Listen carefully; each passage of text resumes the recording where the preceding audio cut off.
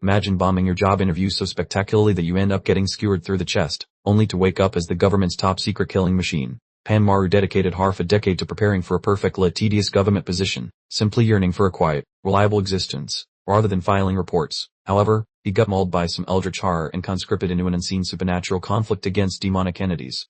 Although everyone believes he is the most useless trainee, he actually hides a truly terrifying power within himself. He doesn't just pursue these beasts. He literally consumes them whole, absorbing all their abilities in the process, transforming him into the apex hunter of all creation. Before we delve further into his horrific appetite, let's rewind to the exact moment this whole catastrophe kicked off. The scene opens with a restricted entry sign almost entirely obscured by an unnervingly thick, sickly yellow mist, definitely not where you want to go birdwatching. Deeper inside, an empty campsite is suffocating under the same gaseous haze, indicating that the campers must have evacuated in a serious panic. A man in a crimson jacket lies slumped on the earth, shaking violently and coated in gore, while his companions rest silently behind him, clearly indicating things escalated rapidly. The individual completely loses all composure, screaming hysterically about an entity within the hazy yellow air, paralyzed entirely by pure dread. An enormous, dark shape materializes from the swirling mist, like a figure of pure dread, and he stares directly at his unavoidable fate. Next, the colossal, gore-covered blade with chiming bells on its handle drifts into view, and those bells are definitely not for festive reasons. The bells create a sinister jingling noise as the weapon lifts, which is absolutely the last sound you'd ever wish to hear while isolated in the wilderness. The victim extends a trembling hand, desperately crying out for assistance, but the tragic reality is that he's completely alone and beyond rescue. A high-angle perspective shows him attempting to scramble through the dense mist, yet a colossal shadow looms over him, making escape utterly impossible. The blood-soaked hand reaches upward and then drags across the frame, leaving behind a lunt, graphic spear. Suggesting his situation probably didn't improve. His lifeless form is violently yanked into the heavy undergrowth by an invisible entity, implying whatever lurks nearby possesses a serious appetite, and this is merely the start. The individual lies motionless, his face a gruesome spectacle, while a thought bubble above him simply reads, "What a pity," highlighting the killer's utter lack of remorse. Abruptly, several figures in yellow gear arrive, staring at the corpse, as the woman with long black hair questions why anyone would wander into this clearly prohibited zone. The squad gathers over the remains, lamenting the necessary paperwork, while inspecting the huge footprints, confirming they face a massive creature. The dark-haired woman appears visibly irritated by the predicament, grumbling that dealing with a large monster means they're certainly going to work extra hours. The entire team peers deep into the woods as the yellow mist swirls relentlessly, sensing a presence intently observing them from the darkness. The dark-haired woman immediately adopts a fighting position, demonstrating her readiness for conflict, as her relaxed demeanor vanishes entirely. She retrieves a customized knife with a taped handle, clutching it with a seasoned, professional grip, proving this isn't her initial foray into hunting beasts. She swiftly cuts her own palm with the knife, showing no hesitation whatsoever, a rather unpleasant sight that hopefully has a clear purpose. She continues dragging the blade across her flesh, allowing her blood to stream out unhindered, indicating that her preparation demands a grave personal cost. As the blood flows out, her hand darkens and the veins swell to an unnatural size, clearly signifying some kind of supernatural power deployment. Her eyes ignite with a malevolent crimson light as she struggles through the agony of the change, accessing a truly hazardous force. Her comrade points into the mist, shouting to Officer Kang that the creature has arrived, as an enormous shadow hurtles directly toward them. The gigantic, shadowy monster rockets through the haze with alarming swiftness, seriously outweighing any expectation I had for its sheer size. Officer Kang faces it down, eyes blazing like neon signs, coolly announcing she will manage the situation, which screams of major protagonist vibes, no doubt. Standing firm against the colossal brute, she brandishes a sword so enormous it nearly dwarfs her entire frame, signaling an epic clash is imminent. We catch a glimpse of the lettering on her jacket, something about the Environmental Ministry's elite Yellow Haze Squad. Who knew the cleanup crew had such cool operatives? The setting abruptly switches to a gleaming, ultramodern tower smack in the middle of the urban sprawl, suggesting we've jumped from monster wrangling to office politics rather rapidly. The nearby placard directs folks toward the interview chamber for Seoul City's grade 9 public servant prospects, meaning someone is about to face bureaucratic terror. The car doors jammed wall to wall with anxious folks in business attire, all fidgeting until a disembodied voice bellows, "Contender number 12 is next up." Inside a lavatory stall, the voice moans they genuinely feel like their lifespan is about to conclude. Clearly the anxiety has taken its toll on someone's psyche. We spot a young gentleman named Manhwa, utterly collapsed over a commode, clearly battling a full-blown episode of sheer internal chaos. All he truly desires is a quick exit to his own sofa to completely sidestep this dreaded professional interrogation. He stands before the mirror, clutching his sternum as his ticker attempts a dramatic escape, truly believing his own heart is plotting a sudden departure, a feeling we all know intimately. He aggressively splashes frigid tap water onto his features, frantically attempting a shock therapy to regain composure, yet holding it together is proving to be a monumental effort. His gaze meets his reflection, revealing an individual utterly spent and miserable, looking positively as though sleep is a distant, happy rumor from another lifetime. He stares into the running grain, recognizing with chilling clarity that he is absolutely unfit for professional assessment, concluding internally that this entire charade is doomed. He retrieves a pill bottle, contemplating doubling the dosage to chemically subdue his roaring inner turmoil, the moment where things take a decidedly glum turn. He hesitates, looking at the pharmaceutical container with deep uncertainty, understanding that relying on chemistry to conquer every obstacle is a short road to disaster. Abruptly, the tiny winged creature settles on a nearby twig, presenting a facade of tranquility, although an undeniable sense of wrongness permeates the air. This little bird fixes him with an unsettlingly focused gaze that seems far too intelligent for avian biology, leaving Maru completely bewildered as to why a sparrow is giving him the evil eye. The bird then dares to articulate words, asking what Maru is focusing on and insultingly calling him a ruffian, forcing Maru to question if he has finally hallucinated avian sass. Maru remains frozen in stupefaction, accepting that his sanity has irrevocably departed the building, loudly proclaiming his professional demise as his mind seems to have officially gone on strike. Simultaneously, a small television set nearby reports on 4 missing campers from Ganwar Island, a detail that rings a profoundly ominous bell, wouldn't you say? Now situated in a changing room, Maru is rapidly muttering affirmations to himself, trying to inject some much-needed confidence for the most significant appointment of his adult existence. Opening text scrolls onto the screen introducing Maru, the 29-year-old portrait of the universally recognizable, perpetually stressed contemporary young man. He lowers his eyes with a profoundly serious expression, summarizing himself as merely a standard young fellow navigating the complexities of modern South Korean living. A quick visual rewind shows his hopeful graduation day before the harsh realities of the employment landscape delivered a firm slap of unwelcome truth, forcing him into the common struggle. He confesses to spending 5 grueling years dedicated to the grade 9 testing regimen, enduring 4 soul-crushing rejections, but now he has miraculously reached the final interview hurdle. The administrator opens the door and calls for applicant number 35, BunRv, confirming that this is the absolute pinnacle moment of his delayed ambition. He springs up with an almost frantic burst of unnatural zeal, bellowing his arrival, causing the adjacent seated candidate to eye him with profound suspicion. He clenches his jaw tight, internally swearing that this specific attempt absolutely must result in a passing grade, wagering everything he has on this single chance. He shuffles into the examination chamber with a rigid posture of a freshly assembled automaton, mentally commanding his limbs to comply, though his body feels determinedly rebellious. The intimidating interviewer sat with his fingers interlocked, the glare bouncing off his spectacles, giving off serious N-level villain vibes. The room felt so thick with tension, you could probably cut it with a spork. Maru swallowed so hard, it sounded like he was trying to choke down a golf ball, bracing himself to tackle the initial query while visible perspiration practically cascaded down his face. The interviewer then launched into the classic inquiry about his motivation for pursuing a public service career, a question universally recognized as a cunning snare designed to trip up unsuspecting applicants. Maru, ever the cautious tactician, deployed the boilerplate response, declaring his earnest desire to selflessly contribute to the local populace, definitely sticking to the script for the moment. Of course, his brain was secretly screaming that the true motive was merely a consistent existence and a reliable paycheck, because honestly, who does not crave that sweet stability? The subsequent query involved a hypothetical scenario, asking how he would navigate a superior's request for an unethical act, which is precisely the kind of moral minefield designed to make candidates stumble. He smoothly responded with a promise to seek an adaptable solution, that deep down, his conscience was planning to simply pretend he never heard anything. Quite the paragon of candor. The stern interviewer jotted down a few cryptic observations, then pivoted to inquire about Maru's social interactions, forcing a noticeable, involuntary spasm to ripple across Maru's face.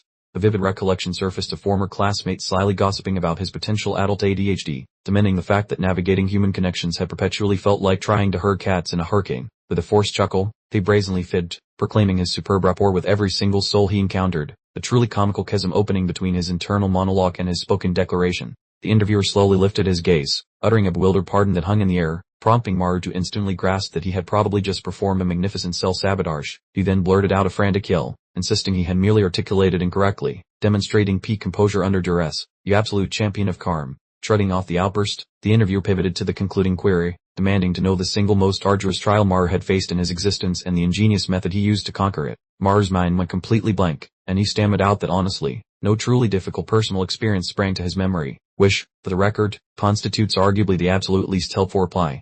His inner monologue, however, was roaring that his current predicament was precisely the zenith of all challenging moments. Feeling his sanity slowly dribbling away before this scrutinizing panel, the interviewer, perhaps sensing an impending meltdown, gently advised him to simply take a breath and demonstrate his aptitude for conflict resolution, astonishingly extending a compassionate do-over. Maru sheepishly scratched his scalp and began recounting a vague childhood anecdote involving a trip to the mountains, desperately rummaging through his mental archives for anything remotely suitable. As he vaguely recalled the mountain excursion, his facial features abruptly contorted. The grim recollection began bubbling to the surface. Yet serendipity, or perhaps something more sinister, intervened. A fleeting vision appeared, showing a youthful Maru engulfed in an eerie yellow haze, gazing intently at her indistinct, ominous shape, truly setting a disturbing precedent for whatever was unfolding. The recollection intensified dramatically, revealing a colossal, multi-orbited monstrosity silhouetted against a crimson firmament, causing Maru's complexion to drain of color as the past trauma overwhelmed him instantly. Horrifying images of unsettling, unblinking eyes affixed to shadowy, writhing appendages flooded his consciousness, signifying he was experiencing a complete and timely mental rewind right then and there during his job interview. That enormous, many-orbed monstrosity's shadowy outline dominated every single detail within his fractured recollection. Plurally, this experience transcended the typical tough situation category by a significant margin. The grim image of a youthful Maru, thoroughly drenched in crimson, flashed before us. He stood there, utterly disoriented, a truly unfortunate child who had unquestionably endured something utterly ghastly. Returning to the present, Maru's eyes were dilated and spiraled with raw terror, his ragged breaths indicating hyperventilation, utterly estranged from the physical surroundings.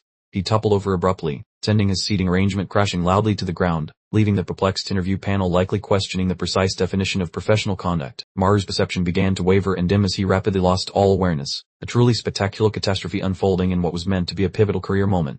All visual input dissolved into an indistinct haze as he gazed fixedly at the overhead illumination, completely incapacitated, with the digital display subsequently fading to near total white, signifying Maru had mentally clocked out of the establishment. The interviewer hastily scrambled forward to intercept his collapsing form, politely inquiring if Mr.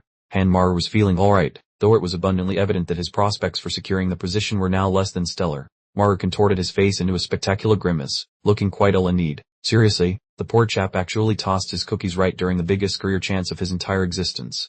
The visual display transitions outside to a rather fallen-looking structure, while Maru's narration merely states that they did the thing. He sprawled out, face planted on his mattress, seriously pondering if adulting is just a myth he'll never grasp. Into the cushion he sobs, bemoaning his utter lack of gainful employment, companionship, or even casual acquaintances, truly hitting rock bottom with flair. A sudden, startling series of heavy thumps against the door interrupts everything, leaving him to wonder which unexpected visitor dared to arrive. He cautiously peeks through the barrier with a loaf that screams, "I'd rather be anywhere else," noting the sheer tenacity of the person outside. His mother stands there, resembling a pale specter, clearly cross about his ignored phone calls, possessing a surprisingly frightening demeanor when displeased. She hovers over him with an intensity that makes him wish he were back facing that multi-eyed beast. Truth be told, Mom marches inside, unveiling a generous supply of delicious leftovers, announcing a speedy departure, which brings Maru immense, quiet relief. He thrusts a bag brimming with little food containers toward him, and Maru has to admit that sustenance was desperately needed, making this a definite victory. He becomes instantly animated, panting like an overly enthusiastic hound dog, utterly convinced there must be some prime cuts of meat lurking within that bag. The hungry fellow. Lo and behold, it's merely fermented cabbage and some mushy brown beans, leading to immeasurable despair and the total ruination of his afternoon. His dear mother surveys the chaotic state of his personal domain with an expression of profound disapproval. Housekeeping standards, let's just say she isn't filing an official commendation anytime soon. We get a close-up of the evidence, overflowing trash bins containing empty noodle bowls and discarded beverage cans, painting a truly pathetic picture, wouldn't you agree? She lets out a long-suffering groan and begins wrestling with the accumulated crime herself, muttering darkly about the general's failure. Maru makes a weak attempt to intervene, insisting he'll handle the cleanup eventually, the transparent fib we all recognize immediately. While tidying, she drops the dreaded inquiry about the job interview, causing Maru to instantly freeze stiffer than a cartoon character hit by an anvil. He remains perfectly still, moisture beading on his forehead, knowing full well there is zero plausible narrative for what truly transpired. He pictures the confession, detailing the incident where he projectile vomited directly onto the hiring manager's face, recognizing that would yield delightful results. He just maintains an unnerving, vacant stare, his brain temporarily buffering, as the quiet stretches out like taffy. Mom jumps to the most charitable conclusion, offering hollow encouragement about future success, prompting Maru to unleash a frustrated yell that might have registered on the Richter scale. He's still simmering with annoyance, yet Mom is already efficiently restoring order, apparently well-versed in managing his dramatic episodes by now.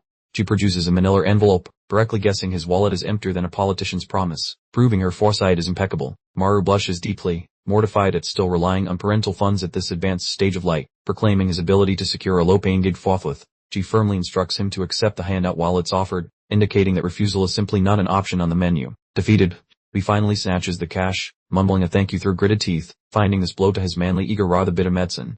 She then casually mentions some soothsayer who reportedly nailed the prediction concerning his interview mess, making Maru surprisingly attentive despite himself. She fixes him with an unwavering, serious look that mandates immediate payment for her wisdom. Focus.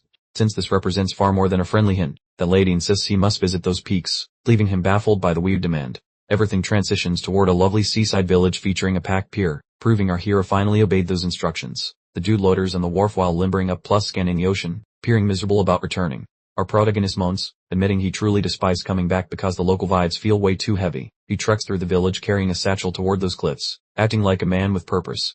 He recalls mother explaining how she paid a celebrity medium to analyze his lack of work, Mystic claimed his professional failures have nothing to do with standard mental health issues. The trouble is purely ghostly. The guy contemplates his father, who bailed 20 years ago and evidently never found the milk. Based on what the fortune teller said, his old man croaked on that specific ridge, and a phantom is now obstructing his future, which is quite the heavy burden to carry. The fellow must provide alcohol to pacify a phantom to qualify, hence his wheezing while ascending the path. He finally hits a broken down residence and mutters that this is where the nightmare originally began. He pushes the creaking blue entrance and enters the messy yard, which looks totally abandoned. He gazes around with a miserable face as old flashbacks return to haunt him after 2 decades. He recalls being a small child in this very spot, seeing a ghost of his younger self. The tiny version of him bolts across the garden with energy the adult hasn't felt in years. The toddler hides by a doorway and peeks in, while the grown man follows the ghostly memory. Inside, the pantry is gloomy and dark, featuring a silhouette standing there looking extremely creepy. The figure is bent double and ignored by the world, which is a genuinely gross sight. That is the patriarch, but he looks shadowy and warped, which doesn't feel like a pleasant walk down memory lane. Little Maru extends an arm and shouts for Pop, oblivious that he's facing a total disaster. The toddler gazes aloft with giant pupils while requesting snacks, oblivious that his old man turned into a beast. The adult observes the scene with a look of pure dread, seeing his past as a nightmare. The man spins around, showing a face that is void except for a terrifying white grin. The scene is pulled straight from a budget horror flick. The creature produces a deep, raspy sound, appearing like a hellish monster instead of a human. The guy revisits his peak agony. The beastly creature belts a truly bone-chilling, ear-splitting scream, while memories turn vividly intense, where Maru seems ready to start hyperventilating like a marathon runner on ice. Instantly, the vision vanishes, leaving him in a bright, vacant space while appearing thoroughly shaken by that mental movie. A lone silhouette follows him through the debris of the wrecked cottage, where the air feels thick with pure gloom. He grabs his torso, sensing an invisible elephant sitting directly on his breathing tubes. He gasps, complaining that breathing feels impossible. His body is basically revolting against this venue, proving his past traumas are still very much in charge. Inhaling deeply to stop his nerves from jittering, he vows to wrap this up and retreat immediately. Fishing a verdant flask of booze from his pack, he prepares to bribe the local ghosts as per motherly instructions. Splashing the booze into a mug before soaking the dirt, he follows the classic manual for honoring the departed. He dumps the remaining liquid everywhere, praying his old man is enjoying the afterlife while putting on his best serious face. Whispering a plea to the hell deity for extra insurance, he refuses to gamble with his upcoming professional life. He explains his mother's lonely hardships, begging the spectral world to grant him employment for her benefit, which is surprisingly wholesome. Squeezing out every final molecule of alcohol, he completes the spooky ceremony and checks every box on his list. Abruptly, a bizarre mustard-colored mist begins twirling through the air, which surely missed the initial memo for this trip. Maru spots the haze and starts sweating, contemplating the mysterious origins of this lemon-flavored looking smog. Fearing a forest inferno, he descends in a case, shrieking about prioritizing personal security while sprinting for his life. Those misspelt warnings about safety manifest in giant, gory crimson font, making the vibe turn ominous at record speed. Maru halts and glances behind him with a confused look, suspecting a very unoriginal pair just echoed his exact words. Emerging from the dense golden smog, the shadowy figure carrying a giant pointy stick proves he has company. As the outline approaches, its form becomes increasingly unsettling, definitely failing any test for normal human status. Maru gorks at the newcomer with a face full of confusion, attempting to calculate exactly what his eyes are perceiving. He spots a jagged wooden lance held by a truly bizarre monstrosity. Realizing his brain isn't just making stuff up, a hideous beast with a bloated gut and a cracked skull emerges, with safety labels hovering above like a demonic store. Maru scrubs his eyelids, certain his imagination is glitching, desperately wishing his mind was just playing a cruel joke. Looking utterly petrified as the creature lumbers closer, he yells out, wondering if his brain is officially resigned from reality. The thing is currently loitering in the garden, standing mere inches away, which is far too authentic for his liking. Maru concludes that the vibes are catastrophically bad, deciding that a high-speed retreat is the only logical life choice. However, as he pivots to flee, the massive eruption of gore splatters everywhere, indicating a very sudden injury. The shadowy attacker decided to give Mars a sudden, unwanted chest piecing from behind, managing to sneak up on him like a ninja in fluffy slippers. He crumbled to the dirt in a growing puddle of his own bodily fluids, struggling for breath as the spear remained firmly planted in his stomach. This thought centered on the cruel irony of dying after dedicating his entire existence to boring academic pursuits. Realizing it was a pathetic way to check out, Mars concluded his current existence was thoroughly underwhelming and entirely forgettable, deciding no one would want him anyway, so why bother clinging to hope? The camera zoomed in tight on his bloodied lips as he internally complained about his pathetic situation, deciding that everything truly stunk. Suddenly, a memory flashed through his mind of his mother, plating away and drinking solo in the evenings, making him realize she absolutely would miss him terribly.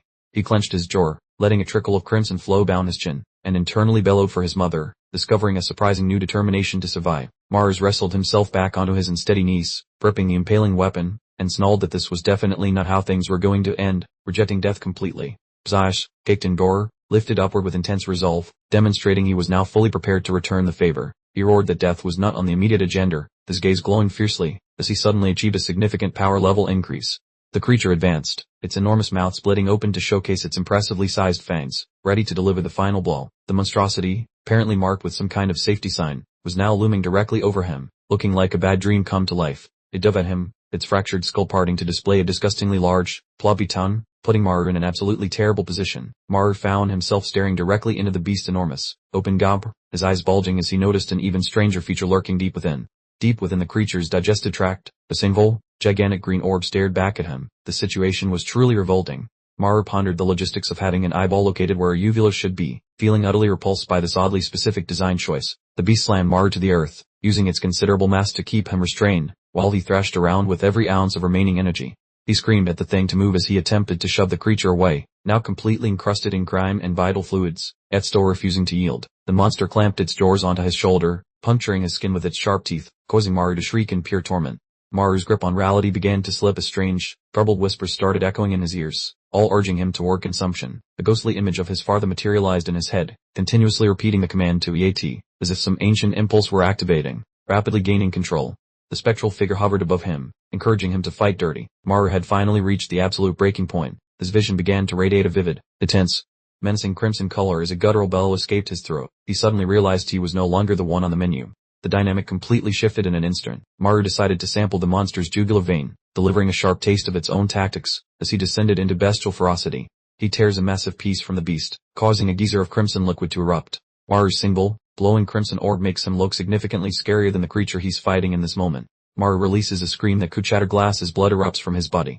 This metamorphosis seems to be ripping him apart, starting from the inside out, peeking from deep within his esophagus. The sinister green eye glares back at the viewers. This isn't just a body modification, it looks like something else is setting up shop inside him. This enormous optic organ has a cross-like pupil and a vibrant green iris. It's throbbing with an intensity that clearly bypassed the human resources department. The camera gets uncomfortably close to that hideous peeper. The sheer intensity of its stare is sufficient to cause serious nighttime disturbances.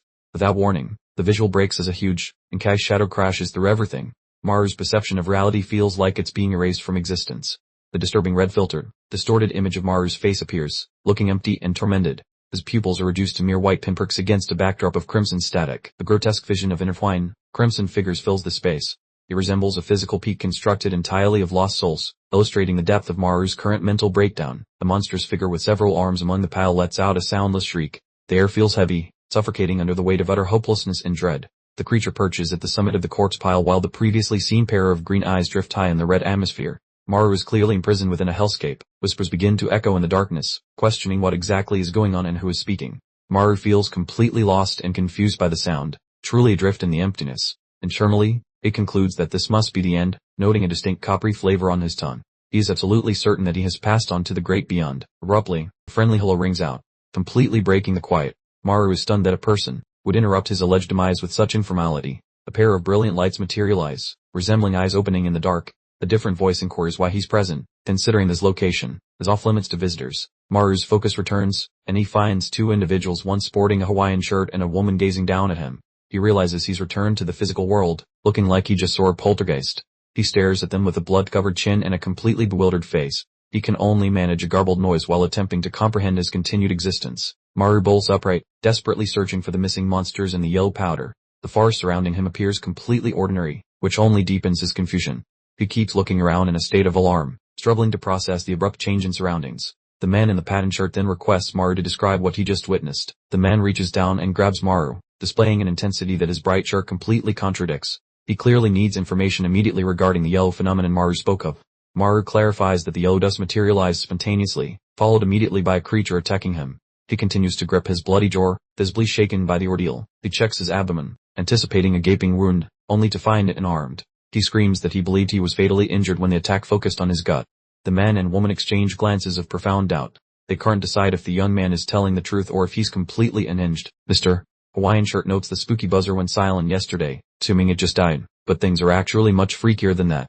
The dude stares at Manhwa lounging in the muck and refuses to believe his eyes, suspecting the kid actually pancaked the monster alone. Fixing her spectacles, the lady explains that sipping monster juice doesn't grant instant superpowers, dumping a bucket of plot secrets onto his head. The fellow lingers quietly while processing the news, peering to recalculate whether this scrawny boy is actually a secret weapon or just lucky. Since Manhwa looks like a confused potato, the man asks about yesterday's events, leaving the boy completely bamboozled by the calendar shift. Maru wonders what yesterday even means, wearing a face of pure bewilderment because he assumed he was only napping for 5 minutes. He frantically rumbles through his pants for his device to verify the day, sweating like a sinner in church as the truth hits.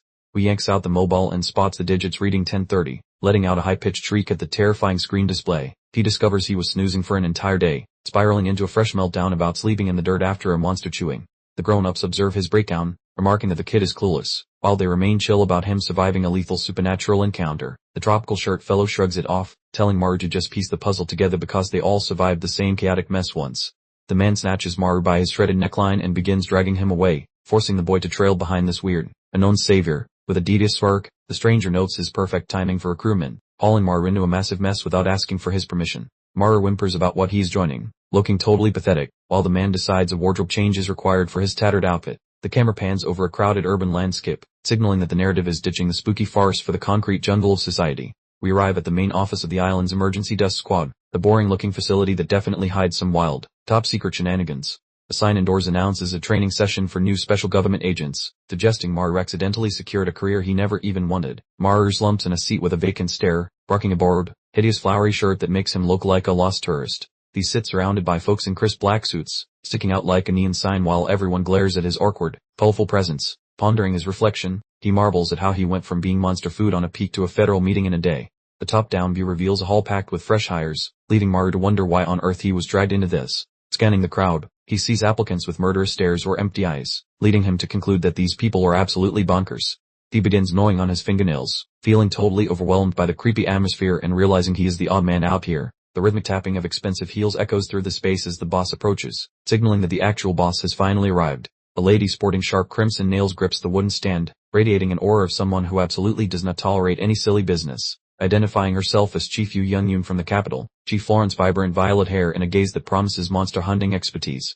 Maru lifts a trembling hand and mumbles that he probably shouldn't be here, attempting to escape the room before the strangeness escalates further. The nearby crowd swivels to glare at him with irritation for the disruption, making Maru sweat as he regrets opening his mouth. The chief drops a truth bomb that he is already on the payroll as a special agent, leaving Maru stunned since he never applied.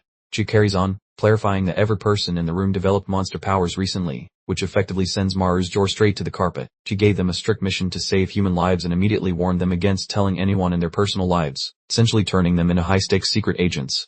The chief emphasized that leaking information would result in severe punishment under national security laws, which caused Maru to immediately second-guess his career choices. Maru stammered, concerned about the national security violation, as he had only wanted a simple government job, not a lifetime commitment to hunting monsters and keeping secrets. The chief explained that a low chance existed of gaining supernatural abilities if exposed to demon blood, which made Maru immediately connect the dots regarding his recent experience. Maru recalled the exact moment the monster bit him, remembering the blood spraying everywhere, and glanced down at his body with a look of pale horror. He questioned whether the monster's bite was the source of his new state, realizing that the chaotic nightmare he had survived was far more significant than he previously thought. Chief Yu continued, stating that demons fortunately only appeared in remote mountain regions, delivering the information as if reading from a terribly dry government manual. The massive silhouette of a terrifying demon flashed on screen, surrounded by yellow dust, serving as a stark reminder of the extreme danger they were dealing with. She clarified that the level of dust indicated the monster's strength, before turning her attention to a particularly impressive individual named Sanwoo. Chanwoo, the man in the floral shirt from the woods, raised his hand and confirmed, looking surprisingly composed in this high-pressure situation. The chief announced Chanwoo had received his abilities from a powerful level 7 demon, clearly indicating he was a star player on the team. Chanwoo bowed respectfully and promised to perform his best, fully embracing his role as the teacher's pet in this demon hunting class. Then she turned to Maru, inquiring about his ability from the level 1 demon, which felt like a very significant and embarrassing demotion in status. Maru managed an awkward laugh and admitted he had no idea what his power was. Feeling completely amber next to the high-level veteran, Chanwoo let out a loud scoff, clearly amused by Maru's ignorance, causing Maru to boil with rage over the superior attitude he was receiving. Maru internally fumed that the arrogant brat had laughed at him, his face twitching with immediate anger as he developed a strong dislike for the floral-shirted guy. He tried to compose himself and prioritize his escape from this bizarre situation over his wounded pride, though it was getting hard to ignore the urge for revenge. Suddenly, the strange, guttural grunt filled the room, making everyone jump in surprise and wonder where the sound originated from. The chief checked her tablet and announced that a demon had just appeared, wearing a chillingly excited expression on her face. The scene shifted to a lush green mountain trail, which appeared beautiful and serene, but we knew it was about to get extremely dangerous. She shouted that practical training was starting, instructing them to hurry up the mountain, while Maru wondered if quitting immediately was still an option. Maru ran up the pass, internally complaining about how absolutely insane everything had gotten since the previous day. Feeling his lungs begin to seize up, he struggled for breath, looking absolutely exhausted, proving he had skipped leg day for his entire life and was clearly not in peak condition. He gasped out the word safety to himself, clinging to his personal mantra while fighting to stay on his feet and avoid collapsing from exhaustion. He added the word first to his mantra, before stopping instantly as familiar yellow smoke began to swirl up around his shoes.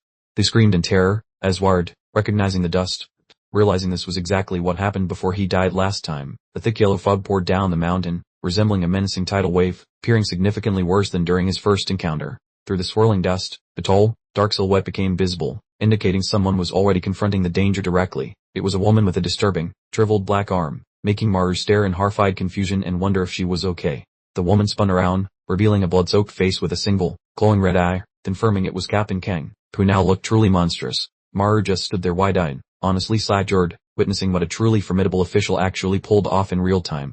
Behind the formidable figure, a colossal fiend was hilariously skewered straight through the cranium, its sickle weeping down the blade, confirming its permanent vacation. Captain Kang stood there like a victorious statue before the flattened brute, a miniature dynamo radiating more danger than the whole mountain put together. Maru promptly face-planted onto the turf, his brain utterly scrambled, muttering something incoherent about reality taking an extended holiday. The remaining trainees gaped at Captain Kang, a cocktail of sheer terror and profound admiration bubbling up, realizing this gig was far more intense than the brochure suggested. Chief Yu cheerfully inquired why everyone looked so petrified, flashing a smile that promised delightful torment as she announced the practical assessment commencing immediately. She cheerfully explained this was merely a yellow dust level 1 monster, the lowliest of the low despite its absurd girth, making Maru's future look suspiciously bleak. The fiend's split scalp offered an unwelcome peek at its gray matter and an alarming collection of pointy dentistry, a truly revolting anatomical display. The chief casually mentioned Captain Kang had already skillfully jammed a spike into the beast's spring case, effectively turning the terror into a very large, extremely durable sparring dummy. Captain Kang looked utterly unbothered, casually leaning on a nearby trunk, clearly having outsourced all the actual strenuous activity to the lucky recruits. She directed a quizzical little sound toward Maru, seeming to recall his presence from some vaguely noteworthy prior event. She pondered aloud if this was the chap who single-handedly vanquished some other demon just yesterday, clearly holding his supposed achievements in high esteem. She fixed him with an intense stare, attempting to divine his secret powers, which only caused poor Maru's palms to sweat profusely under the scrutiny. The chief bellowed for the trainees to unleash their unique gifts against the immobilized ogre, looking suspiciously eager to jump into the fray herself. Maru sputtered, teetering on the edge of her full meltdown, convinced the chief had officially checked out mentally and gone rogue. He craned his neck up at the gargantuan demon, looming over him like a poorly constructed skyscraper, privately wondering if his life insurance covered accidental squashing. Suddenly, his vision sputtered with blue static as his anxiety disorder decided it was high time for a dramatic performance, making him feel like he was drowning in air. He wheezed out a declaration that his panic attack was staging a coup, his chest constricting painfully, his own biology betraying him under the extreme pressure. We were treated to a close-up of her frantic heart, hammering away violently amidst a swirling crimson tide, confirming Maru's internal metronome was totally broken. The stressed-out ticker was coated in a thick, murky residue, its vessels engorged like overloaded garden hoses, suggesting his inner demon ability was violently trying to escape containment.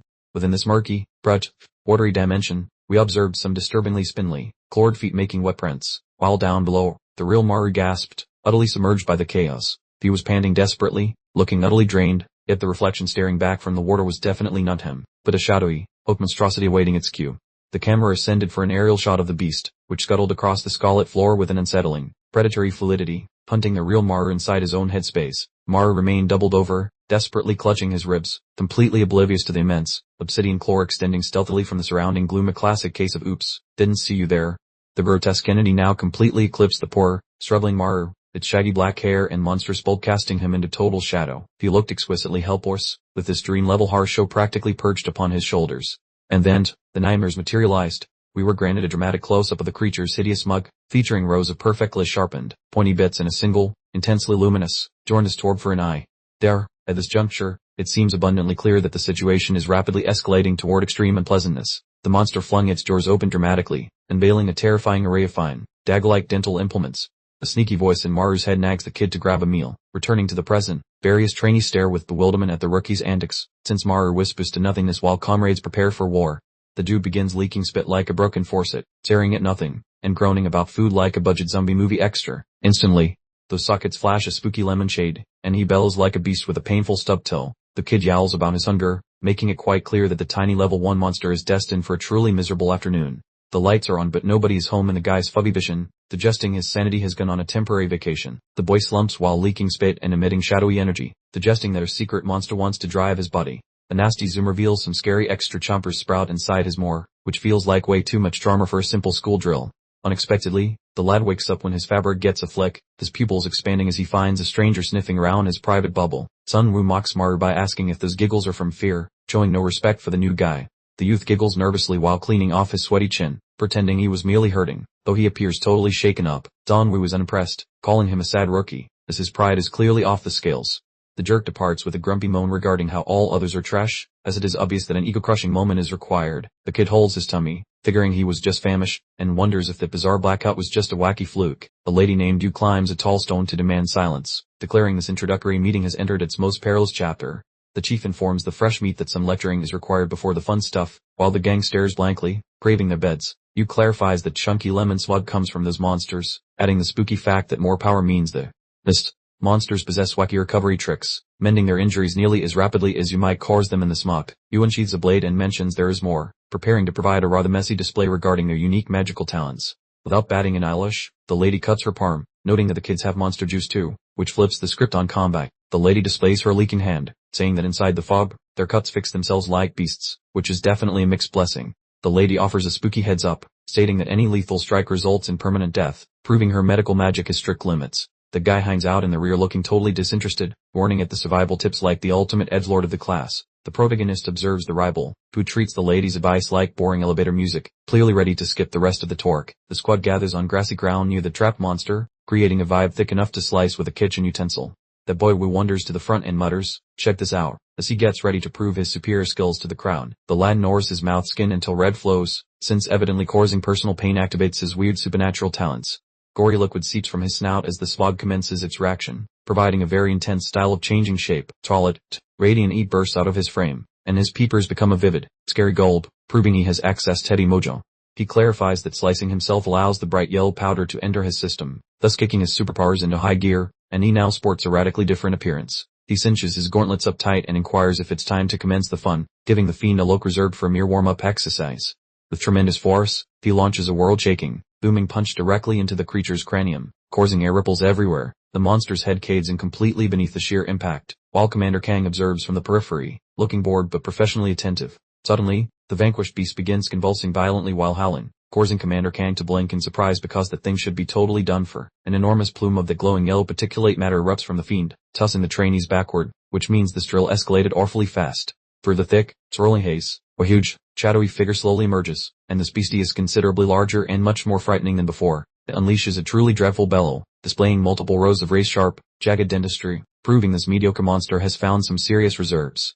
The demon stands impossibly tall, enveloped in a sickening purple glow, practically vibrating as it shrieks at the poor trainees, clearly intending to snack on them. It brings both mighty fists down hard onto the terrain, generating a ground-shaking pulse, and the sheer energy radiating from it is frankly unbelievable.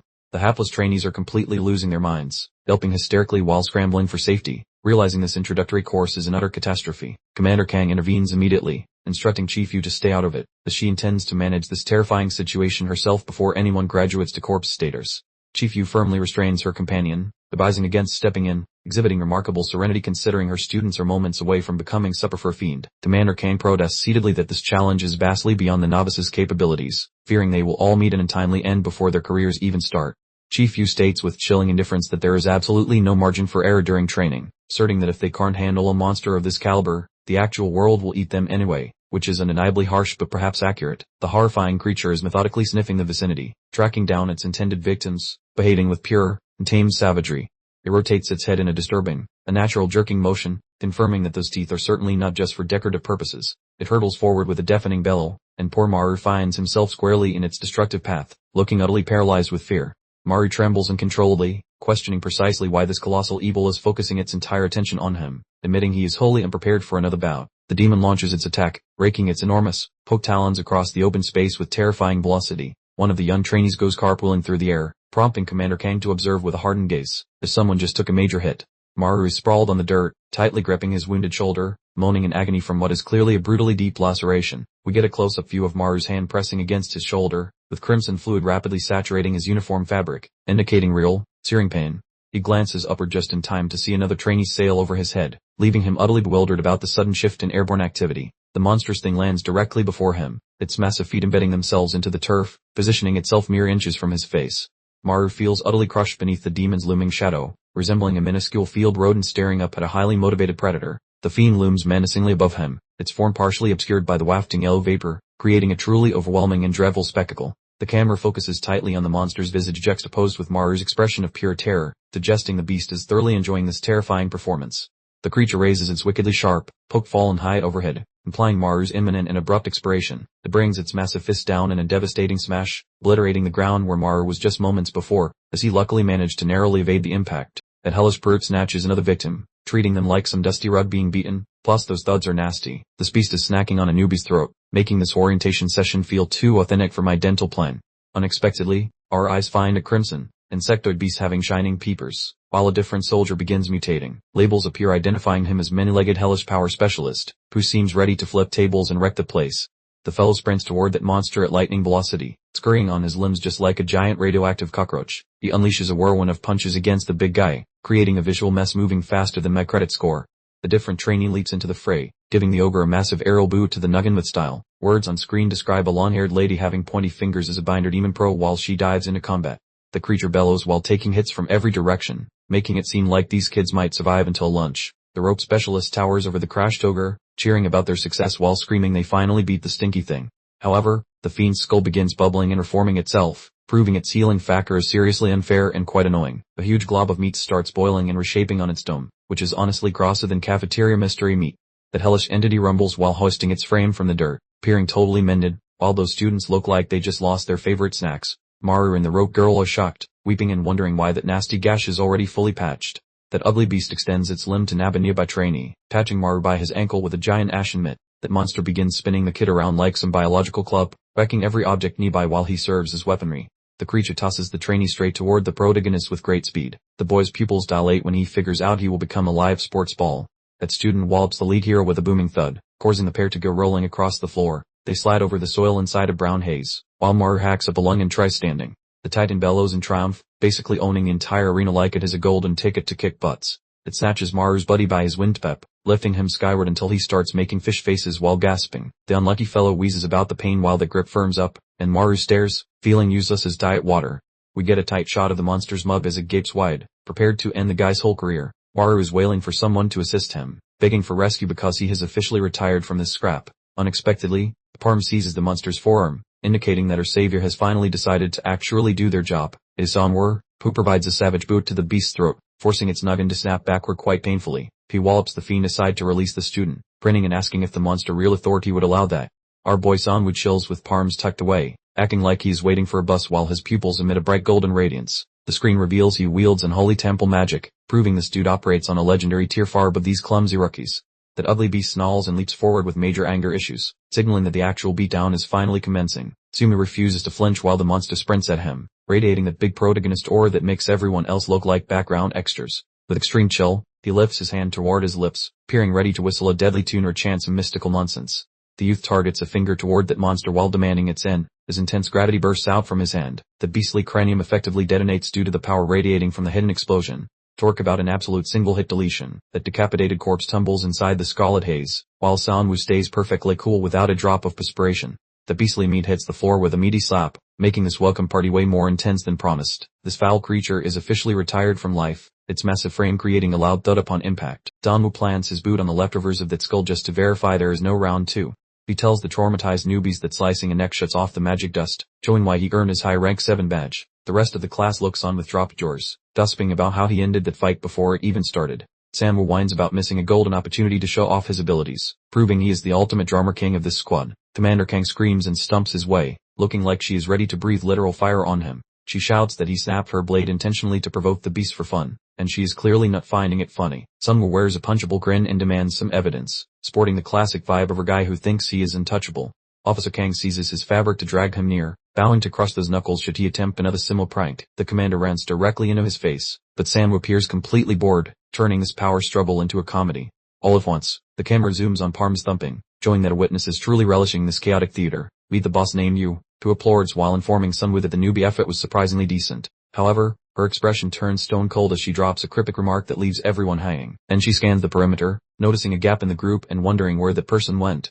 Behold Manhwa, who is sprinting away with the speed of a gazelle that just saw a lion. He zooms through the forest, internally shrieking that this monster-slaying career was never mentioned in the job description. He hollers about fleeing for his dear life, convinced that retreat is the only survival tactic, making him a true runaway. The guy halts to recover his wind, drenched in perspiration and gasping like a worn-out machine. Maru is completely drained, bent in half and breathing like he did a cross-country race. While questioning the insanity of that supernatural scrap, our leader Kang reflects on the former mayhem, remembering a colossal phantom lurking directly above Maru. This whole bizarre affair has definitely made her highly suspicious. Wondering what peculiar secrets this newcomer is expertly concealing, she found herself second-guessing her own vision, pondering if the creature had actually been specifically stalking Maru, rather than just delivering a spontaneous, uninvited greeting. And she's absolutely racking her brain, attempting to deduce why a seemingly minor demon would develop such an unhealthy, almost fan club level, fixation on him. King decided to postpone her search for Maru, entrusting the task to her team, but a separate issue truly nagged at her. Even with the monster dispatched, an unsettling yellow haze stubbornly remained, clinging to the environment like a very poorly timed, apocalyptic confetti.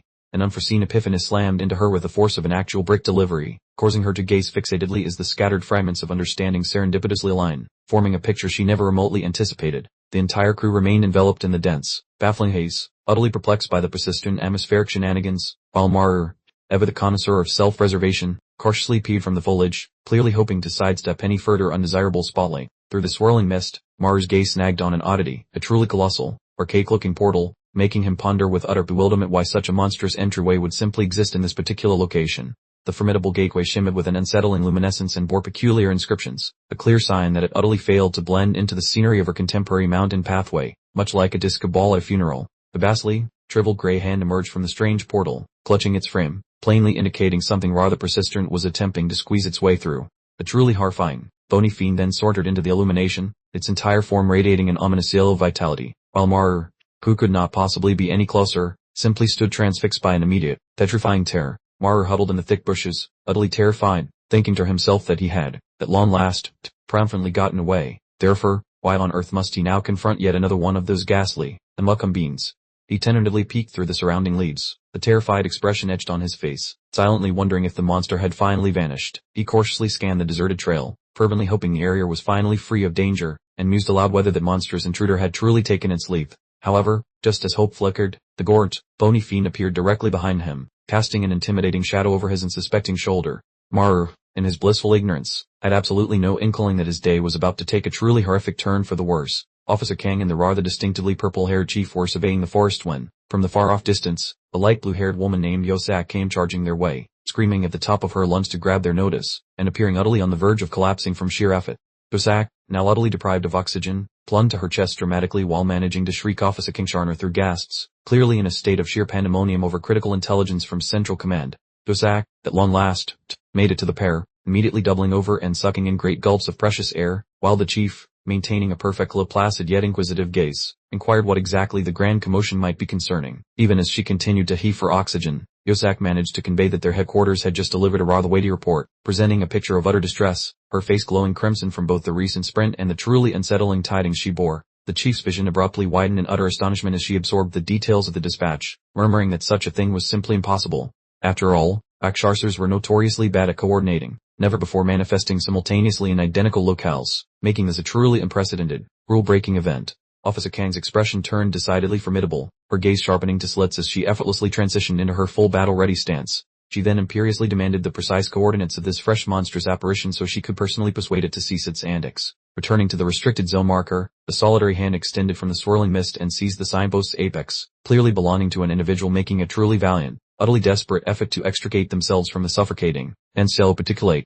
The foot landed heavily upon the turf as an indistinct shadow zipped past, clearly belonging to someone in an astonishing, desperate hurry to flee the perilous mountain and whatever lurking horrors it held. Surprise, it was Maru.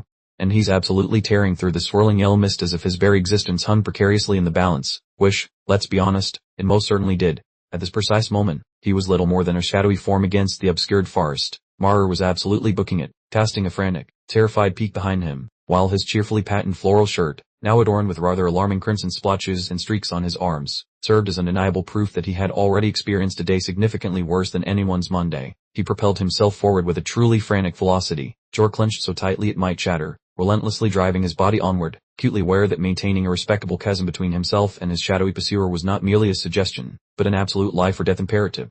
A tight shot on Maru's visage revealed a man utterly unhinged, a veritable symphony of simultaneous sweating and sobbing, his inner monologue devolving into silent, frantic pleas for rescue. Convinced he was about to face a terribly lonely, what a demise. The streak of improbable survival abruptly ended when, mid-glance behind him, his foot inexplicably snagged on either an errant root or a sneaky stone, clearly indicating he was primed for an exceptionally undignified, painful descent.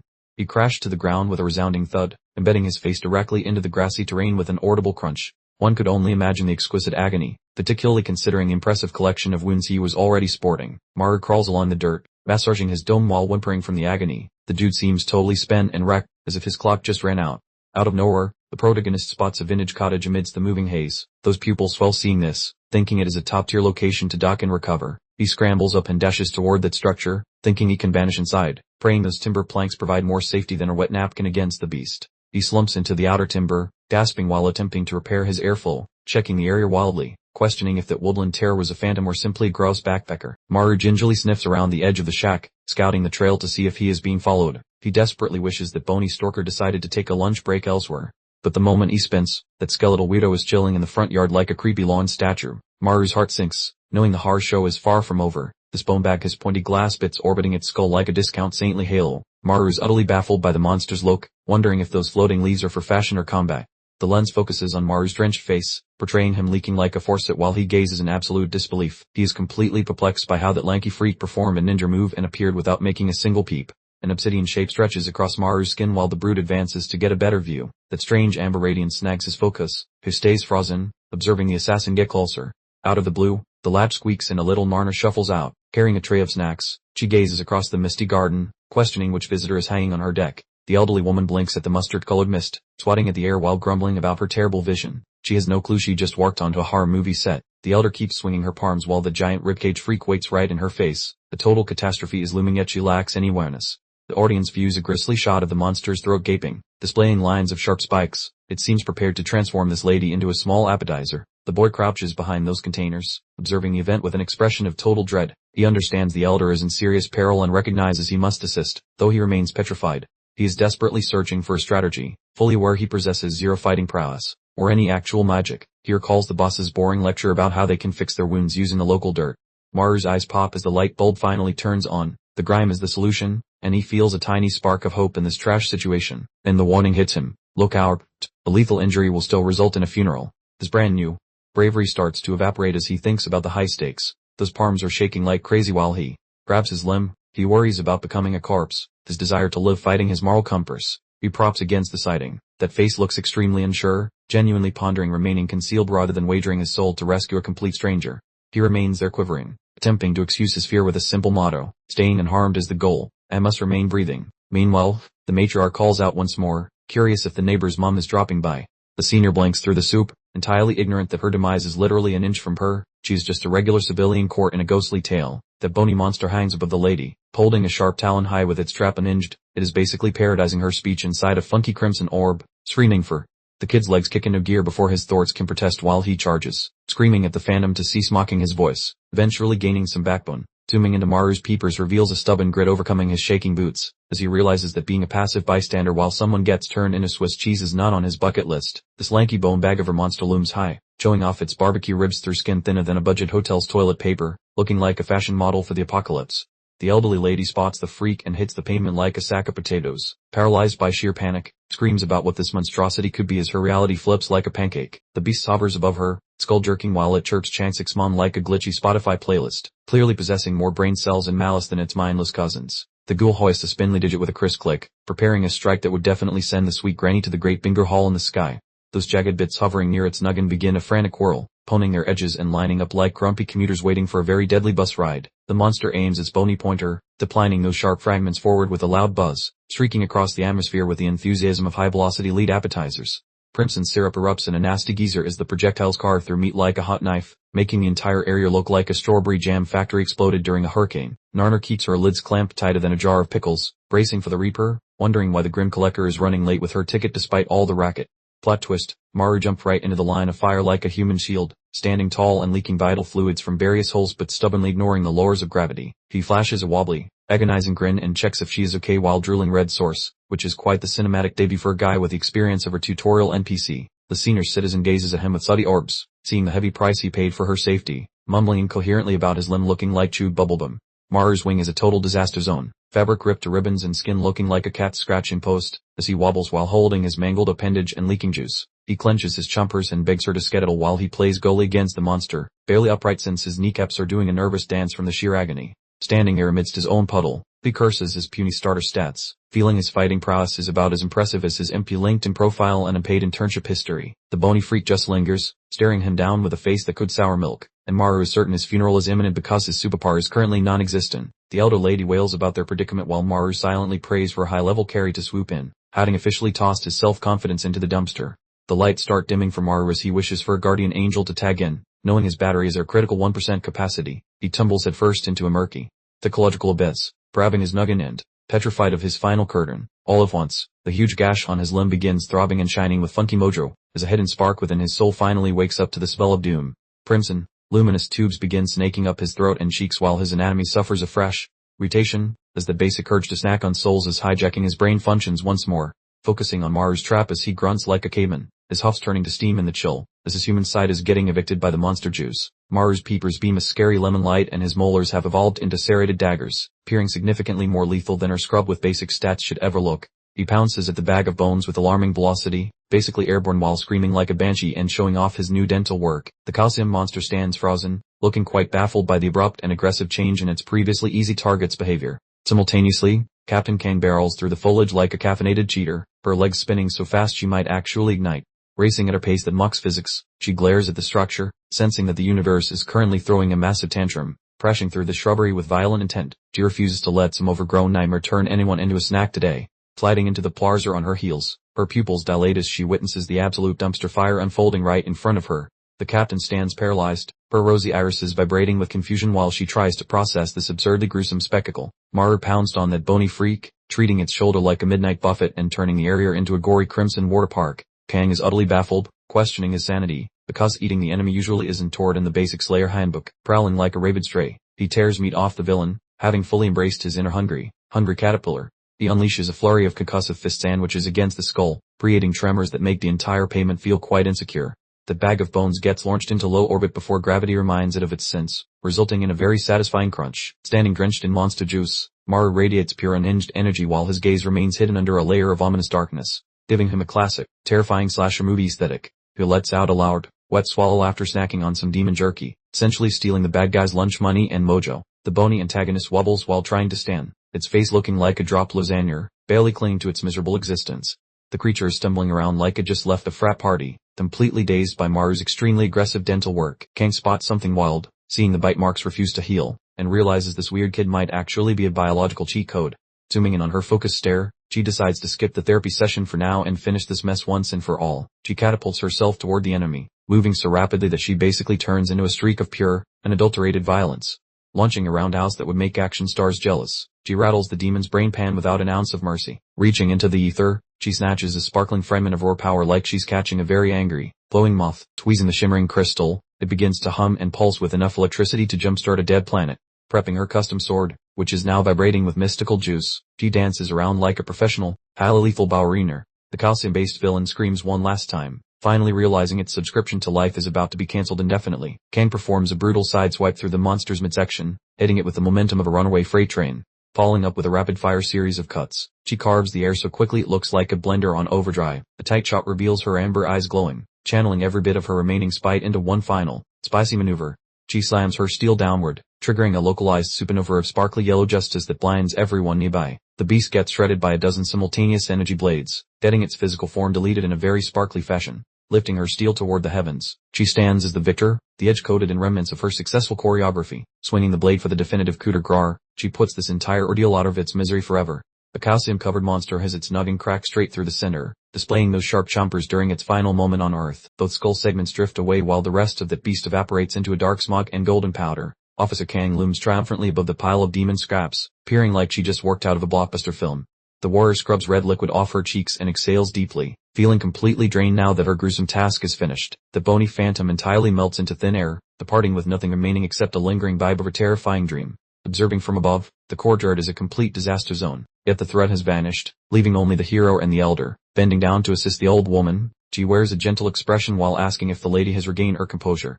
That elderly female appears totally out of it, gradually fixing her blurry vision on her mysterious rescuer. She mumbles a question regarding the recent chaos, since the memory of that spooky entity is already being deleted from her brain. Kang flashes a sweet smirk and spins a white lie about a stray hog showing up before it quickly bolted away. Regular folks tend to forget about ghouls once the glitter settles, so the grandmother simply complains about pigs eating her crops. Kang offers a comforting nub, promising that the local government bureaucrats will manage the remaining cleanup from this point forward. The grandmother offers a polite bow of thanks and tells the girl to stay safe before hobbling back toward her home. Kang rotates toward the residence, her face instantly transforming back into a cold and incredibly focused mask of pure intensity. The captain begins stumping toward the boar, her thick soles creating a steady beat against the soil. She towers above the rookie who is crouching on the dirt in a trance, wondering what is up with this new recruit while her gaze searches for any logical explanation. Seeing his mangled limb has already finished growing back, she asks with total shock if he is truly just a rookie. The boy is having a massive meltdown and yelling at the ceiling, appearing like a nightmare survivor even though his waking reality is becoming much more frightening. That smartphone screen reveals a complete catastrophe, displaying an alert that commands him to begin his duties by dawn while his fingers tremble with anxiety. Trauma from the orientation hits him hard, with flashes of a red monster with sharp teeth that looks like it belongs in a cheap horror flick. His horrific mental visions grow much nastier. The scale of the beast is revealed as it floats in a sea of red energy, explaining why he is terrified of meeting it again. He sits on the edge of the mattress looking quite ancient, groaning that he hates this job and the spooky mountains.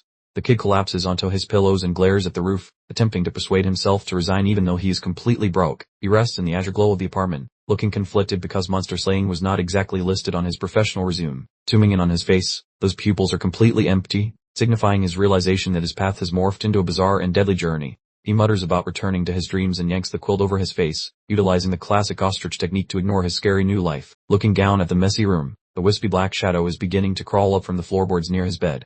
That spooky silhouette becomes significantly denser. It swirls over his head like a dark cloud, looking extremely dangerous while the poor guy is busy catching some sleep. Oblivious, he missed the watchful gaze. The subconscious, currently a fiery abyss, was utterly bursting with tangled bodies and screaming faces. The ghastly tapestry. He was utterly ensnared in a nightmare dimension. Everything fabricated from sheer blood and pure terror, not exactly an inviting place. The beast haunting his dreams was utterly grotesque, an absurd display of multiple limbs and a mouth that had simply ripped open. It was a vision of pure and diluted horror, clearly a direct consequence of his blossoming new powers.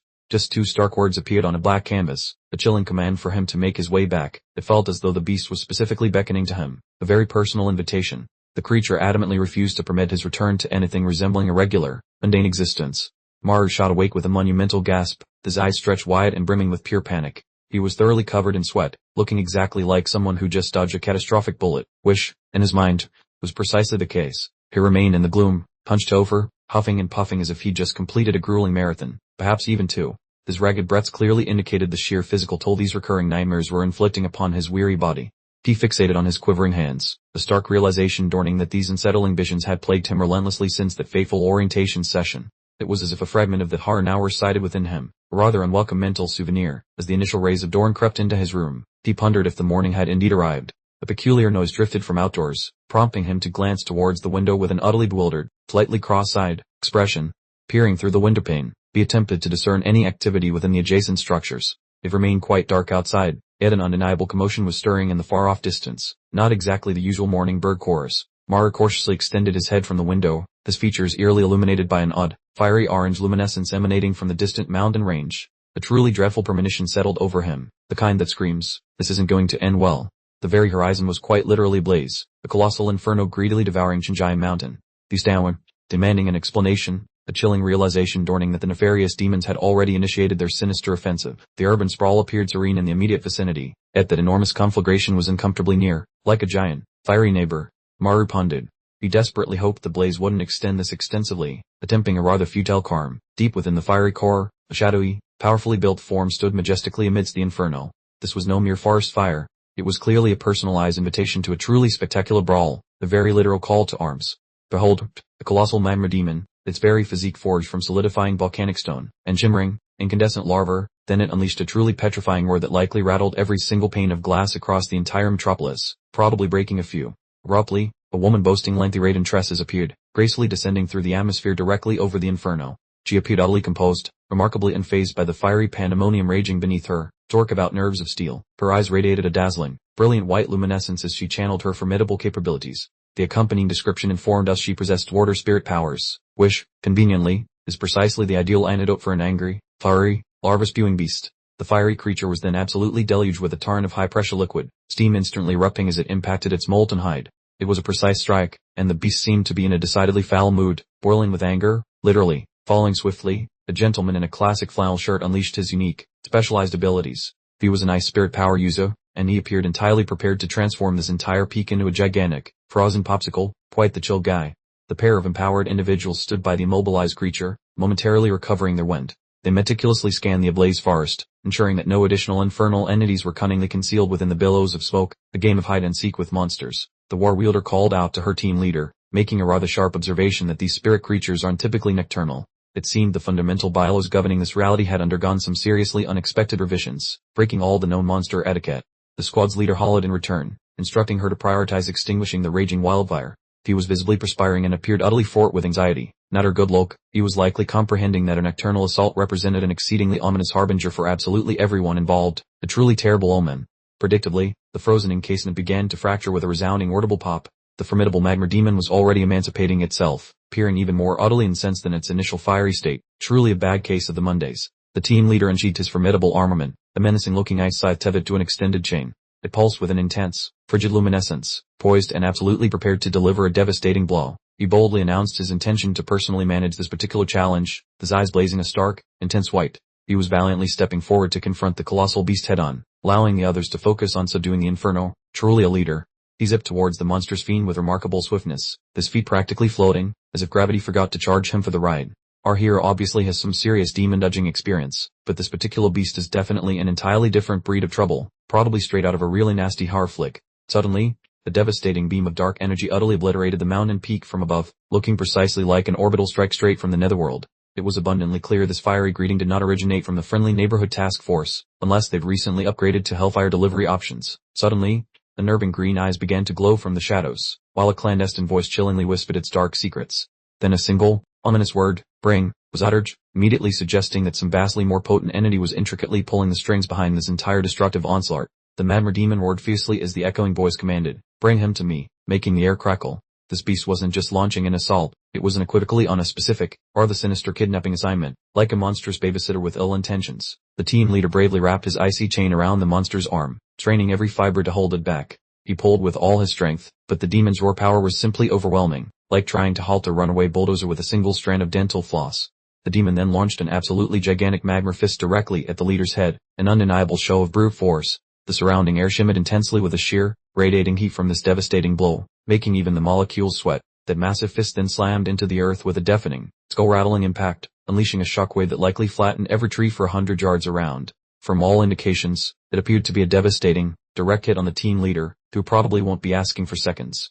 The leader was violently launched backward through the dust and debris, the immense impact clearly inflicting grave, substantial damage. He was incredibly fortunate to have survived such a pulverizing blow, defying all expectations of a speedy recovery. He lay collapsed upon the ground, bleeding profusely from his shoulder and coughing up clouds of dirt. The stunned teammate immediately shrieked for the team leader, completely panicking as she witnessed his brutal fall, her worst fears confirmed right before her eyes. The woman appeared absolutely horrified, her face utterly devoid of color as she now stood completely alone, pitted against the terrifying, colossal magma beast. Her odds looked less than stellar.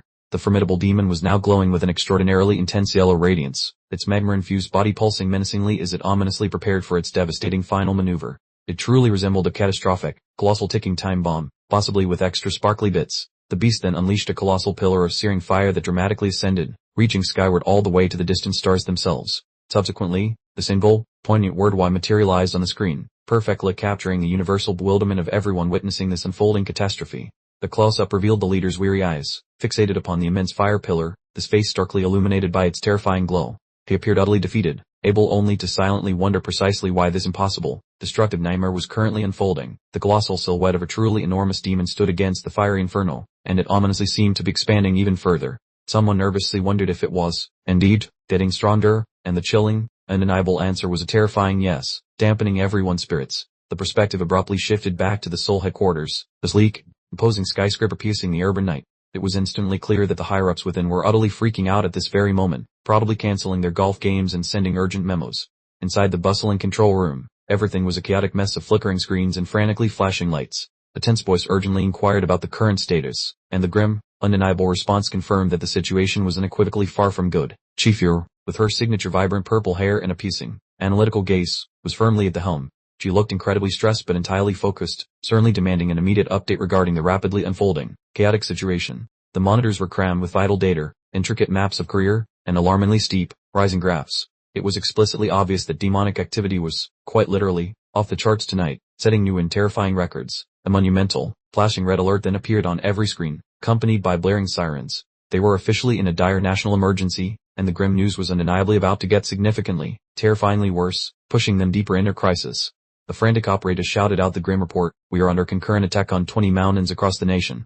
This was no random case, but clearly a meticulously organized, total invasion, a truly coordinated assault. The screen dramatically displayed that the established appearance pattern of the Rakshasas had undergone a complete, terrifying transformation. Their incursions were no longer haphazard, random assaults, but rather a chillingly coordinated, military-style strike, demonstrating alarming intelligence. Chief Yu vividly recalled the orientation from just a week prior, where they confidently noted that multiple concurrent appearances within the same area were simply impossible. That established, reassuring rule was now, quite officially, undeniably dead, utterly defying all their careful predictions. She was rubbing her head in profound frustration, her eyes visibly red and heavy with sheer exhaustion. She muttered quietly to herself that this entire chaotic mess had started exactly a week ago during the orientation, yet the crucial question of why relentlessly persisted. Suddenly, the subordinate urgently yelled that an important call was incoming from the BunRv branch. It appeared the widespread chaos had now indeed spread its destructive influence all the way to the southern coast, creating an even larger crisis. Chief Yu's hand instinctively reached for the intercom, her fingers subtly trembling. She was expecting the first devastating report from outside the capital, and BunRv was now poised to deliver the critical, potentially catastrophic news. She inquired calmly about the urgent matter, her voice remaining astonishingly steady amidst the growing madness. She proved herself a consummate professional to the very end, keeping her composure perfectly. Meanwhile, in BunRv, the man in a strikingly sharp suit stood casually behind yellow caution tape. He sounded far too nonchalant, addressing her as big sister as if they were just a pleasant family reunion, completely ignoring the national crisis at hand. It was BunRv, the BunRv branch director. He was lounging casually, asking about her welfare and when she might visit. His utter nonchalance loudly begged for someone to tell him to read the room. Amidst the unfolding national catastrophe, Chief Yu was absolutely in no mood for games, sternly telling him to get straight to the urgent point. Pleasantries entirely aside, she had an entire city to save from absolute chaos, and frankly, no time for his frivolous, time-wasting chatter. That fellow music wears a bizarrely satisfied smirk while announcing some chaotic drama at BunRv's Jumjung Mountain, appearing far too delighted by the misery. This giant, shiny lemon-colored portal emerged from a thick mustard mist, looking super old and clearly causing all the neighborhood property value drops. Bystanders gawk at the gateway spewing radioactive glitter, while music notes the exit has been stuck open for 3 days, breaking all logical records. Chief Yu is losing her marbles, yelling that the hole won't shut, since these magical doors usually expire once the intruder gets its refund. The scarlet cloak creep lurks inside the archway with a gaping maw, as the narrator explains the exhausting chore of repeatedly murdering these ugly things. Creepy crawlies keep leaking out like a broken sewage pipe of bad dreams. Turning this into a marathon struggle, the team is definitely failing. One lady cop looks like she took a bath in tomato juice and regrets her life, as music confirms the Jumjung Mountain squad is totally fried. The crimson bath-wearing freak is grinning ear to ear, giving everyone nightmares, while Chief Yu demands to know why this cursed doorway is still functional. This hellish entity extends its sketchy noodle fingers, hunting for a snack or a victim, moving with the grace of her hungry alley cat. Zooming in on those nasty butter-colored fangs, we hear some glitched radio fuss, indicating this creature is definitely not discussing the local weather report. The beast shows its whole self, appearing like a lanky, oversized marionette made of nightmares, which is basically the definition of a working bad vibe. A student with her book stares at a giant blob of darkness bathed in neon light, creating a scene that is simultaneously spooky and artistic.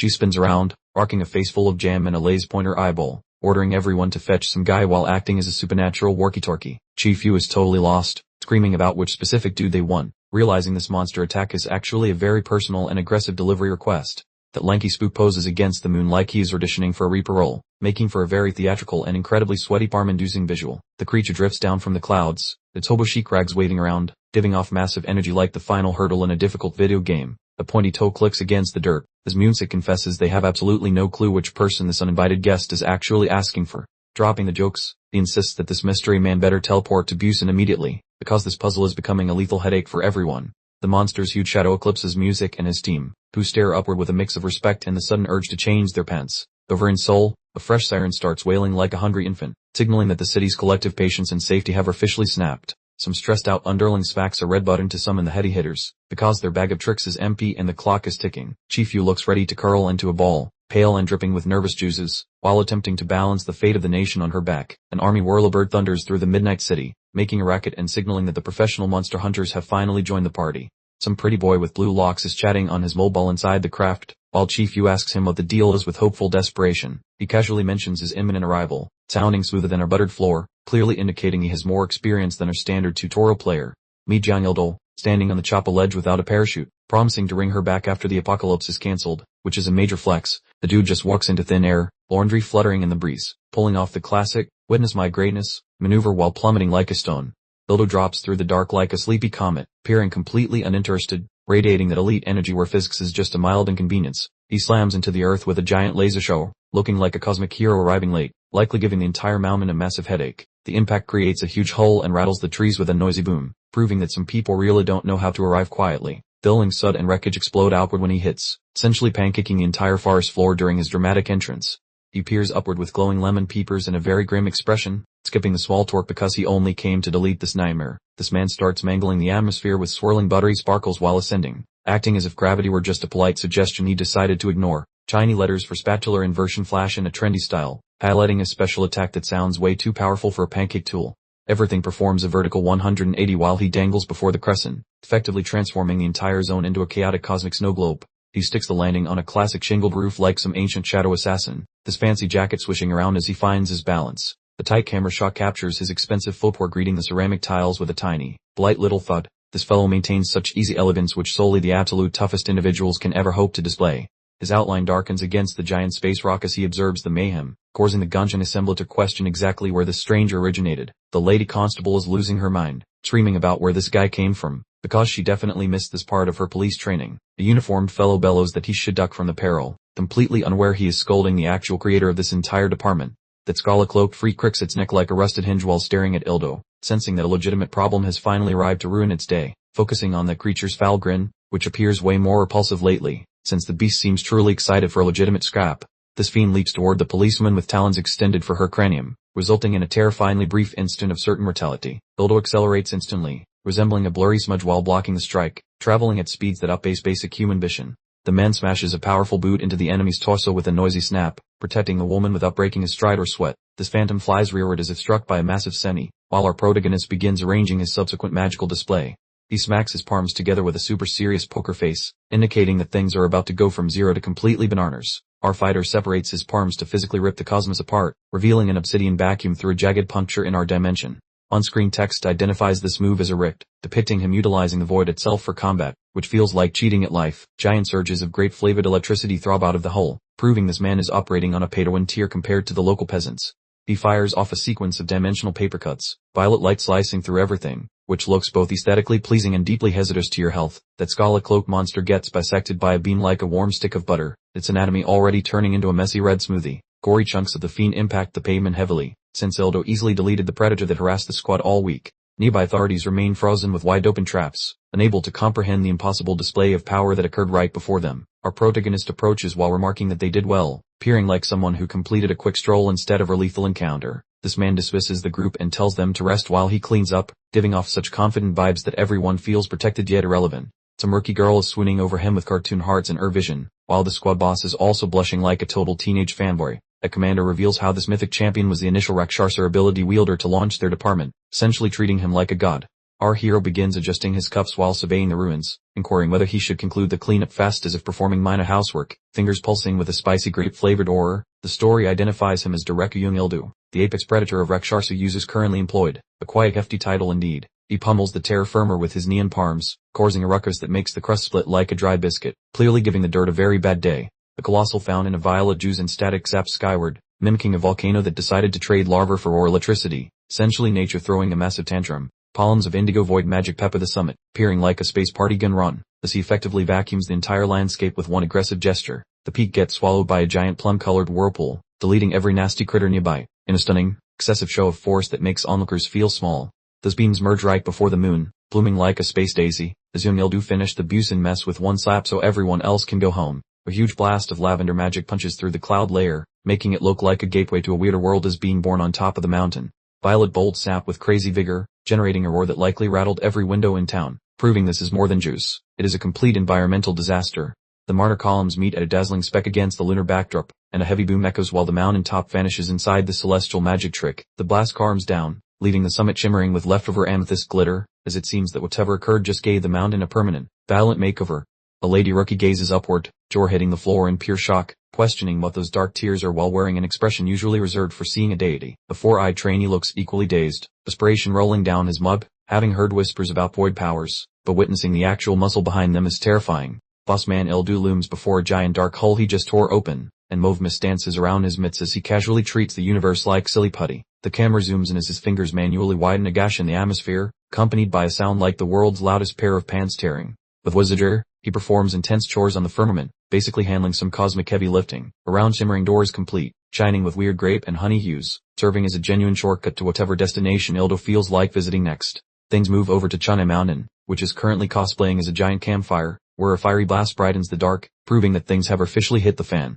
An inferno sprints across the slopes, choking the air with soot and noise, making it basically a barbecue from the underworld where some poor soul is the main course. Looming in the heart of the fire is a skyscraper-sized larva beast, its frame a mix of crusty stone and hot liquid, sizzling as it eyeballs its lunch. The girl trainee lies in the dirt, puffing while the heat surrounds her, and she looks totally toasted, pondering if her life story concludes in this literal oven. The guy rookie is seen from the rear, porking at the giant melted monster in pure hopelessness, thinking the exact same thing, that the credits are about to roll. The boss, messy hair and shiny eyes, screams for Lee to wake up and move his legs, struggling to keep the squad breathing while his frost powers melt away. The larva jerk screams a sound that makes the earth wobble like jelly. Yet the squad leader glares back with stubborn grit, refusing to retreat even a single centimeter. The beast claps its liquid rock hands, making a warm breeze that knocks everything over, in a classic flex designed to flatten anyone still standing. The capping groans while resisting the blast, heels sinking into the burnt soil, fighting to remain vertical against the absurd muscle of the flaming titan. The goop monster tosses a fiery haymaker that looks capable of flattening a condo, and the temperature radiating from that fist is honestly ridiculous. The leader's frozen buckler shatters into tiny ice cubes with a sharp pop, leaving him completely defenseless while the spicy giant continues its rampage. A burning knuckle sandwich hits the boss's forearms as he panics to cover up, making a hurt noise because that punch nearly snapped his skeleton like a twig. The chief gets launched into the sky like a flaming frisbee, smoking as he tumbles, and he realizes that he is totally outclassed by this oversized heater. The tight shot of the captain's bruised mug as he eats dirt, eyes brimming with salt, as he whispers some choice words, realizing he is fresh out of luck. The lava monster hovered over its defeated foe, fist raised to deliver the final strike. The leader closed his eyes in pure surrender, accepting this as his dramatic and heroic exit. A close-up on the leader's eye showed his resigned acceptance of fate. Suddenly, a small window revealed a mysterious figure popping into existence from nowhere. Direct Young Ildo stepped casually out of a dimensional rift, peering directly in front of the fiery beast. He looked completely bored, as if he had just entered a convenience store instead of a major battle zone. Ildo nonchalantly reached out and grabbed the mammoth monster's face with a truly crushing grip. Blood and lava splattered everywhere as he demonstrated an alarming level of hand strength. He maintained a completely cold and unimpressed expression while holding the struggling beast. He turned his head slightly, preparing to show this thing exactly why he was in charge. In a sudden burst of speed, Ildo performed a dizzying dash that left the monster spinning in place. His feet tapped rapidly as he played with a creature like a cat with a new toy. Multiple spatial lances slammed into the ground with a devastating impact, completely vaporizing the immediate area. Ildo wasn't just fighting. He was performing an existential erasure. Ildo stood calmly with his back to the smoldering crater where the monster once stood. He remarked, "Well then," sounding like he had just finished a mild stretching routine. He held out his hand with a smug look, asking if he should move on and clean up another location. This guy was truly a one-man wrecking crew. He performed a swift horizontal motion with his hand, opening another large, spatial rift. He quickly prepared to jump through to the next target area. Several dark rifts suddenly appeared in the sky across the entire country, visible as silhouettes against the moon. The order went out immediately, to activate the hell units. The scene changed to another mountain peak in the dead of night. It seemed completely quiet, but everyone knew the monsters were lurking everywhere. Back on Junjiang Mountain, Panmar was getting absolutely flattened into the dirt by a monster's foot. He let out a painful sound as he found himself completely pinned down. A close-up showed the monster's bony hand reaching toward him. Spooky sound effects indicated it was making truly awful noises while preparing to deliver the final blow. The dark, multi-armed demon loomed over a recruit who was screaming in total terror. The situation was truly a nightmare come to life, and they were all trapped. Suddenly, a spatial rift opened directly through the demon's midsection, slicing it neatly in half. The monster let out a final yelp as Ildo's intervention arrived to save the day. The monster's white Rakshasa was pulled, screaming, into a purple and black spatial vortex. It felt like a lucky roll of the dice as the situation finally turned around. Over at Muting Mountain in Guangzhou, another demon was being sucked into a rift. No matter where they were, Ildo's power reached every single location. Even on Jeju Island, the monsters were being hunted relentlessly. Recruits watched in confusion and massive relief as a demon was yanked into a portal, one of them asking what in the world was happening. More demons were sliced apart and trapped by purple spatial rifts appearing all over the battlefield. It was a total nationwide cleanup operation, extermination effort. The rift systematically consumed every single monster left standing. Ildo was effectively vacuuming the country of demons from the comfort of his office chair. The wide shot showed these purple pillars of energy standing like monuments against the night sky. It was an incredible demonstration of power that was visible to everyone in the nation. The entire landscape was dotted with these glowing rifts, resembling a bizarre, supernatural graveyard for all the monsters. In the Seoul HQ, a frantic operator yelled to the boss that the yellow dust had completely vanished everywhere except Busan. Everyone breathed a collective sigh of relief. Chief Yu closed her eyes with a faint smile, her shoulders finally relaxing. She told them not to worry about it, as it confirmed that Ildo had arrived safely, showing complete faith in him. A close-up on Director Yoon Ildo's face showed his usual serious expression. He was back in Busan, and he wasn't finished dealing with the golden portal yet. Ildo stood alone against a massive army of monsters that had gathered around the golden portal. He was completely surrounded by enemies. Eki appeared to be the one completely in control. He looked over his shoulder at the horde of monsters with a cool expression. He remarked that it seemed like everyone had arrived, sounding almost delighted to have so many targets in one place. Glowing brightly with purple energy, Ildo wore a totally self-satisfied grin. He asked if they should get started, clearly preparing to deliver a truly devastating beatdown. The sapphire hue brute screamed straight toward the viewer while flaunting some nasty molars, completely oblivious that a permanent removal process is commencing immediately. A frantic mob of those horned goons rushes ahead like a rowdy mosh pit, mistakenly believing that bringing extra bodies will somehow stop their inevitable retirement. Those ugly critters are practically hugging the guy now, trapping him within a swirling ocean of multicolored skin and terrible breath. Situations appear incredibly sketchy right now. He remains as stationary as a marble statue at a silent funeral. An enormous tornado of cosmic magic bursts out from his body, punting the entire crowd away with a loud bang and cleaning the patio instantly. Our protagonist aims a lone digit at the panicking freaks with a chilly grin, casually sniping them like he is playing a rigged carnival game. He unsheathes a nasty saber forged from glowing violet void power, while a floating banner announces his deadliest trick, the spatial rend. One giant downward swing of glowing light bifurcates an entire row of demons with a satisfying snip, proving he can prune reality itself like a gardener. The guy is orchestrating a complete bloodbath where monster limbs are tossed around like confetti during a grape-colored frenzy, while the atmosphere screams in agony. Looking from afar, the sheer magnitude of his reality-chopping strike becomes obvious as it clears a huge path through the Legion, making this a total wash. Trainees from the local peak are looking on with mouths wide open and sweaty brows, wondering aloud what kind of madness they are witnessing today. That lady looks positively blue from fright, acknowledging she has never seen such overwhelming strength, while realizing she is definitely in the wrong weight class. That spicy fire-breathing beast from Berlin is currently eating dirt, looking quite thoroughly thrashed on the pavement. Its internal pilot light has been extinguished, indicating that its career as a threat is finally over. Our main man crouches to inspect the toasted monster with a puzzled look, hoping to extract some useful gossip rather than just counting another win. He gives a quick finger snap and barks an order for interpretation to the nearby lady, showing he has zero patience for these silent treatment antics. He seizes the larva creature by its prickly skull for another round, insisting on a heart-to-heart conversation without accepting any excuses or silence. He questions the beast regarding their sudden spike in attendance lately, while its raspy growls are subtitled in crimson, demanding that someone be delivered to them. The dark-haired assistant seems totally spaced out with glazed eyes, echoing the creepy request from the monster, which leaves our hero guessing about the mystery guest. The tight shot of the warrior shows him pondering deeply, as figuring out this mysterious target is likely the secret to stopping the whole countrywide mess. The fire freak asks who that person is via unsettling bloody bubbles, prompting Ildo to suspect it is either a real target or just a demonic internet troll. The lady is visibly trembling while watching the creature, so the guy just exhales deeply, deciding it is time to wrap up this messy business permanently. That larva beast has its noggin popped into a mess of citrus-colored slime, mainly because our hero is totally fed up with its vague and annoying riddles. The dark outline of the protagonist remains visible against the dimming glow of the dying embers. He mentions with a very chilly and stern attitude that if more show up, he will simply have to delete every single one of them. Drenched in bits of demon remains, he wears a look of serious focus, muttering that the real work is finally starting. The guy rises and fixes his coat while his violet aura dissipates, looking like a man who just clocked out. Though his shift is far from over, he gazes at the giant shining yellow gateway, remarking that he must close that entrance before more uninvited guests decide to crash the party. He drops to one knee and presses his palms firmly against the lawn, preparing a fresh set of magical tricks to shut down that pesky interdimensional hole. The zoom-in view of his hand shows it pulsing with bright lavender cosmic juice, as he concentrates all his willpower into one giant concluding flourish. The gigantic column of spatial energy blasts from his hands, resembling a reverse lightning bolt shooting directly into the sky. The sheer output of power is absolutely ridiculous. The enormous golden gate is suddenly enveloped in crackling purple lightning and chaotic spatial energy, accompanied by a deafening sound. Ildo is essentially attempting to crumple the portal like it's a piece of unwanted paper. The spatial anomalies are absolutely shredding the portal to pieces. The new recruits watch with wide-eyed awe, screaming about what this mysterious event is and just how incredible he truly is. The two recruits finally manage to catch their breath, one saying it's incredibly reassuring to have someone like him in charge. They went from completely terrified to full-blown fanboys in approximately 5 minutes flat. A tight close-up shows Ildo's face, which looks like something straight out of a popular Korean drama. One recruit notes he's in his 50s but definitely doesn't look it. The man is apparently immune to aging. He performs one final hand gesture, and a dark swirling vortex instantly devours everything left of the gate. Total erasure, like he simply deleted it from existence. The mountain is suddenly quiet and completely empty. The recruits realize he's vanished when they look around at the deserted night. He literally pulled a disappearing act faster than a ghost. Back at the Seoul HQ, the sun finally rises over the skyscraper. It was a long, bloody night, but the city somehow managed to hold strong. Chief Yu walks into her office to find Ildo already sitting casually in a chair in his suit. She immediately asks how he managed to get there so quickly, sounding a mix of startled and relieved. Yu doesn't waste any time, demanding to know what he did with the gate. She's worried about a portal that massive disappearing completely without explanation.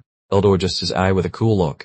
He says for now, he's put it in his dark space, which is basically the most dramatic way possible to explain that he took it home with him. Ildo slumps back in his chair, sighing dramatically about how tired he feels. Yu doesn't buy, telling him he's being theatrical again as she hands him a stack of paperwork. Ildo asks if she can't just handle everything by herself as usual, looking like he's ready for a much-needed nap.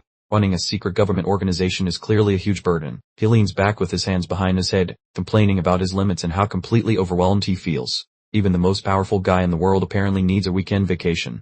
Yu hands him a tablet, agreeing with him and handing over the information he asked for. It's time to perform some thorough background checks on potential suspects. The screen displays a grid of all the new recruits from the recent orientation. This is the search operation for him that Ildo was referring to earlier. Yu asks why he's suddenly so interested in the new recruits. Ildo replies that he wants to determine exactly who the Rakshasars were trying to kidnap. A tight close-up shows Ildo's serious blue eyes. He is completely determined to locate the person responsible for orchestrating this nationwide demonic invasion. He begins scrolling through the photos on the tablet, scanning the potential candidates with his eyes. He can feel himself getting closer to the truth. He stops on Hammer's slightly awkward orientation photo. He immediately wonders why the demons would be interested in this specific person, realizing he's found his men. The terrifying vision of a massive red demon army suddenly appears in Ildo's mind.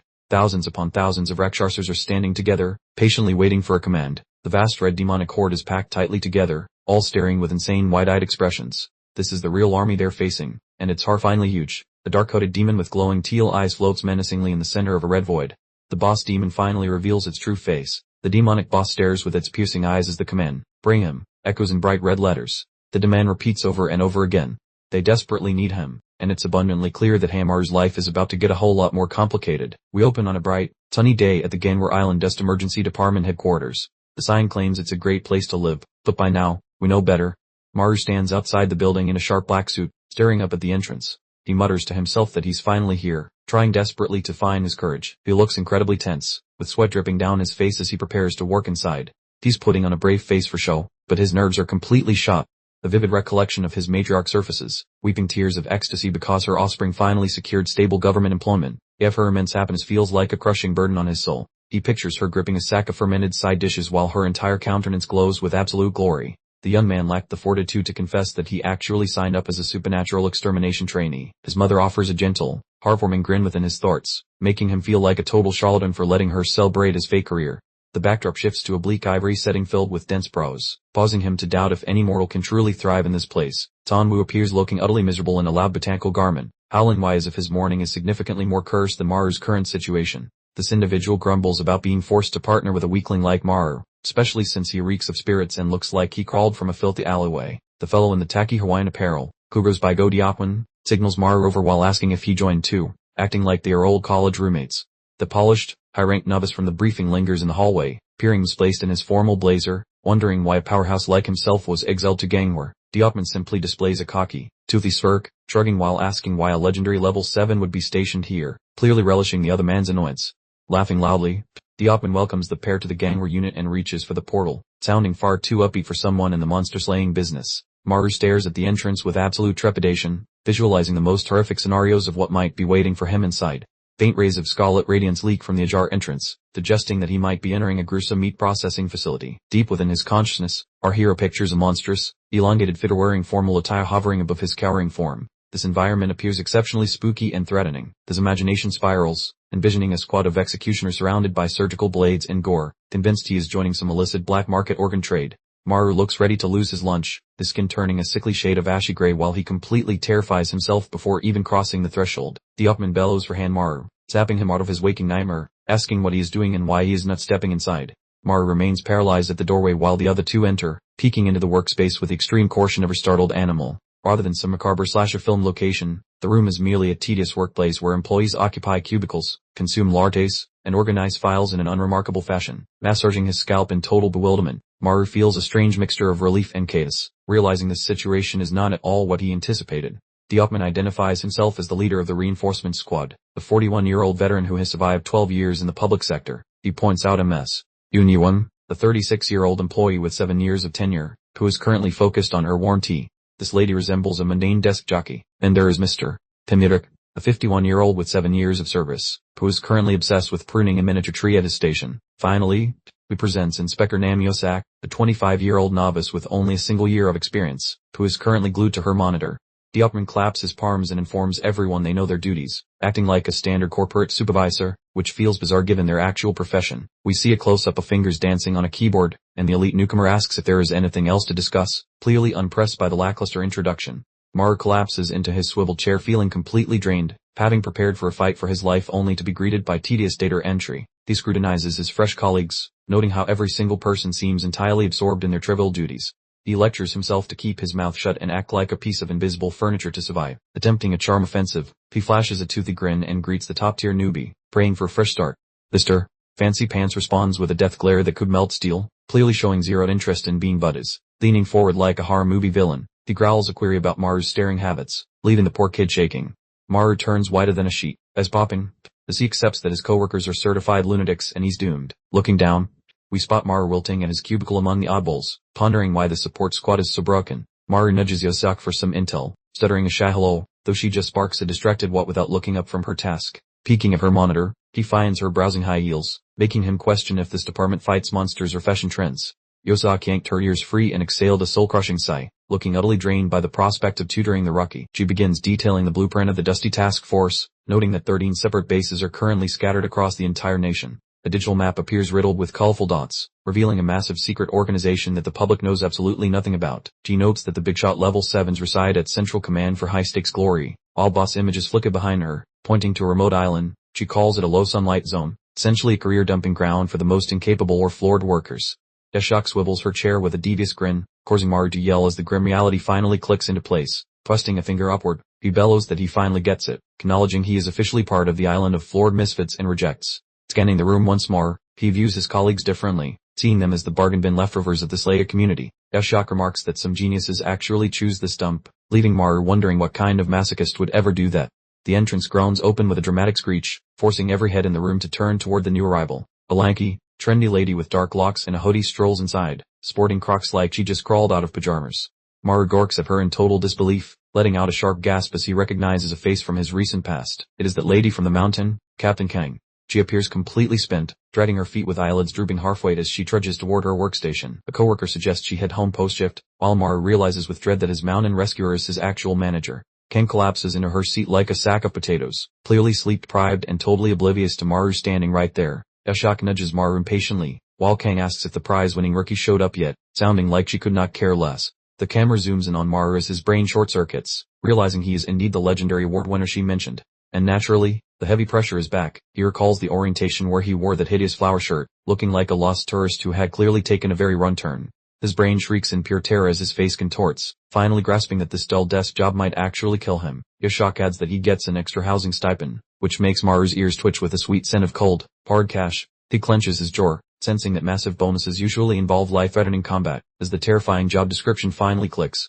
Shrugging casually, Yashoka mentions that his hazard pay actually dwarfs his base income by fivefold, which is totally normal. Maru remains motionless with a vacant expression, while his internal calculator crashes trying to compute that absurd mountain of gold. His pupils morph into shiny dollar symbols while visualizing heaps of dough, screaming that quintuple pay makes any mortal danger acceptable. Taking his seat with renewed vigor, he looks ready to conquer the world, prompting Yashoka to tell him to stop being annoying. Yashoka ignores the apocalypse, yelling into her handset for someone to hold their horses until the buzzer sounds. Looking entirely bored, Maru glances sideways at her, wondering if his existence is an inconvenience, as his social panic starts to bubble over again. Eyes glued to the wall alarm, he counts the seconds, whispering that he will survive until the bell like a terrified kindergartner. The camera pans across the deserted break room while the afternoon light dies, showing a clock that moves slower than her snail. Maru sips cheap brew from a leaking cup, convincing himself this gig is easy money while finally exhaling a breath of relief. He drifts through a mental paradise of caffeine and riches, shouting internally about winning the employment sweepstakes with this massive paycheck. Dutchman abruptly rises, emitting a bone-cracking stretch, bellowing for the crew to pack it up, which earns him everyone's eternal love. He signals toward the fresh meat, barking for the rookie to join him, looking like a man with a severe thirst for beer. Strolling over to Maru, He leans against the workspace with a giant grin, clearly deciding that the new kid is his favorite toy. Getting right into the poor guy's personal space, Dutchman asks for first day feedback, acting like the most chilled out manager on the planet. Maru offers a trembling, pathetic grin, stuttering that he has zero inquiries while his brain remains a scrambled egg of pure confusion. Sunlight fades as the squad marches through the cubicles, led by a boss who looks like he just won a hot dog contest. Gathering his courage, Maru finally asks the million-dollar question about what exactly a Rakshasa is and where they actually spawn from. Looking grim, the supervisor pauses to aggressively scratch his head, looking completely lost, before shrugging and admitting he hasn't got the foggiest clue. Gesturing vaguely toward the rafters, he explains that a Rakshasa is just something that drops from the sky, providing the most useless explanation in history. Maru gazes at him with soul-crushing disappointment, concluding that civilization is doomed because his coworkers are essentially just very confident, clueless toddlers. Letting out a dry, defeated shuffle, Maru wonders why life is so annoying while his eyes take on the luster of dead fish. The entire squad stands together looking like a collection of discount action figures, making Maru wonder if he joined a circus by mistake. Night falls on the shiny Seoul Tower, presenting a sharp, expensive contrast to their dingy little office in the middle of nowhere. Chief Yu rides the lift alone, her stony reflection staring back as she descends into the bowels of the building for shady business. With a sharp ding, the doors open at level B7, the designated floor for top-secret conspiracies and dramatic reveals. We focus on her scarlet stilettos making a rhythmic tapping sound against the cold, industrial plating of the corridor. She marches forward with intense determination. Entering a giant sci-fi laboratory, she finds Ildo near a glowing bat, asking for his opinion while her voice bounces off the walls. Ildo glances back. This feature is obscured by dramatic lighting, looking like a man who definitely has a very complicated secret plan. Examining her chart of nerdy statistics, Yu sighs happily because those ugly monsters are finally sticking to their usual schedule. Ildo rests his palm against the containment vessel, staring at the mystery within while the room reeks of sketchy vibes and impending doom. Whispering about that funky mustard gas leaking from the portal, he admits they are messing with stuff far above their puny mortal pay grades. Within the glass tank, a spooky creature with a bunch of pale noodles for arms drifts around in the glowing Gatorade. The creature looks seriously creepy and incredibly alien. Yu glares at him with suspicious intensity, demanding to know if he pinpointed why those beasts suddenly went on a crazy shopping maltantrum. A shadowy figure sits locked in a glowing disco jail, and Ildo groans that he is currently clueless about the whole situation. Strolling past speakers with their long shadows trailing, Ildo tells her to keep the bosses on high alert before the proverbial fan meets the feces. The bright display flashes a dark warning that should the other corporate suits catch wind of this spicy little secret, total madness will erupt, because this hidden truth is enough to blow their entire world to smithereens. Maru reappears drenched in nervous perspiration and looking completely baffled, screeching internally about what on earth is actually happening right now. The grill pops with juicy pork fat while a coworker bellows that they should celebrate like there is no tomorrow if doom is approaching. The entire squad is huddling over booze and BBQ, throwing a rowdy shindig to indoctrinate the fresh meat they just hired. Digman is aggressively inhaling bacon as if calories do not count, neglecting the minor detail that civilization is basically circling the cosmic drain. Leaning forward with a smirk, he spills the tea that a bunch of monsters will literally fall like hail next year, per the local fortune teller. Maru hallucinates a bloody atmosphere packed with demons, imagining monsters falling to their deaths while his brain cells collectively decide to quit their jobs. Shushing Maru while hammered, Dijkman claims it is classified info before screaming for the table to chug their booze until their stomachs stage a revolution. Jiwon is cackling and waving her cup like a frat bro, while Ebert chugs along with a face as red as a spicy pepper and a goofy smile. Jiwon is peaking at this party, demanding more alcohol while swaying slightly, forcing the rest of the gang to struggle through their hangovers. The top-tier warrior is face down on the wood, whispering about his failed liver, while Yoseok scrolls through her phone wishing she was in her pajamas. The eatery is a disaster zone of clinking glass and yelling, where Yoseok barks at the drunks while Maru experiences a complete existential crisis. Maru is vibrating with anxiety and cardiac arrest vibes, wondering why nobody gives a hoot about the literal end of the world arriving via demon delivery. The camera moves to a silent peak under the stars, where a shiny celestial light suddenly pops up like a giant cosmic flashlight in the sky. An old-school golden doorway manifests on the slope, radiating bad vibes and confirming that Ildo was right to be paranoid about this supernatural portal opening. Giant ashy claws begin poking out of the shiny entrance with a noisy thud, signaling that the monster party is back and there are no bouncers. Additional limbs emerge with pointy nails scratching the atmosphere, looking like a whole busload of nightmare creatures is about to unload into the world. Fingers are flailing through the mustard mist while making gross noises, indicating that this quiet evening is about to get extremely messy and very violent. Right when the piece started, the giant shiny door tears through the clouds, bringing that nasty yellow sand and a whole lot of bad news along. Every phone in the room starts wailing like a banshee, because nothing says national crisis like the president texting you to go to work during appetizers. The squad stops chewing and gapes at their devices, with Yoseok nearly gagging on pork while the old-timers comprehend that their vacation just went up in smoke. Observe this massive collection of grilled steaks and booze. Abandoning such protein seems criminal just because some ghoul crashed their late-night relaxation session. The commander discards her cooking smock instantly, vowing a prompt return while the top trainee begs for permission to assist in the upcoming skirmish. This fellow radiates extreme combative energy. Etcharner delivers a blunt refusal before he finishes speaking, which represents an absolute soul-crushing shutdown. This talented trainee desires to participate, however the commander provides a frigid rejection. She obviously possesses alternative goals excluding his presence. The commander selects Manhwa for the mission, gesturing toward our hero who performs a messy liquid spraying reaction because such choices were never anticipated. The perspective transitions to a vehicle racing over a moonlit overpass, its engine roaring while they fly toward a high-stakes and mysterious destination. Our hero occupies the front seat looking utterly exhausted, mentally reviewing warnings about demonic entities appearing in swarms and feeling deeply troubled. He releases a summer breath while perspiration coats his skin, doubting his personal value once this actual end-of-the-world scenario begins unfolding around his seat. Our commander identifies an internal crisis and yells such a moniker. Once that boy stutters a timid response, she demands the light disregard dark predictions. Concentration remains fixed on the asphalt ahead, stating how leadership is currently arranging defenses. Captain Kang sounds significantly bolder than the shivering youth. Because our hero stays doubtful, the captain notes how Central Command contains numerous powerhouses, aiming to offer solace while the lad keeps quivering like foliage. While cruising along the shoreline, the captain details their professional obligations. Seemingly their primary chore involves pinpointing every phantom within the digital display, plus total erasure. The climate grows grim while her oculars begin sparking, looking keen to manually execute every villain across her route. That line drips fear, privately admitting he feels petrified. However, our protagonist pauses, observing she uttered a particular detail which grabbed such focus. Captain Kang mentions his possession of an unusual talent, also expressing interest in observing such skills. Our hero turns red since no person previously labeled the lad unique. The bit of praise impacts our hero significantly, producing a clumsy and shy smirk while questioning if pride represents a normal feeling. An old image surfaces regarding teeth sinking into the beast near the cabin. Captain Kang remarks on never witnessing such affected gluttony, representing a weird description. Our hero feels baffled by language. During gritty visuals focused on clenching fingers, our protagonist asks for the meaning of gluttony, oblivious regarding his receipt of an extremely distinct monster categorization. Our protagonist requests a precise definition concerning those words, potentially praying the answer avoids anything concerning an unusual appetite for phantoms.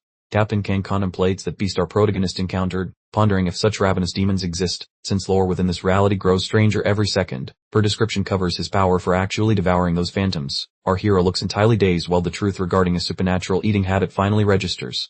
Our commander glares toward his seat using those glowing magenta pupils, awaiting a reply, while our protagonist seems nearing a massive psychological meltdown just contemplating the menu. The mutters, appearing ready to vomit his entire meal. The concept regarding transforming into a supernatural vacuum for hellish entities certainly represents an undesirable professional trajectory. The vehicle rolls onward beneath a lunar glow. The interior mood feels incredibly heavy following a terrifying revelation concerning his digestive system. Instantly, we were granted a truly grotesque close-up of a Rakshasa, its absurdly long, repulsive tongue dangling like a discarded party streamer, certainly a rejected prototype from a nightmare factory. Abruptly, a sturdy spear or staff was thrust with brutal force directly into the creature's gaping maw, producing a truly hard squelch, a clear indication that someone was definitely not playing nicely anymore. It was Officer Kang, cool as a cucumber, casually gripping the small, hideous beast by its impaling stick and briskly telling it to hush, utterly unperturbed by its monstrous repugnance. Maru shrieked, already on the verge of losing his lunch, pleading to know if she actually intended for him to consume this, the perfectly natural, universally understood human reaction. With a blindingly cheerful affirmative, she then delved into the gory specifics, explaining that devouring Rakshasa flesh incapacitated their regeneration for a full week, an absolutely genius tactical advantage for the less squeamish. She then casually shoved the diminutive, ribbling heart closer to him, suggesting this one was also on the menu, while Maru, a symphony of distressed whimpers, looked about 2 seconds from total blackout. He stared intently at the chunk of monster held in his hands, desperately trying to conjure some semblance of courage, muttering affirmations about his powers and the urgent need to utilize them. Remembering her lukewarm compliment about his supposed specialness, in a desperate attempt at self-hypnosis, he tried to convince his brain it was just an octopus, a cooked tentacle even appearing on screen for visual aid. The truly admirable, if wildly inaccurate, mental pivot. It was, beyond all doubt, emphatically not seafood. With a guttural roar, he announced his gruesome commitment, opening his mouth wide and finally deciding to take the unsavory plunge, marking the rather unfortunate birth of the team's ravenous, albeit reluctant, Brucey. The scene then shifted to a rather unenthusiastic Maru gingerly nibbling on the creature's limb, while Officer Kang, relegated to the corner, bellowed for him to bite it with actual conviction instead of merely daintily toying with it. Maru was openly weeping, whining about the sheer abominable grossness of it all, as she simply kept screaming for him to get a move on, creating the most profoundly messed up dinner scene imaginable. Her patience, finally depleted, and she resorted to forcibly ramming the thing into his protesting mouth, ordering commands for him to eat it as he wrestled for his very sanity. The camera mercifully cut back to the sunny exterior of headquarters, implying the training session had at long last concluded, or, more accurately, that Maru had somehow managed to survive it. Maru was back at his desk, appearing as if he'd just spent a week wrestling a particularly aggressive garbage disposal, clutching his skull and groaning about being in utterly excruciating pain. Tainwer, the effortlessly cool, blue-haired elite, leaned over with a smug grin, immediately launching into a torrent, labeling Maru an absolute dunce for supposedly losing his breakfast the very moment he set foot on the field. Maru's fuse finally blew, and he snapped back, demanding to know precisely what kind of performance Tainwer expected from him. Utterly fed up with the guy's unending, superior attitude, Tainwer, now absolutely fuming, shrieked about how *he hadn't even glimpsed the field yet because of an incompetent fool like Maru, a stellar demonstration of his truly galactic ego. He then leaned right into Maru's face, jabbing a finger for extra emphasis, twisted the knife by reminding him that Commander Kang was only bothering with his training because, well, he was literally the last one left, a truly savage low blow. Tainwer stormed off in a theatrical huff, tossing a final, barbed insult over his shoulder, leaving Maru to simply watch him go. Looking utterly deflated and profoundly defeated, he cast his gaze downward, a summer realization dawning that, even if the guy was a monumental jerk, he was actually correct, prompting Maru to decide it was high time he got his act together, the tiny spark of genuine motivation finally igniting within him. Abruptly, the alarm mounted on the wall began to shriek, startling everyone, as Officer Kang's commanding voice thundered through the speaker system, specifically summoning Han Maru. She stood poised squarely in the very center of the office, every inch of her radiating an aura of unwavering readiness for immediate deployment. She bellowed Han Maru's name with urgent authority, but a profound, almost mocking, silence emanated from his workstation. Her gaze remained fixed on his now empty chair, her expression utterly unreadable, confirming that our supposed hero had, quite spectacularly, been missing during a critical emergency. The camera then mercifully glided towards the restroom entrance. From behind a closed stall, a profoundly pained groan echoed, an undeniably dire omen for his very first mission.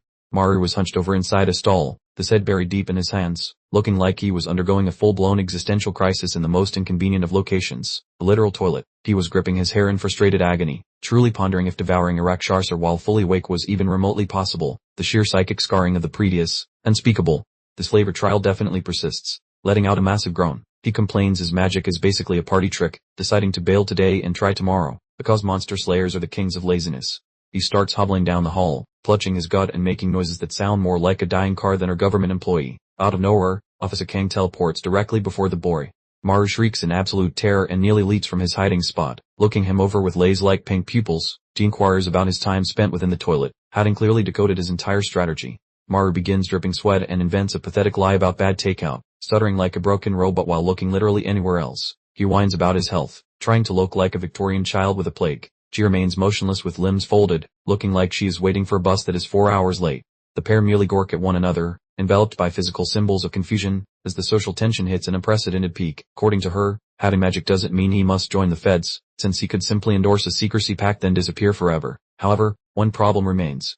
Federal goons would be observing his every move until he eventually kicks the bucket. We see a vision of a guy in a hoodie being stalked by spooks in broad daylight, which is basically a normal Tuesday. That is truly unsettling. The boy feels petrified about losing his personal space, though she icily notes that breathing beats rotting. Flaming softies like him usually expire quickly. She stays there appearing entirely exhausted by his stalling, providing a brutal dose of reality that he desperately needs. She delivers a shocking revelation, warning that he could potentially slaughter innocent people by accident, causing the boy to lose all facial color. Ending the conversation, she suggests the BunRv vacate this organization since his personality does not fit the career. Working away from him, she is officially finished acting like a nanny. She begins departing with heavy footsteps, mentioning that the office is not exactly suffering from a personnel shortage, leaving him feeling entirely disposable. Working past one another within the passage, their features display clashing vibes, with the boy appearing physically wounded while the lady refuses any eye contact. Zooming in on her gaze, her expression radiates professional frostiness, having offered a backdoor exit that the youth needs to evaluate. Strolling back toward the main workspace, he deserts the youth within the corridor during this critical crossroad of success or defeat. Captured from a bird's eye view, the woman's small frame navigates the giant corridor while the boy is gone, implying he finally threw in the towel. Returning to the headquarters, the staff is busy, though Dobman scans the area, likely sensing that the new guy is missing. Dobman inquires about Han Maru with a worried look, since he was the sole person who actually tolerated the boy's presence. Yoseok remains transfixed by her monitor, asking for his coordinates without looking up, exhibiting classic bureaucratic lack of interest. The transition reveals a glowing, sun-drenched architectural crossing, where mundane existence continues, entirely unaware of the nearby paranormal hostility. Behold our hero, Maru strutting across the bridge with an unexpected swagger, convinced that throwing in the towel was his peak life achievement. Loosening his limbs with a chuckle, he ponders how permanent government stalking beats becoming monster snacks, essentially gaslighting himself into believing this cowardice is actually galaxy brain brilliance. Pulling his device out with misplaced confidence, he prepares to ring his mother and brag about finally resigning from the dangerous gig. He questions the utility of professional ladder climbing when the planet expires next year, fully embracing his new identity is a grumpy nihilist. He initiates the dial but freezes mid-stride, sensing a distinct lack of maternal warmth and some weird vibes from her speaker. Quivering like a vibrating phone, he demands her location while some truly bizarre acoustic chaos erupts in the background of her call. She chirps about being atop Inwang Mountain with her pals, blissfully engaging in the exact hiking activity he begged her to avoid, proving parents never listen. Maru loses his absolute mind, grabbing his skull and howling about her reckless location, while she just nags about the terrible reception like a typical mom. Up high, a creepy yellow mist begins devouring the trees, yet she merely complains about the poor air quality, totally missing the fact that she is doomed.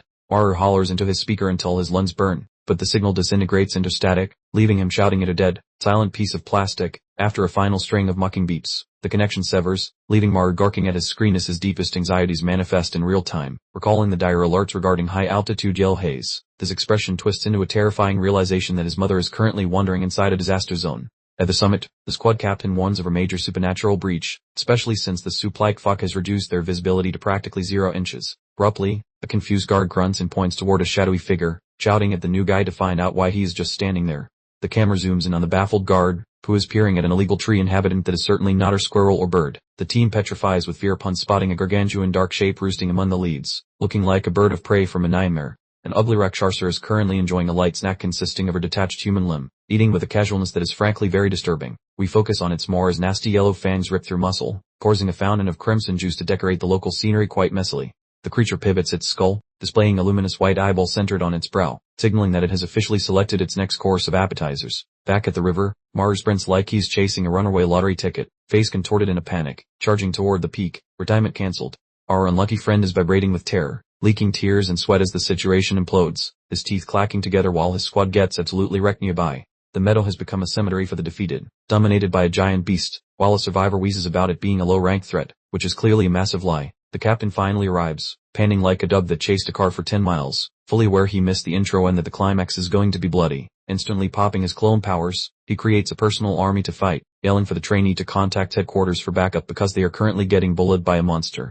The trainee sprints away without hesitation, shouting his compliance to the boss while the expendable clones provide a distraction against the hungry, looming beast in the FOP. The scene shifts to a restricted area where a panicked individual shakes a locked metal locker, desperate to grab the radio gear before the magical interference kills the signal. Modern iPhones are worthless trash in this demonic smog, so it is time to use a prehistoric rotary phone that has been gathering dust since the disco era. The frantic officer sweats profusely while dialing, screaming into the antique handset that only this ancient museum piece can bypass the monster mist to successfully reach the civilization outside.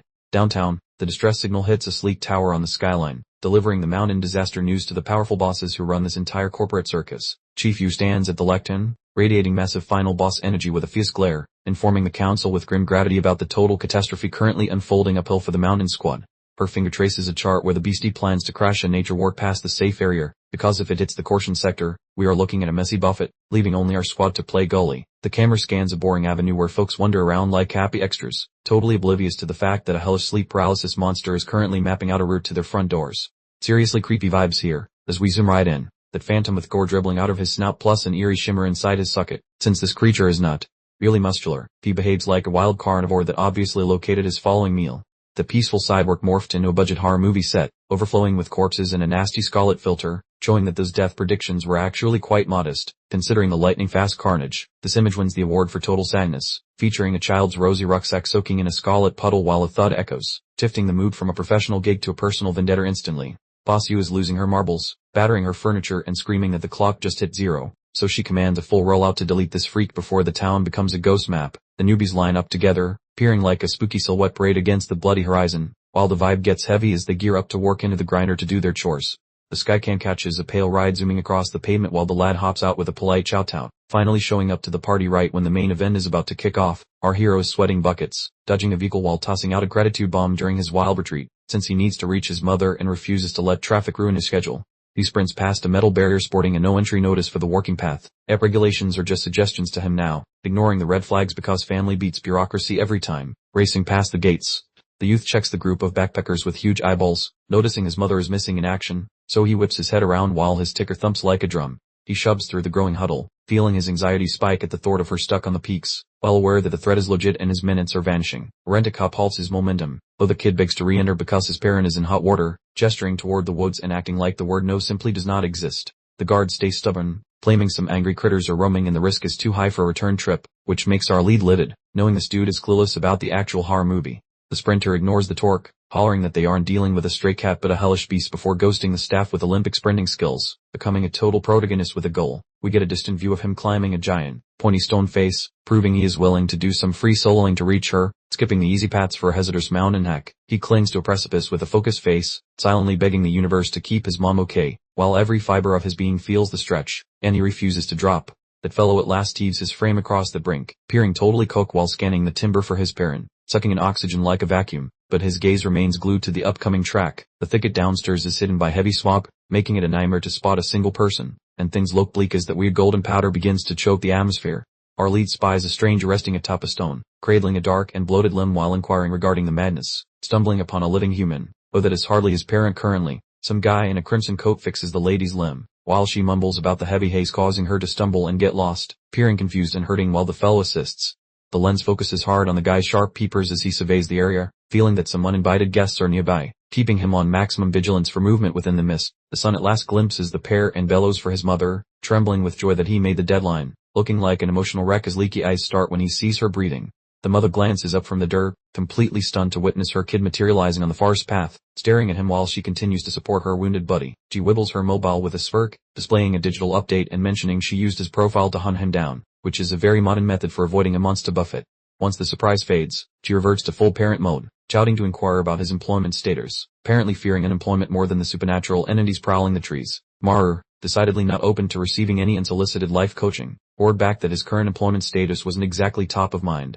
His main objective was undoubtedly ensuring their swift exit before everything took an even nastier turn. The mom's acquaintance, meanwhile, was busy delivering an Oscar-worthy performance about her civil servant son, while the mom lamented BunRv's utterly dismal track record with the ladies. Apparently, even impending doom couldn't halt the flow of mundane neighborly chatter. BunRv unleashed a guttural yell of pure exasperation, absolutely done with the casual chat session smack dab in the middle of an actual monster hangout. He was practically playing superhero, yet they were discussing his non-existent dating portfolio. Suddenly, a suspicious shower of leaves drifted past his nose, causing him to freeze solid as a colossal presence loomed directly above. He began to perspire profusely, feeling a dark, ominous shadow envelop him completely. He painstakingly tilted his head skyward, discovering a truly terrifying outline perched precariously on a branch just above his cranium. Well, folks, the main event was finally here. The creature he'd been dreading had clearly found its audience. The truly enormous, ape-like car glared down at him, sporting a truly malevolent smirk and announcing its arrival with a flourish fit for a dramatic villain reveal. This colossal brute was undeniably massive and looked absolutely lethal. BunRv's pupils dilated to dinner plate size as his ticker began performing an impressive drum solo against his ribs. He was, yet again, experiencing a full-blown meltdown, completely immobilized by terror, just like every single time before. He was now sweating profusely and practically choking for air, his internal monologue a symphony of panic shrieks as the overwhelming dread firmly took control. His visual perception was beginning to blur significantly, and his legs felt like overcooked spaghetti. The monster observed him from its perch with the focused gaze of a seasoned predator. BunRv recalled his unfortunate habit of blacking out the instant a demon graced him with its presence. He was clearly ensnared in a rather unpleasant, recurrent pattern of fear, a fact he knew all too well. He clutched his chest, a wave of profound self-pity washing over him as he wondered how a complete wimp like himself could possibly rescue his mother. The guilt was hitting him with the same gut-wrenching force as the sheer panic. Far below, his mother and her friend watched him teetering on the brink, thoroughly perplexed by his peculiar behavior. They then realized he was in genuine peril and might actually be about to take an unplanned dive. His precarious footing finally gave way, sending him tumbling backward off the precipice with a desperate, sharp intake of breath. This was shaping up to be an unmitigated catastrophe for our supposedly intrepid protagonist. His mother let out an ear-splitting shriek as she witnessed her son's descent, her face a living tableau of pure, unadulterated horror. She could only watch helplessly as he plummeted toward the unforgiving, jagged terrain below. Sensing its opportune moment, the colossal demon sprang from the branches with a savage, earth-shaking roar, its unsuspecting quarry firmly in sight. It moved like a highly motivated projectile, hurtling directly towards the terrified survivors. The monstrous beast landed directly in front of the two women, absolutely dwarfing them as they recoiled in sheer, unadulterated terror. This thing was even more spine-chilling up close, and it looked very ready for its next meal. Still plummeting through the air, BunRv screamed as he watched the creature prepare to pulverize the people he held most dear. He stretched out a hand, but he was utterly powerless and completely at the mercy of gravity. He desperately extended his hand, yet he was simply too far away, convinced it was already too late to avert the impending carnage. He squeezed his eyes shut, bracing himself for the absolute worst-case scenario. We are treated to a triptych, the monster's cavernous roar, the mother's utterly terrified expression, and BunRv's desperately tear-filled gaze as he shouts, "Well, this is her," past the point of no return. Then, from absolutely nowhere, A sudden hail of stone daggers sliced through the air, embedding themselves firmly into the monster's back and bringing its rampage to an immediate, screeching halt. Torque about a timely intervention. The impact slammed the gigantic beast into the unforgiving earth with a thunderous crash, while Manhwa himself landed nearby, looking utterly dumbfounded by the inexplicable turn of events. He simply couldn't fathom how he was still among the living. He pushed himself up from the dirt, gasping as he observed the demon securely pinned to the ground by several surprisingly sharp, oddly leathery stone blades. The creature thrashed wildly, but it was held firmly in place. He fixated on the monster's back, his mind a whirlwind of confusion as he tried to deduce the mysterious origin of those knives. He then glanced down at his own hands, a strange thought bubbling up. Did I actually do this? His mother and her companion were visibly trembling, staring in utter disbelief as they timidly asked Manhwa just what in the world that bizarre creature could possibly be. They were now looking at him as if he were a complete stranger. His companion immediately points at Manhwa, looking absolutely terrified, and demands to know what on earth is perched on his head. All Manhwa just stares back in utter confusion. Manhwa glances upward and discovers a bizarre crown of sharp stone fragments hovering directly over his skull, instantly matching the alarm on everyone else's faces. He has suddenly acquired a highly dangerous halo. He begins flailing his arms wildly in pure panic, screaming about the lethal shards circling his head. Apparently, even the user finds this new power absolutely terrifying. The women below observe him, utterly bewildered, as he appears to hang in midair supported by an unseen energy field. This is quite the transformation from the terrified amateur they were just dealing with. A sudden understanding dawns on Manhwa as he recalls battling the skeleton creature, realizing he has somehow copied its unique talent. The gluttony skill finally stops being confusing and actually clicks into place. A deep blue orb begins to radiate from his form, forcing him to grit his teeth against the agony as his physical structure transforms in response. He is currently experiencing a very dramatic and painful makeover. His shirt explodes into shreds as his back morphs dramatically, displaying a powerful, shadowy figure thrumming with raw force. He is ditching his human form in favor of something considerably more intimidating. The tight shot focuses on the stone daggers hovering behind him, highlighting the rapid pace of his physical alteration during this power-up sequence. The rock fragments themselves emit a subtle, unsettling radiance. Manhwa doubles over, letting out a pained sound as the stone pieces arrange themselves behind him, creating a dangerous-looking crown of projectiles. He currently resembles a biblical angel, if that angel happened to be a weaponized Grim Reaper. He examines his hand, flexing his fingers to see if he truly possesses command over a monster's power in this manner. He demonstrates a newfound fluidity that was definitely absent a moment ago. He focuses on the stone blades with newfound intensity, understanding that he hasn't merely absorbed the power, he can completely direct it. He has finally discovered the ability to punch back. A quick memory replays Manhwa taking a chunk out of the monster's shoulder, reminding him that his skill prevents regeneration. It's a messy talent, but undeniably effective. The tight shot reveals Manhwa's eyes glowing crimson, as he calculates that his gluttony power might actually allow him to steal abilities from consumed demons. This discovery fundamentally alters the rules of engagement. Manhwa tightens his hands with fresh determination, believing he finally possesses the necessary tools to destroy this creature using its own skills. He has finally embraced his inner warrior. He glances at the creature below him, observing that it appears remarkably feeble now that the sharp fragments have immobilized it. The hunter has suddenly turned into the hunted. He begins to wonder how the inner mountain squad completely failed to contain an enemy that currently appears so easily handled. The logic of the power levels feels entirely inconsistent. Out of nowhere, highly polished dress shoes enter the shot as a figure approaches the kneeling Manhwa. The atmosphere in the woods instantly switches from chaotic to corporate. A well-dressed man inquires about Manhwa's condition, yet the surrounding energy immediately feels chilly and severe. This isn't your average emergency crew. These are clearly the heavy hitters. The duo from the central command center to loom above him, completely underwhelmed, and sarcastically question why he permitted the monster to flee. This is pure bureaucratic arrogance in action. The command official sporting the peculiar hairstyle shoves his face close to Manhwa's, insisting on an explanation for their inability to contain the location. He is visibly determined to find a scapegoat for this entire mess. A regional officer is visibly shaking in terror, barely managing to explain that the monster was far too horrifying and annihilated their entire squad. He appears utterly traumatized. The official without hair rejects this explanation, noting that their leader was allegedly a level 7 heavy hitter. He's openly accusing them of being completely inadequate for the task. The second official sneers, moving closer with a condescending expression while inquiring what kind of frightening power a mere level 5 creature possesses. They have clearly miscalculated the danger level. Abruptly, the seemingly feeble beast on the forest floor begins to throb with an intense white radiance, surprising all observers. Its power levels are instantly escalating at an alarming speed. Manhwa glances back with a look of concern, observing something shimmering within the creature's illuminated body. He immediately recognizes this transformation as highly ominous. The creature's physical structure starts to swell and twist, making disgusting noises as it experiences a rapid and severe change. It is expanding dramatically past its initial proportions. Razor-sharp stone protrusions burst from the creature's spine with an unsettling sound. The official from headquarters finally understands the reality of this situation. This is a reflection demon capable of duplicating any power. Manhwa looks on in complete dread as he comprehends that the beast has precisely duplicated his recently acquired stone shard ability. He has created a living echo of his worst fears. The monster instantly launches a devastating volley of sharp stone fragments directly at Manhwa, accompanied by an ear-splitting noise. He is now being attacked using his exact own signature technique. Manhwa completely lost the element of surprise, letting out a shriek as the initial impact launched him tumbling backward through the air. The elite headquarters team simply watched, absolutely stunned. The camera zooms in uncomfortably on Manhwa's face as the incoming shards absolutely shred him, a crimson spray exploding from his mouth. His big hero moment just devolved into a total, bloody embarrassment. Manhwa struggled to breathe, blood trickling down his chin as the shock registered. He simply couldn't believe it. The monster had just utilized the exact same stone shard technique he had stolen from the skeletal creature. He glanced down at the ground, seeing the sharp rock fragments littered everywhere. The grim realization struck him hard that this was not just a powerful enemy, it was a direct countermeasure to his own abilities. The mirror monster settled into a low crouch in the grass, watching Manhwa like a predator calculating the perfect opportunity for its next strike. It maintained the chilling blank expression that suggested it hadn't even started trying yet.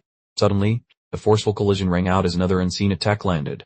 Manhwa groaned in agony, realizing he was being pelted with his own copper moves while trying to catch his breath. He coughed out the painful truth about the reflecting power, clutching his side as the full weight of the situation landed. The creature was mimicking everything he did, transforming his biggest asset into his greatest liability. Manhwa fixated on the demon's feet as more rock fragments clattered to the ground. He realized it absorbs its opponent's skills, meaning that the longer he kept fighting, the more dangerously proficient this thing became. Manhwa reached out with a trembling hand, his shirt already in tatters from the assault. He desperately searched for an opening, but his physical condition was quickly deteriorating. The monster casually snapped its fingers with an obnoxious sound. It was effectively flexing on him, demonstrating that it could conjure the sharp projectiles whenever it pleased without any visible effort. The creature pointed an insulting finger directly at Manhwa, who looked utterly miserable. He inwardly lamented that his pride was suffering just as much damage as his poor ribs. Manhwa was completely disoriented, his vision starting to blur, when a distant cry pierced through the haze. Someone was shouting for Manhwa's mother, causing his heart to stop in panic. He whipped his head around and spotted the Inway Mountain team captain holding onto his mom in the distance. Both were covered in grime and appeared absolutely terrified. Manhwa immediately disregarded his personal pain and rushed toward her, bellowing for his mother and inquiring about her well-being with every ounce of remaining energy. A close-up view showed a nasty, bloody wound on an arm, revealing the healing yellow powder was failing to work properly. Manhwa concluded that the healing dust was useless. Realizing their predicament was severe, the team leader shot Manhwa a serious glance, warning him he was bleeding out. Manhwa simply clenched his teeth and shouted that he was completely fine, having officially engaged maximum protective sun mode. Manhwa stood up tall, revealing his shredded clothing and some surprisingly defined abs, though they were smeared with blood and dirt. He declared internally that with no one else coming to help, he had to protect his mom. He stared down the monster through the thick swirling mist. He let out a primal roar, pledging to safeguard her no matter the cost, appearing far more like a professional officer and less like a panicked rookie. He instructed his mother and the auntie to take cover instantly while he held the front line. He stood firm against the creature, despite the fact that his knees were visibly quaking. The mountain captain was totally bewildered by the sudden shift in Manhwa's energy. Manhwa proudly announced that he was a civil servant tasked with protecting civilians, and frankly, he had never seemed more legitimate. He flashed a bloody, self-assured smile that was actually pretty unnerving. He announced he would be back in a moment, radiating far more confidence than he had any right to display. Manhwa turned his back on his family and began striding purposefully into the dust cloud. He looked like a man willingly entering a meat grinder. Yet he didn't once look back. He launched himself forward with a tremendous sound. He moved with a level of speed previously unseen from him, fueled entirely by desperate panic. He collided with a mirror creature using a brutal tackle. The resulting impact echoed as he wrapped his arms tightly around the beast and drove it into the earth. Manhwa was screaming at the top of his lungs while grappling with the monster on the ground. He had completely abandoned his special abilities and was just fighting with pure, savage instinct. With a massive heave, he launched the creature through the air. He was literally propelling the monster away from his mother, desperately buying her every possible second he could. The mountain squad leader was shouting for assistance as the scenario spun rapidly beyond their control. It appeared absolutely certain that backup forces were still nowhere in sight. The panoramic shot revealed small birds scattering from the trees in absolute terror. The whole mountainside appeared to be holding its collective breath, anticipating the next horrifying development. Manhwa was revealed lying motionless on the ground, his water bottle shattered next to him. That final explosion of effort appeared to have completely depleted his reserves. His fingers twitched weakly in the soil as he let out a low moan of anguish. He remained technically alive, yet he was undeniably far from being well. Manhwa was currently resembling a human puddle, collapsed on all fours and struggling for breath, his crimson liquid form and unfortunate tail beneath him. Clearly, he'd reached his absolute limit, yet the monstrous fiend remained frustratingly at large. Through eyes clouded by agony, he twisted to glimpse his mother, a silent, desperate prayer repeating in his mind, something about keeping that wretched Rakshasa a million miles from her, a thought that somehow jump-started his failing limbs. Smijt, ever the optimist, clung to the notion that a few more precious moments would undoubtedly summon the cavalry, specifically the Inway Mountain squad, proving he was still auditioning for the lead role of a hero, even as his internal casting call suggested he was unraveling. Abruptly, a pair of impeccably dressed gentlemen appeared, seeming utterly nonplussed by the gore-splattered tableau, one even casually inquiring about the local decor. It was instantly obvious these were the highly paid professionals from the central office, probably on their lunch break. They observed numerous reflective fiends towering over the fallen local guardians, a clear indication the creature had kept busy while poor Maru tried to get his beauty sleep. The duo of recent arrivals stood shoulder to shoulder, their elongated silhouettes painting dark streaks across the battleground, giving off the distinct impression they'd witnessed the specific chaos at least a millennium ago. A creature of darkness edged closer, emitting a guttural rumble, prompting one of the suited gentlemen to ponder aloud why there seemed to be an entire convention of Raksharsas who had decided to coordinate their outfits. The office of sporting a surprisingly fashionable bowl cut elucidated the predicament, revealing the in-wing mountain team leader's talent for self-replication had been cruelly mimicked by that sneaky mirror Raksharsa. Honestly, some days you just can't catch a break, can you? The completely hairless officer meticulously surveyed the multiplying horde of duplicates, his expression a testament to serene analysis, clearly attempting to uncover the secret before they were all engulfed in a very unwelcome group hug. The clones unleashed a perfectly coordinated bellow, a sound so potent it likely vibrated their very molars. They now faced a bona fide infantry of formidable level 5 fiends. The bald gentleman calmly pondered that obliterating the original creature would logically dissolve its doppelbangers. Yet the million-dollar question remained, which one was the actual villain? He pondered, looking like he merely lost a sock. The fiery-tempered officer emphatically smashed his knuckles together, declaring with a booming voice that he frankly couldn't care less about the specifics and they should simply eliminate every single one. Peering Perfectla prepared to redecorate the nearby peak with a new, very large ventilation shaft. He unleashed a single, devastating blow, so potent it actually left a visible ripple of displaced air, an undeniable sign that this fellow had clearly specialized in the art of catastrophic property destruction. An earth-shattering collision instantly pulverized the terrain, launching both bewildered fiends and fragmented stones in every conceivable direction. Well, that certainly was one way to politely ask everyone to leave. The bald officer merely exhaled a long-suffering sigh, labeling his colleague as utterly unenlightened. He clearly favored a far more delicate methodology, but for now, he generously allowed his partner to enjoy his destructive tantrum. The fiery individual was currently engaged in what appeared to be an extremely enthusiastic grappling contest with one of the duplicates, genuinely seeming to relish every moment. Meanwhile, the other officer, ever the strategist, calmly inquired about the genuine article, still hunting for the actual culprit. The tight shot revealed the creature's horrifying oral cavity, packed with multiple unsettling rows of razor-sharp fangs poised to chomp down, all while emitting a most unappetizing gurgling sound as it attempted to dine. Maru stood precariously atop a towering boulder, observing the chaotic melee unfolding below, a rather ominous hail of sharp stone fragments orbiting his skull. Yet he seemed perilously close to simply taking a spontaneous nap. Clasping his aching skull, with a trickle of blood making an unwelcome escape from his chin, Maru let out a pain lament regarding his throbbing cranium. Obviously, wrestling with his supernatural abilities was doing no favors for his mental state. He began to hobble away from the precipice, his world slowly shifting into a crimson hue, only to once more perceive the familiar tones of his mother's voice, inquiring about his current state of disarray. He froze instantly, the blood draining from his face as he pinpointed the source of the sound originating from the swirling mist. He was utterly crushed, understanding the fiend was still orchestrating its twisted psychological warfare. With a trembling digit, he jabbed accusingly into the opaque vapor, screaming a furious directive for it not to dare impersonate his mother, nor even approach her, his gaze radiating an almost frightful brilliance. The monstrous entity bellowed a defiant response, appearing entirely unperturbed by his indignant declarations, almost as if his furious indignation was merely serving as a rather delicious snack. A torrent of jagged stone fragments hammered the earth surrounding the demonic target, yet every single one regrettably failed to connect, indicating Maru's precision had apparently taken an unscheduled vacation. He emitted a vexed groan concerning the utterly baffling trajectory of his stone projectiles, suddenly comprehending that possessing immense capabilities was rather pointless if one couldn't even hit the board side of a barn, let alone a demon. The malevolent creature launched into an absolute frenzy, leaping through the very air and barraging Maru with jagged fragments from all points of the compass. It was nothing short of a geological tempest, and Maru was definitely experiencing an unscheduled exfoliation. Maru clenched his jaw, his visage now a macabre masterpiece of crimson and righteous wrath. He was absorbing blow after painful blow, yet he stubbornly swore he wasn't about to hit the dirt again. He roared a defiant challenge for the beast to finally absorb a solid impact, then hurled a colossal stone fragment with the desperate, concentrated might of every last ounce he possessed. The projectile finally found its mark, embedding itself squarely in the fiend's torso with a deeply unsettling dull impact, eliciting an unholy, ear-splitting shriek of pure agony from the monstrous entity.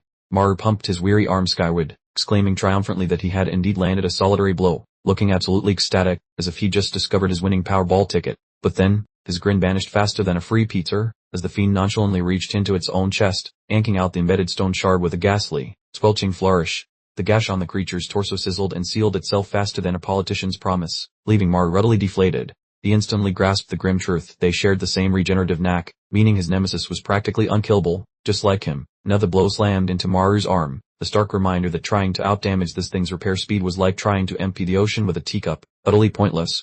His mind, desperate for a lifeline, dipped back to Captain Kang, dredging up a rather memorable chat from their grueling training days. The memory flickered to life, revealing Kang's stern gaze fixed upon him.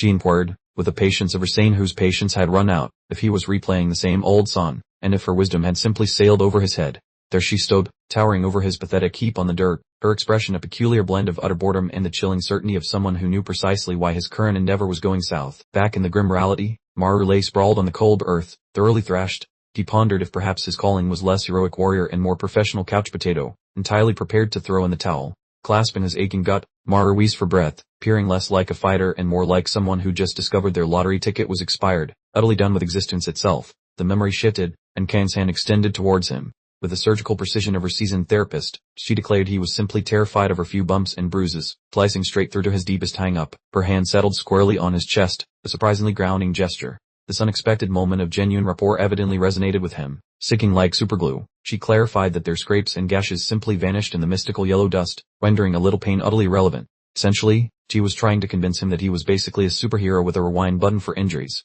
Meanwhile, Manhwa was off in his own little world, muttering about this gluttony ability, completely spaced out while Kang's wise words flowed past him like water off a duck's back. He practically levitated and blurted out a loud apology, startled by her lecture. Clearly, his default setting was panic button, even when reliving his past blunders.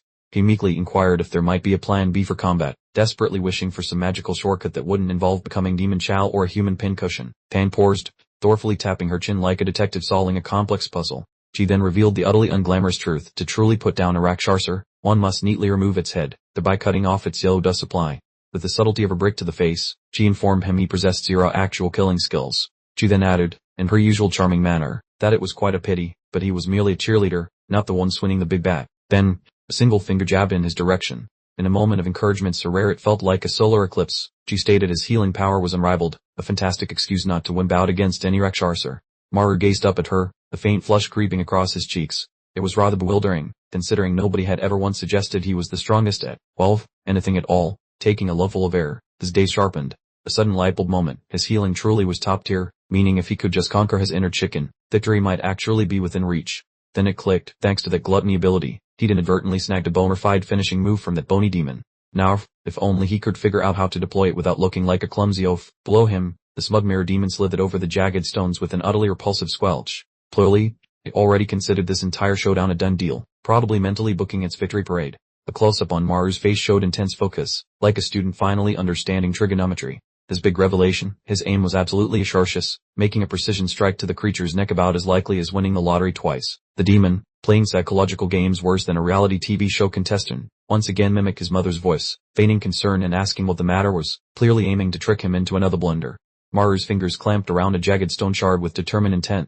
This time, there'd be no feeble tossins. He clearly cooked up a scheme far more audacious than just playing rock paper scissors with a monster. He launched into a dizzying, high-velocity aerial spin, transforming himself into a human-shaped Beyblade. His weight and sheer momentum coalesced, effectively making him a sentient, very angry, brilliant implement.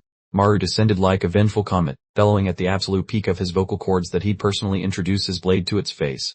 He was closing the gap for good, and the demon's expression finally shifted to one of "Oh no, I've made a terrible life choice." Manhwa poured every ounce of his being into the attack, convinced he'd finally bagged the grand prize. His inner monologue was a cacophony of triumphant shouts, but it seemed his mental confetti can might have fired off just a tad prematurely. A shockwave of dismay slammed into him like a runaway locomotive as the mere Rakshasa, with infuriating nonchalance, simply swatted aside his ultimate attack with a single hand. Manhwa gaped, utterly flabbergasted, realizing his most potent maneuver hadn't even managed to tickle a tide. Manhwa's face contorted into a grimace of raw desperation and exertion as he strained to penetrate the unyielding defense, gnashing his teeth like a trapped badger. Yet, the monstrous entity remained as immovable as a mountain, seemingly bored. Abruptly, the demon's hand darted forward with a truly nauseating squelch, the blur of motion far too swift for Manhwa's senses to register. Just like that, the entire flow of the confrontation dramatically flipped on a dime. This gigantic reflective fiend levitated Manhwa by his wingtip, fixing him with an unsettling stare. As if that wasn't unnerving enough, it then began channeling his mother's voice, kindly inquiring about his life choices while he gasped for air. Poor Manhwa hung suspended, utterly defenseless, as the monstrous entity weaponized his most excruciating recollections like a particularly cruel life coach. The glitchy, Princeton speech bubble endlessly echoing his name really cranked the terror up to 11, proving far worse than any pop-up ad. With a dramatic flare, the fiend then hammered its unencumbered paw into the stone wall beside Manhwa's skull, making the very bedrock erupt with an ear-splitting snap. Clearly, it was merely grandstanding, parading its monstrous brawn while casually batting its snack around. This reflective fiend had utterly seized control, pressing Manhwa firmly into the unforgiving, spiky terrain. It gazed down with a truly villainous smirk, clearly prepared to wrap up this rather lackluster wrestling match once and for all. With a prodigious grunt, the demonic entity punted Maru clear across the open space, treating him like a particularly uncooperative stuffed animal. The sheer oomph behind the toss was frankly outrageous, sending Maru sailing straight towards what promised to be a truly spectacular, face-first crash. Maru's peepers stretched wide in utter disbelief, finally grasping that his current trajectory was entirely irreversible. He was, to put it mildly, about to experience a rather abrupt and involuntary geological tasting, likely with some dental complications. He slammed into the terrain with gusto, promptly generating a colossal mushroom cloud of grit around his point of impact. His lungs then apparently went on strike, as he choked out a desperate declaration about his sudden inability to process oxygen. Maru lay sprawled flat on his spine amidst the grime, offering up a delightful blend of earth and bodily fluids. Each desperate gasp for air was a Herculean effort, and he appeared perilously close to taking an unscheduled nap right on the spot. The camera zoomed in with uncomfortable intimacy on Maru's glistening, rather watery ocular orbs. Plurally, the rusty cogs in his skull were finally grinding into action. He finally grasped that relying solely on his standard issue human capabilities wouldn't cut it, prompting a realization that it was high time to unleash his truly unsettling, supersized appetite for victory. A crimson trickle escaped his lips as his demeanor shifted, becoming chillingly primal. He absolutely needed to consume this particular individual, and with no time for second thoughts, he wholeheartedly embraced his inner, monstrous food critic. The reflective fiend, clearly not a fan of contemplation, rocketed through the mist with its formidable talons unsheathed. It was barreling in like a demon-shaped missile, leaving Maru conveniently glued to the earth. The creature then applied its choppers directly to Maru's shoulder, producing an undeniably queasy, bone-on-bone sound. Maru, naturally, responded with a profound bellow of anguish, his operatic cry reverberating through the entire woodland. Ignoring the rather significant discomfort, Maru suddenly discovered a fresh burst of adrenaline and promptly shrieked right back into the demon's ugly mug. He clearly wasn't planning on exiting this party quietly, with pure, unadulterated fury beginning to eclipse his senses. Maru, the true master of plot twists, promptly retaliated by gnawing into the demon's neck with gusto. This officially marked the moment he decided his special eating talent was perfectly suited for a no-holds-barred, fight-to-the-death buffet. Maru vaguely registered that he might have been bitten, as he and his opponent engaged in a truly feral, dog-eat-dog or rather, human-eat demon struggle. A rather impressive, albeit grotesque, crimson sprinkler system promptly activated across the entire scene. Maru disengaged, tightly gripping his severely compromised shoulder, as the full, ghastly extent of his injury finally registered. He was hemorrhaging like a broken faucet, and insult to injury, his monstrous adversary remained perfectly vertical. Maru's visual perception then decided to host a dizzying, blurry carnival, a direct consequence of his rapidly decreasing internal fluids. He mumbled some incoherent observations, feeling his grip on reality quickly loosening. The fiend simply loitered, observing Maru with its singularly disturbing, unwavering gaze. Maru then grasped with dawning dread that his injuries were stubbornly refusing to seal themselves, silently screaming that his crimson leakage persisted, rendering him utterly beyond repair. He sagged against a convenient boulder, appearing remarkably ready to punch his spiritual time card. Then, a truly chilling notion slammed into him. Could this monster have actually mimicked his unique, insatiable consumption powers? Maru now resembled a rather unenthusiastic specter, all pasty complexion and hollowed-out peepers. He understood, with grim certainty, that his biological hourglass had practically run dry before he fully expired from blood loss. He fixated on his crimson-stained mitt, his brain performing a rapid, panicky calculus. He pondered, with morbid curiosity, precisely how long a mortal might persist after such a prodigious internal leak, essentially running a grim countdown of his final moments. The reflective monstrosity then unhurriedly ambled through the sepia haze, presenting a rather stylish, albeit ominous, impression of the Grim Reaper.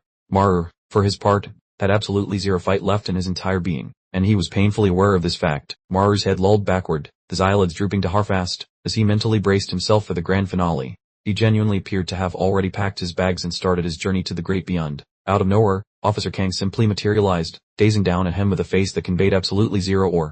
She then inquired, with truly spectacular disdain given the dire circumstances, precisely how many times he had dramatically collapsed to date.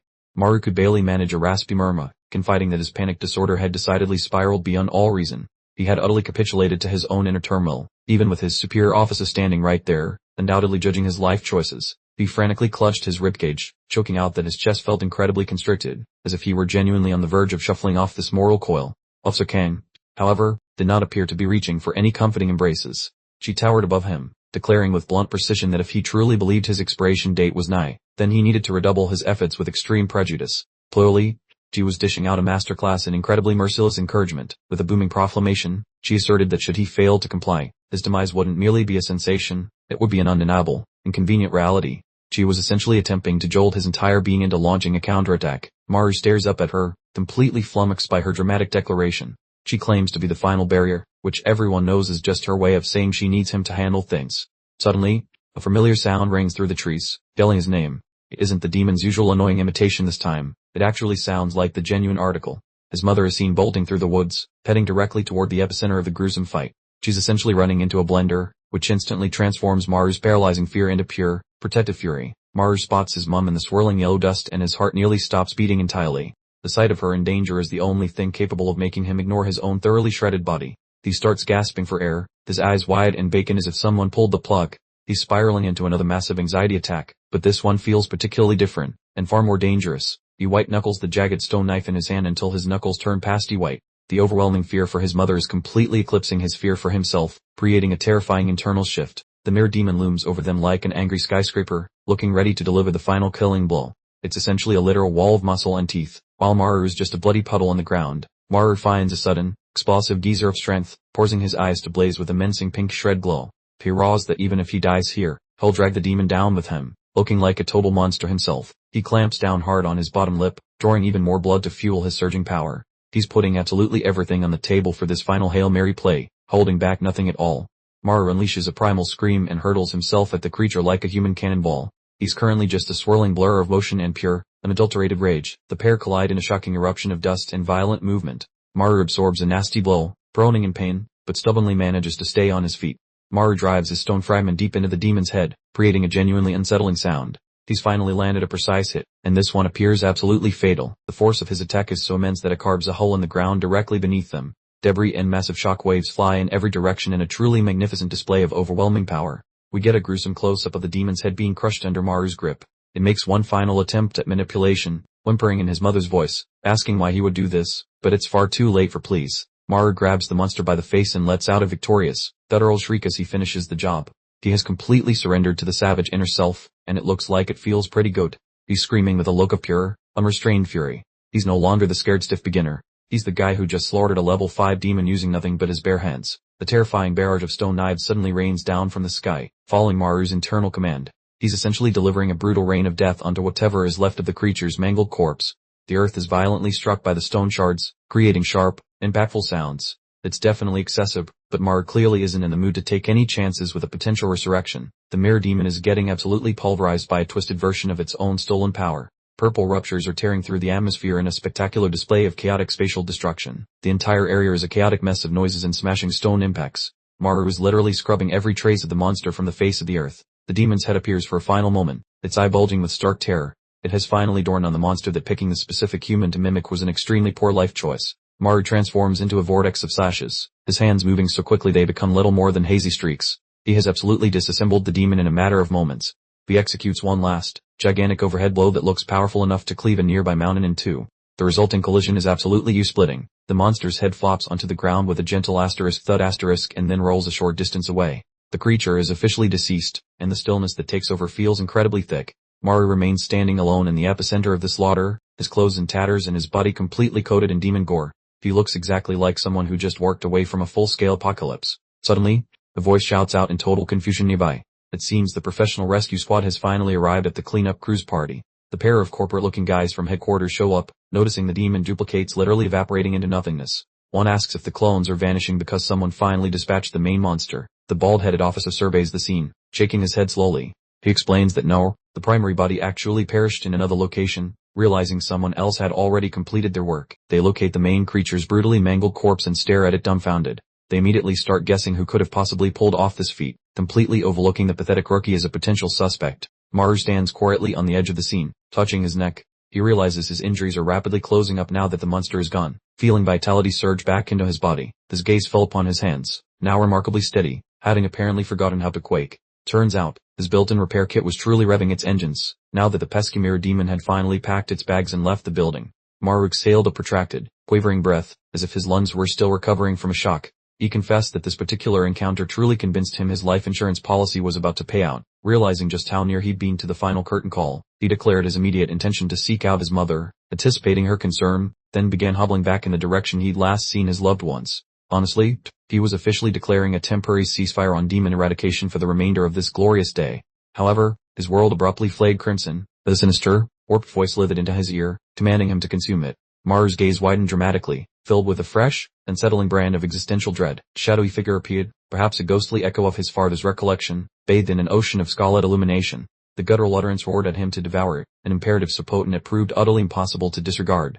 He mumbled incredulously about his astonishing lapse in memory, as his consciousness was abruptly deluged with grim recollections from his formative years. Apparently, his ravenous appetite was intrinsically linked to something far more profound than mere supernatural abilities. Maru found himself trapped within a bleak internal landscape, scrutinizing every single assumption. He pondered the persistent paternal directive to eat, slowly understanding that the persistent voice inside his skull could very well be a great deal more substantial than a simple figment of his imagination. Maru remained poised above the fallen creature, gazing downward with a rather solemn countenance. He observed that the demon had actually possessed an astonishing strength and a completely unparalleled talent, almost as if he were appreciating some exotic collectible he just unearthed. The profound epiphany dawned upon him.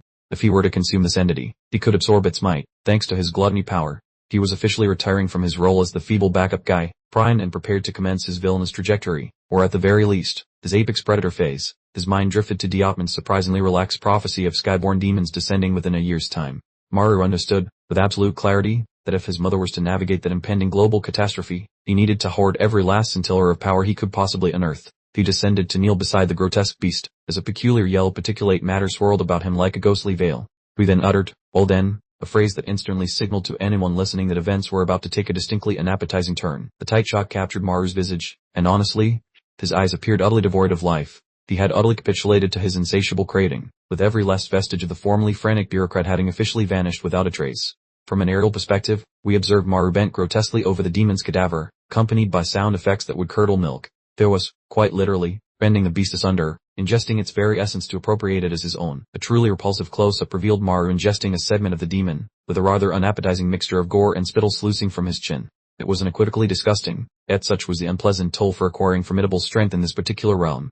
He swiped his mouth with a casual hand, his pupils now blazed with a formidable, golden, predatory luminescence. He solemnly swore that he would absolutely consume any powerful Wacharsa that dared cross his path from this moment forward, meaning the monster hunters now had a terrifying new problem, and it happened to be someone from their own team. The chapter concluded with an absolutely epic, soul-chilling close-up of Maru's gleaming golden eyes piercing directly into your very essence. He now bore the unmistakable aura of a full-fledged S-rank menace, and frankly, the demons would be wise to begin the hasty retreat.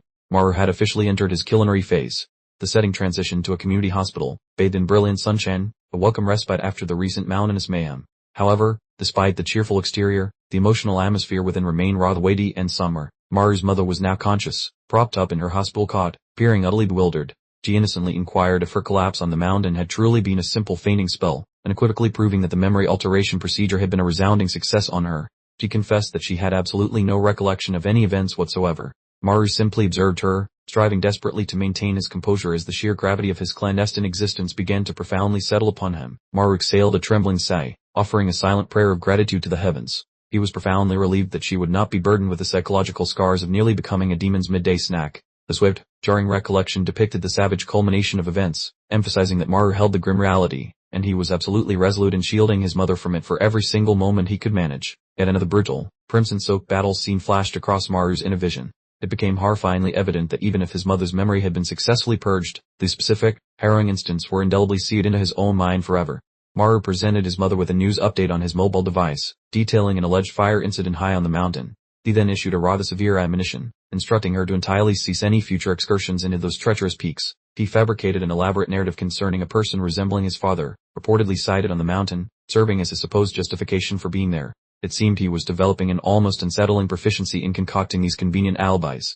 His mother listened with profound attention, her countenance etched with sorrow at the mere mention of her absent spouse. Maru, it seemed, was dicing with danger by exploiting his father's memory as a convenient pretext, all beneath an ominous, blood-red expanse of sky. Maru truly pondered a chilling thought. Could the terrifying Wacharsa have been his own father?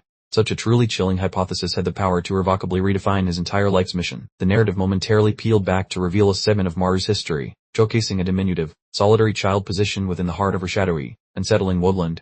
This, it appeared, was the genesis of all his nocturnal terrors. The youthful Maru appeared utterly immobilized by fright, his eyes stretched wide as he gazed fixedly into the encroaching gloom. He had unmistakably witnessed sights no innocent child should ever have to endure. Savage, disjointed recollections of crimson gore and horrifying, colossal fangs inundated Maru's consciousness. The profound psychological wounds from his early years were now returning to torment him with a vengeance, while simultaneously, in the current timeline, Maru stood silently in the hospital corridor, drenched in perspiration and shaking like a leaf. The lad stumbles while replaying that bizarre mental movie in his brain, grabbing his skull like it might explode. He looks miserable while noticing his brain has more holes than Swiss cheese, and the walls are crumbling. Out of nowhere, the voice of his mother rings out, causing him to spin around with a noise like a frightened squirrel. His nerves are fried after that weird hallucination. Someone stares with real worry and asks why he looks like a ghost, sensing a major problem. Clueless about his secret, she wonders if his boring desk job is too stressful, making poor Maru want to laugh at the ridiculousness of his situation. Plastering on a fake grin, the boy lies about settling into his career, though he is internally screeching while trying to keep her from panicking. Back at the base, Silence dies a violent death when a loudmouth bellows for Han Maru, signaling his afternoon will be anything but peaceful. Iwon is practically steaming at the door, her cheeks crimson as she shouts, leaving Maru wishing he could just vanish into the floorboards forever. The kid stutters a shaky greeting, but she immediately grills him about his unannounced disappearance, making this the most uncomfortable morning ever. Looming like a giant, Iwon casts a dark shadow over his station, delivering a verbal thrashing that leaves him looking like a kicked dog. Thon Wu jumps into the fray to tease him, suggesting the rookie simply wimped out and fled, proving he truly has a PhD in being annoying. The jerk is cackling while Maru absorbs the insults, which is honestly painful to see considering he saved everyone while nobody was looking. Just as he whispers a sorry, Officer Kang rescues him by claiming she simply failed to mention sending him home due to a supposed illness. Standing with total chill, hands in pockets, she protects him with a straight face, acting like the coolest manager despite her hidden motives. The boy is stunned, wearing a hilarious look of disbelief because his intimidating superior just lied, causing his brain to frantically process this miracle. Giving him a piercing stare, Kang makes it clear there is a secret pact between them, and he realizes he is now deeply in her debt. Shifting her rage, Iwon yells at Kang for neglecting such vital info, but the boss just breathes out, looking tired of the workplace nonsense. Iwon continues her lecture about responsibility and professional standards, but Kang tunes her out completely, proving she gives zero hoots about petty bickering. All at once, the loud emergency sirens shriek, ending the silly office fight and replacing it with a terrifying matter of survival. Springing into action, Kang tells the loudmouth she can complain later because a level 2 monster breach is far more important right now. Instinctively, Maru leaps up and yells that he is joining the fight, deciding he is finished hiding and is finally ready for some combat. A heavy silence falls over the room as everyone gapes at him, shocked that the supposed wimp would sign up for a suicide mission. The scene shifts to lush green peaks beneath the bright blue sky, appearing serene despite the hideous monstrosity lurking somewhere in the distance. The trio of Kang, Dosuk, and Maru climbs the rocky path, and while the rookie is wheezing, he manages to stay with the pros. Approaching his boss, he says he is sorry for making her cover for his disappearance, looking like a puppy that shredded the couch. Looking back, she questions why he returned after her mean treatment, putting his backbone to the test without sugarcoating a single thing. The sturdy boot slams into the soil as things get spicy, and the stress mounts as the group nears the center of the grit. With fire in his eyes, he explains that his family is the reason he returned, finally finding his purpose and transforming his entire personality. The boss stays quiet while venturing into the dense mist, being a lady of silence who obviously approves of his heartfelt response. A giant, shadowy figure begins to take shape amidst the blowing debris, signaling the arrival of a beast that is definitely oversized. The squad ground to a sudden halt, borking as the colossal creature fully materialized from the dense foliage. Honestly, for a mere level 2, this behemoth certainly knew how to make an unforgettable first impression. This demon was monstrous, swollen, prey abomination that appeared capable of squishing a minivan without even trying, with Maru and Yashak wisely keeping their distance to truly appreciate the scale of their gaseous adversary. The beast emitted a chilling, guttural roar, signifying its eagerness for brawl, proving itself far more cunning than the mindless grunts they usually swatted, which meant playtime was officially over. Folks, Kang issued her sternest final caution, reminding Maru that a level 2 wasn't merely a walk in the park. She'd witnessed these brutes dispatch seasoned pros and had absolutely no intention of losing her favorite rookie to bad breath. Maru's brow furrowed in bewilderment, internally recalling how the formidable N-Wing team had been utterly annihilated by a paltry level 5, prompting the unsettling realization that danger ratings were less about facts and more about vibes. Ashok then proudly recounted how the Soul HU unit had valiantly subdued that pesky level 5 demon, blissfully unaware she was standing next to the unsung hero who'd actually done all the heavy lifting. She launched into a passionate, sorry-eyed fan monologue about the legendary level 7 ability wielders at headquarters, while Maru just stayed, the stone-faced statue of pure, unadulterated, soul-crushing irony. Maru's inner monologue was a cacophony of frustrated screams, trapped because he couldn't possibly brag about his epic win without revealing his rather embarrassing decision to stay behind. Truly a no-win scenario. The poor guy was practically yanking his own hair out in sheer vexation, the secret savior stuck in plain sight, and this hidden heroism was slowly, painstakingly, driving him completely bonkers. Maru refocused his attention on the level 2 beast and noticed something profoundly bizarre. The creature was aggressively scrubbing its own armpits, a truly unique, if not utterly disgusting, pre-combat ritual. The portly demon meticulously worked its furry pits with gusto, producing a truly repulsive squishing sound, while Maru simply stood there, a fascinating blend of utter revulsion and utter confusion plastered across his face. Abruptly, Maru took a confident stride forward, raising a hand to halt the women, and declared with an air of absolute certainty that he alone would fight this fragrant foe. Instructing them to back off, he advanced toward the monster with an audacious swagger never before witnessed from him, leaving both Kang and Yashak utterly dumbfounded by his sudden, inexplicable surge of bravado. Yashak began to internally short-circuit, mentally screaming which Earthbound Level 1 could possibly believe they stood a chance against a formidable Level 2. In her professional opinion, the man had officially lost his marbles. Maru flashed a supremely arrogant smirk, hooking a thumb towards himself, utterly prepared to flaunt the unusual combat techniques he'd picked up from the mirror demon, regardless of how utterly gross they might be. The rotund demon struck a dramatic pose, resembling a demonic sumo wrestler poised to unleash its most potent, unholy attack, setting the stage for what promised to be a truly legendary and incredibly bizarre showdown. Maru clutched his head as a brilliant, diamond-shaped luminescence materialized on his forehead, deliberately accessing the pilfered Rakshasa power for the very first time. The screen boomed, activating the mirror, Rakshasa's ability, as Maru prepared to definitively prove to everyone that he was no longer the team's least useful, most accident-prone member. He brimmed with an unshakable resolve, reflecting on his incredible evolution since the chaotic Inwang Mountain skirmish, fully ready to finally clear his name and earn the recognition he so richly deserved. Without warning, the dense cloud of malevolent, sickly green gas began to violently erupt from the demon's armpits, marking the official commencement of literal, horrifyingly effective, biological warfare. The demon's visage twisted into a mask of pure, unadulterated evil as the putrid cloud enveloped it, letting loose a truly spine-chilling sound as the very air around them turned shockingly sour.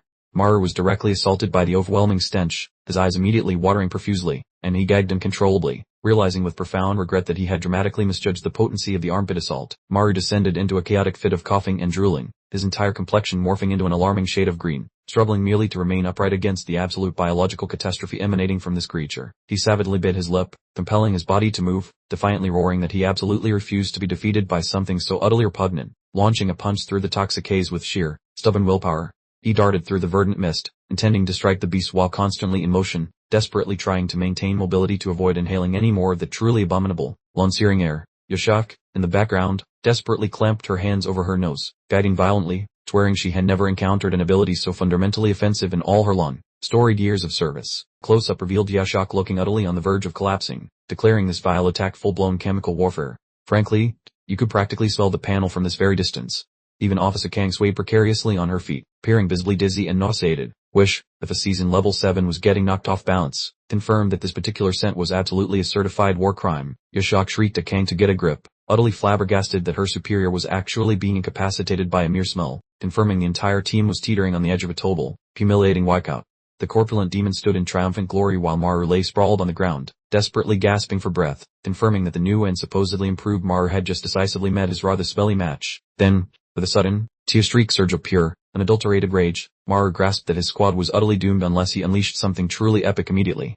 Maru unleashed a new splitting, ancestral bellow, proclaiming loudly that no one should ever underestimate his lightning quickness, as his entire form pulsed with an unnatural, blazing golden luminescence. He began to zip around with such incredible velocity, becoming little more than a phantom streak, a high-pitched whirring sound accompanying his dizzying orbits around the thoroughly baffled behemoth. Maru generated a literal cyclone of chaotic movement, his lightning-fast trajectories etching invisible paths across the sylvan arena, leaving the bewildered fiend utterly incapable of pinpointing his exact location. The enormous creature twirled helplessly in frantic circles, its colossal head straining for even a fleeting sight of the young upstart, while Maru, like a cat with a very confused ball of yarn, bided his time. Without warning, Maru materialized directly before the hulking monstrosity. This feature set in an unnerving tableau of intense focus, then shrieked to dare for the beast to muster every ounce of its formidable power. He unleashed a gargantuan, bone-jarring punch, roaring something vaguely encouraging like a sports coach mid-swing, which landed squarely in the demon's gut with such earth-shattering force it sent seismic tremors rippling across the terrain. The noxious, verdant mist was violently scattered by the sheer energy of the assault, as the fiend emitted a truly humiliating, squeaky wail, abruptly crumpling into a bizarre, accordion-like posture. The portly monstrosity was catapulted majestically through the atmosphere, performing an involuntary aerial ballet before spectacularly face-planting into the soil with a colossal, ground-shaking thwack, proving Maru could solo a formidable foe with casual disregard. From a rear vantage, Maru appeared, hands resting on his knees, puffing like a steam engine. He was utterly drained, yet remained the lone figure still defiantly upright amidst the chaos. He slowly pivoted towards his female companions, clearly resembling a dish rag that had just run a marathon, but beaming with self-satisfaction. The women, however, really stood frozen, their jaws dangling like forgotten ornaments, completely flabbergasted. Maru flashed a slightly imbecilic, boss-splattered smirk, muttering a rather faint declaration of triumph. Just like that, our beloved goofball returned, as if that spectacular, pulse-pounding battle had simply been a minor inconvenience. Kang and Yosak simply gazed at him, their faces completely devoid of any discernible emotion, as if their brains were undergoing a massive software update attempting to process the sheer absurdity of the spectacle they just endured. The sweeping panorama revealed the breathtaking vista of the Alpine River as the morning mist gradually dissipated. The meteor, tooth and claw peril had thankfully vanished, yet a whole fresh batch of perplexing inquiries was only just beginning to coalesce. Kang shot Maru a glacial, solemn glare, which instantly froze his celebratory annex mid-giddy dance. Her expression screamed, in no uncertain terms, a chilling summons for a very serious and imminent discussion. Maru knelt, vigorously scrubbing at his suddenly burning eyeballs, while Kang, with the serene composure of a seasoned lecturer, meticulously detailed the curious mechanics of his developing powers. Apparently, devouring a demon allowed one to pilfer its unique capabilities. A sudden, dawning comprehension washed over Maru, prompting him to confess that the previous fiend he consumed had possessed identical mirror image powers. He was slowly beginning to grasp the rather unnerving, Frankenstein-esque implications of his own evolution. He voiced his epiphany aloud, declaring with a dramatic flourish that this explained precisely how he managed to replicate the peculiar armpit-based defensive skill of the monster he'd just dispatched. It was undeniably potent, yet undeniably the strangest proficiency he'd ever encountered. Gosak, without warning, erupted into an uncontrollable paroxysm of gleeful, borderline insane cackling, enthusiastically jabbing a digit in his direction. She declared, for gasps and giggles, that the entire armpit odor assault was, without a shadow of a doubt, the comedic highlight of her existence. She was practically expiring from mirth, mercilessly ridiculing his utterly bizarre talent, while poor Maru simply stood rooted to the spot, a picture of absolute mortification. Indeed, this certainly wasn't a room full of easy laughs. Maru fidgeted, self-consciously scratching his cheek, his face burning a bright crimson with utter humiliation, as he sheepishly inquired if his newfound prowess was truly that peculiar. The poor chap merely craved a sliver of acceptance. Abruptly, Officer Kane extended a hand, bestowing a surprisingly tender, albeit slightly condescending, pat upon his head. She gently assured him that, no, it wasn't weird, and he had performed admirably and undeniably progressed, granting him the long-sword approval he so desperately craved. Maru's entire countenance instantly became a vibrant shade of pickled beet, a direct consequence of the sudden, the merited accolade. He appeared on the verge of shedding blissful tears, the man finally acknowledged by his superior after countless thankless endeavors. That, with the precision of her seasoned assassin, Khan leaned in, fixing him with a truly frigid, laser-beam gaze. Then, with a single, perfectly aimed syllable, she added, disgusting, utterly detonating the entire heartwarming scene into a million tiny, awkward pieces. Maru's very being instantly crumbled into a million infinitesimal pieces due to the gross declaration. This poor, fragile heart underwent a visible, cartoon-style implosion, registering an off-the-charts, comedic level of psychological trauma. Kang and Yashoka then strolled off with infuriating nonchalance to inspect their equipment, utterly oblivious to the quivering emotional crater they had just created. Maru, it seemed, had been demoted to a mere smudge in the scenic backdrop. Maru collapsed onto the verdant turf, emitting a profound, mournful exhalation of absolute defeat. He began a rather dramatic internal monologue, bemoaning his terrible luck at encountering such an utterly peculiar fiend, which inevitably resulted in his own public humiliation. He buried his crimson face in his palm, still simmering with profound embarrassment. He'd naively imagined this was his golden opportunity to erase past blunders, but instead, he simply ended up reeking like a particularly enthusiastic gymnasium changing room. He reclined upon the soft grass, gazing skyward at the fluffy clouds with a weary, yet contented, grin. The profound, if slightly art, revelation dawned on him. Despite the utterly bizarre nature of his powers, he was genuinely advancing. Without warning, an enormous, looming silhouette eclipsed the sun above him. Then, a remarkably composed, resonant voice rumbled, querying if he was in need of a Maru, and the entire atmosphere immediately gained about 20 pounds of pure, unadulterated tension. Maru, jolted, squinted against the glaring sun, spotting a skyscraper of a man in a sleek black suit, a silhouette of impending doom or perhaps a very stylish tax collector. We squeaked out a question, wondering just who this mysterious figure might be. This enigmatic fellow casually brought up the level 5 rickshaw Samar had tangled with on Inwing Mountain, a statement that clearly broadcast his full awareness of Maru's recent extracurricular activities. Our rookie hero suddenly felt like he was playing poker with a full house when he only had a pair of twos. As the mysterious figure's face finally emerged from the shadows, it was none other than Director Jiang Ildo, who fixed Maru with a stare so serenely authoritative it suggested he'd not only seen it all, but probably filed it, indexed it, and then written a best-selling memoir about it. Director Ildo bent just a fraction, observing Maru's desperate attempt to regain some semblance of uprightness, a gesture that amplified their already astronomical power imbalance to comedic levels. Maru, for his part, was vibrating like a leaf cord in a hurricane, or perhaps a cheap cell phone. Ildo's gaze remained thoughtful, but quiet pondering, as he internally processed the sheer improbability of a humble level 1 operative vanquishing a level 5 threat. He understood, of course, that such an achievement simply defied conventional logic, implying Maru was either incredibly gifted, or had somehow accidentally pressed the win button. Maru, practically swallowed by his own tongue, could only manage a series of bewildered stammers, his mind struggling to compute the shocking reality that the very founder of the entire task force, essentially the CEO of monster hunting, was currently engaging him in conversation. A faint, enigmatic smile graced Ildo's lips as he casually declared his intention to recruit Maru for the prestigious Seoul headquarters, effectively detonating the biggest, most unexpected bombshell in Maru's relatively short, but certainly eventful, existence. Director Ildo, in a move worthy of a movie poster, theatrically extended his hand toward Maru, presenting an opportunity that felt like winning the cosmic lottery. It appeared our bewildered rookie was officially punching his ticket straight to the big leagues, where presumably the snacks were better. Maru's face was a perfect portrait of someone who had just encountered a spectral apparition, as he stayed in utter disbelief at Director Ildo's unbelievable proposal.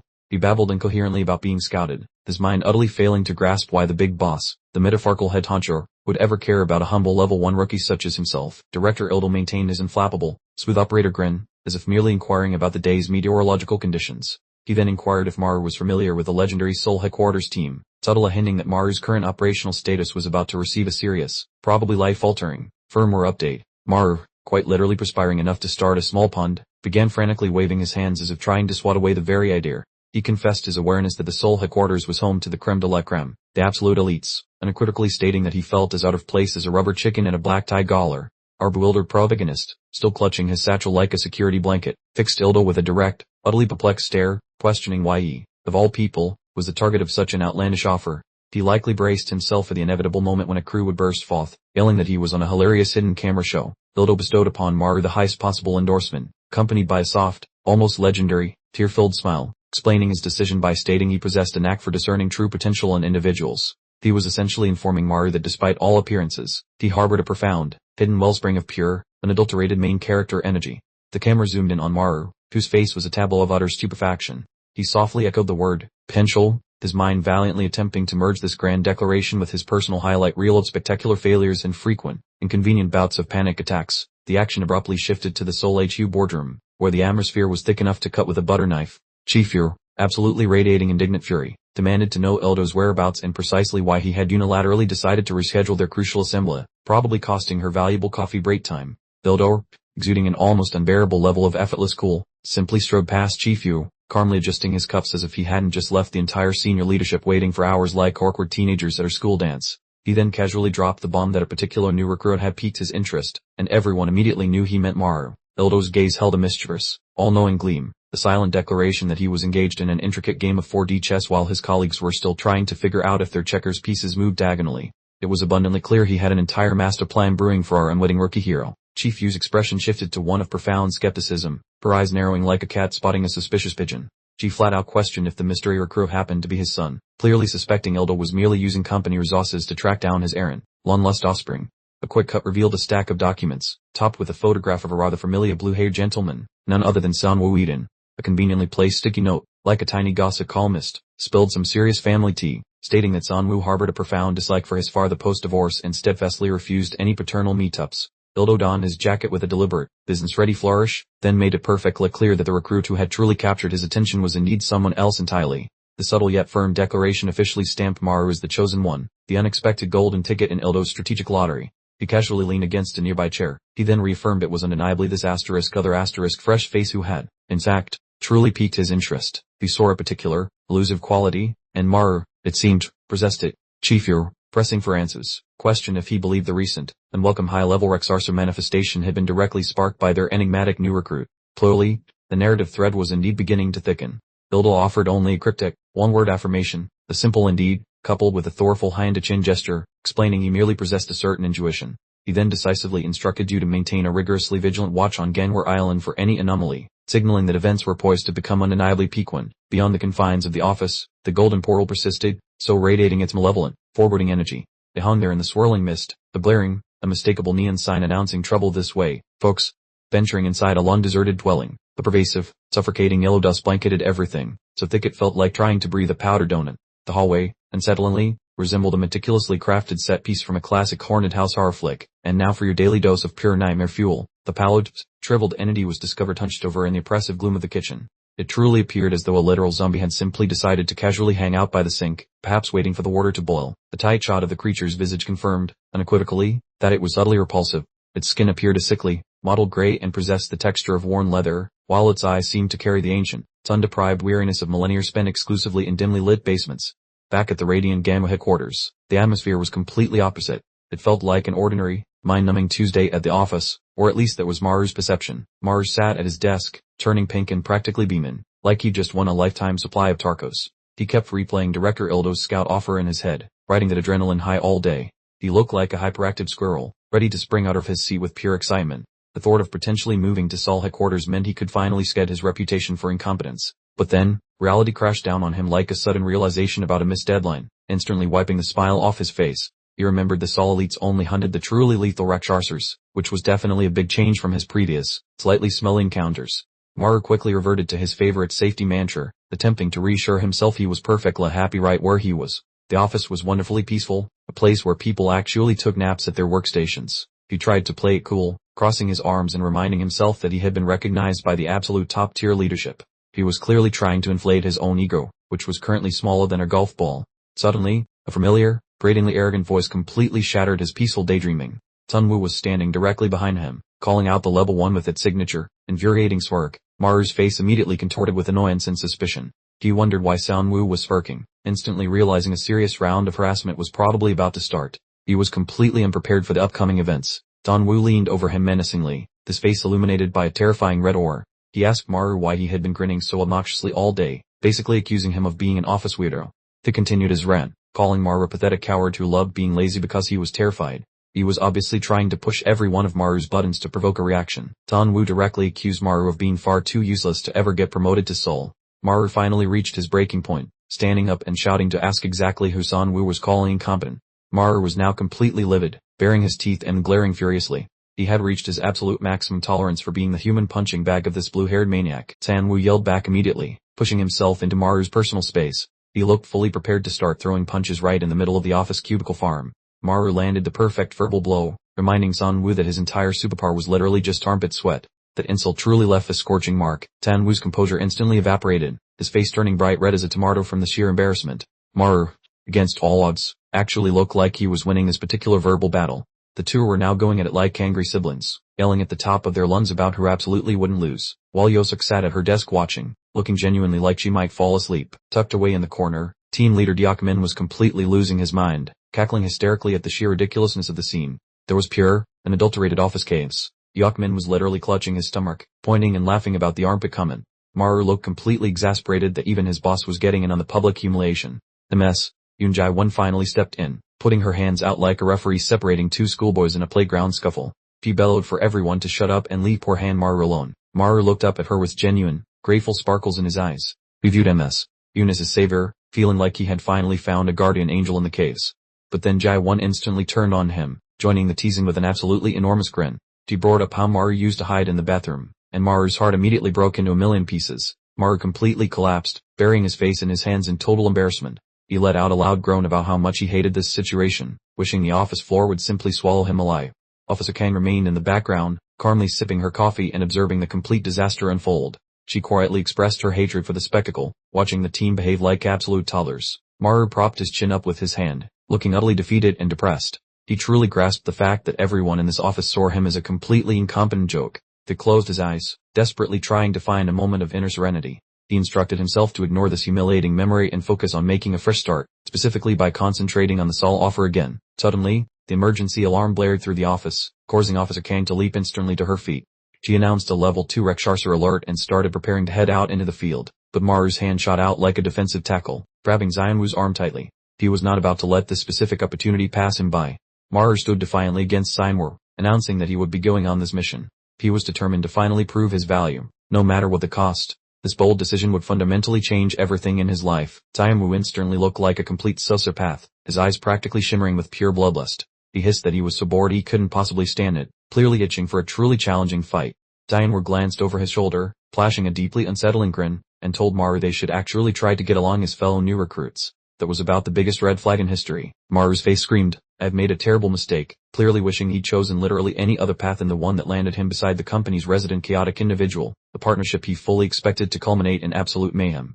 Suddenly, the vista shifted to an absolutely gorgeous, verdant mountain slope bathed in a brilliant sky, so tranquil you might just momentarily overlook the hull creatures that devour souls part of the local scenery. Maru and Zionwoo lumbered up the winding path, already appearing as if they'd been traversing inclines since dawn, with Zionwoo practically wheezing like an old accordion. The sight Maru found surprisingly, perhaps even deliciously, satisfying.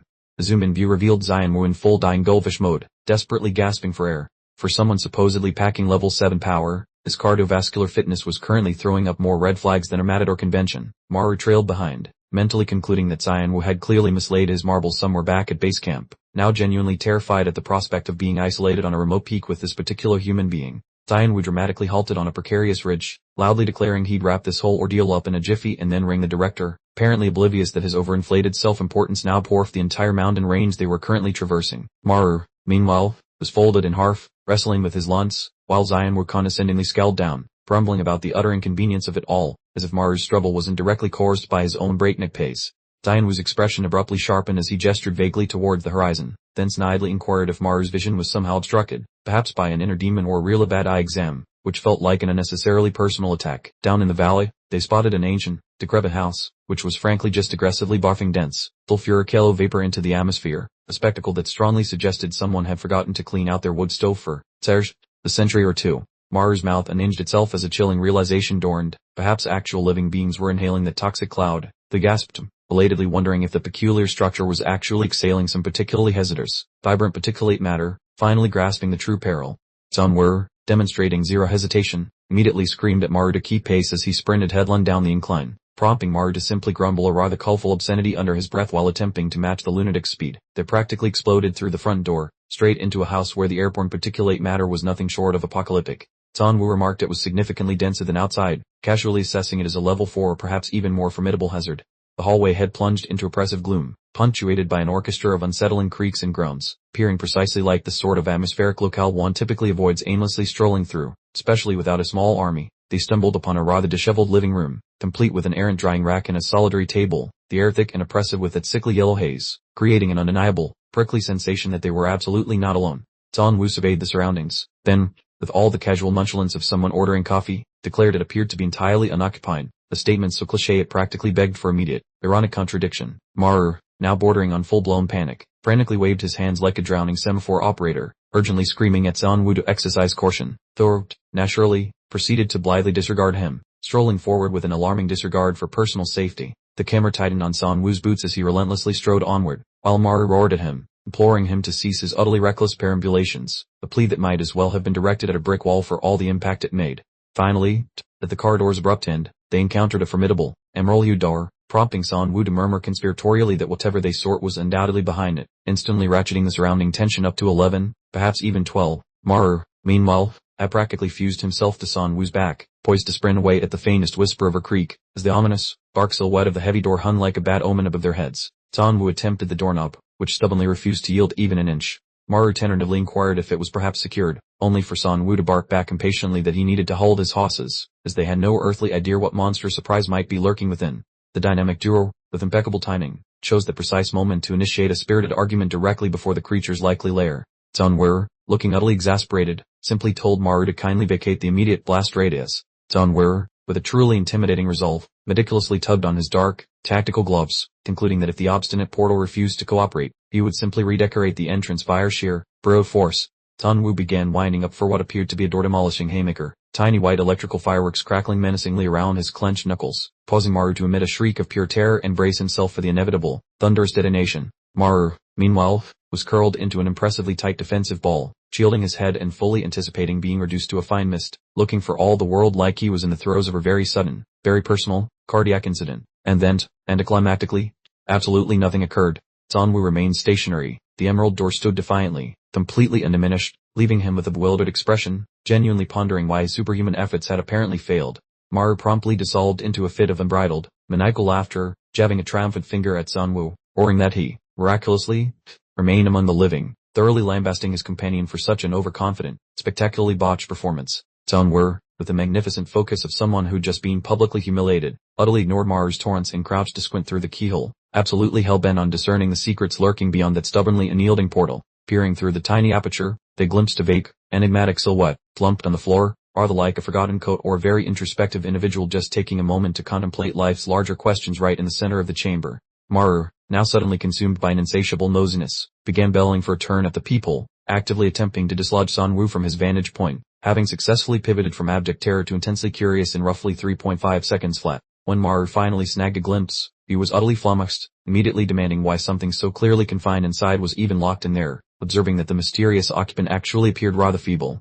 Xianwu props himself against the drywall, acting like the world's foremost authority on spectral critters, calling BunRv a nincompoop while dropping the bomb that the grime is at least level 7 quality. BunRv's complexion instantly resembles an unbaked pastry as the dreadful truth sinks in, sputtering that it surpasses the one from Ganwer Island, his previous jitters surging back with gusto. A tight shot on BunRv's face reveals he's panting like a marathon runner, the prospect of tangling with a level 7 duel making his ticker feel like it's staging a jailbreak. Meanwhile, Dianwu was busy limbering up, looking completely giddy and certifiably bonkers, proclaiming his pulse is racing and he's utterly delighted for a shot at a truly challenging foe. Dianwu sports a terrifyingly wide, toothy grin, leading Maru to the grim conclusion that he's shackled to an absolute lunatic, resolving his best bet as a hasty report to the central command post. Maru hightails it down the corridor, moving faster than a rumor on a Saturday night, certainly not lingering to observe the chaos Dianwu is clearly preparing to unleash. He yanks on the entryway's knob, only to yelp that it's firmly shut, realizing he's now securely confined indoors with both the deranged chap and the high-grade monster. Maru wrestles with the front door mechanism, his features contorted in sheer fright, fully appreciating that he is currently nothing more than a very stationary target.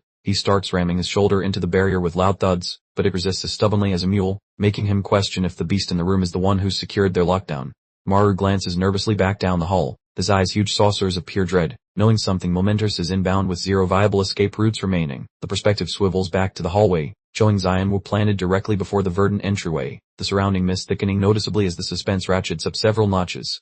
Dianwu proceeds to deliver vigorous kicks and frustrated punches to the plaster walls, shouting at the cloistered phantom to emerge and spar, having demonstrably misplaced every last shred of common sense. A close view of Dianwu's face displays an utterly deranged spectacle, bellowing challenges at the spirit and completely glossing over the fact that it's a serious level 7 entity. Maru is crouched over, clutching his skull and vibrating with anxiety, moaning about being marooned with a Rakshasa-obsessed maniac and wishing for an instantaneous teleportation out of there. The entity within the chamber is finally unveiled, presenting as a chorky, stone-hued phantom whose eyes are completely sealed with thick, clumsy stitches, introducing the level 7 Akikomori Rakshasa. Maru peers toward the hallway as the percussive sounds of Dianwu's assaults reverberate throughout the dwelling, looking entirely fed up with the entire miserable assignment. A sharp focus tightens on the demon's sewn eyelids, an intensely creepy visual that makes one ponder the precise extent of this solitary spirit's capabilities. Suddenly, the ghastly, warped vocalization drifts from the shadows, murmuring the word, loner, the deep, resonant sound certain to freeze the marrow in anyone's bones.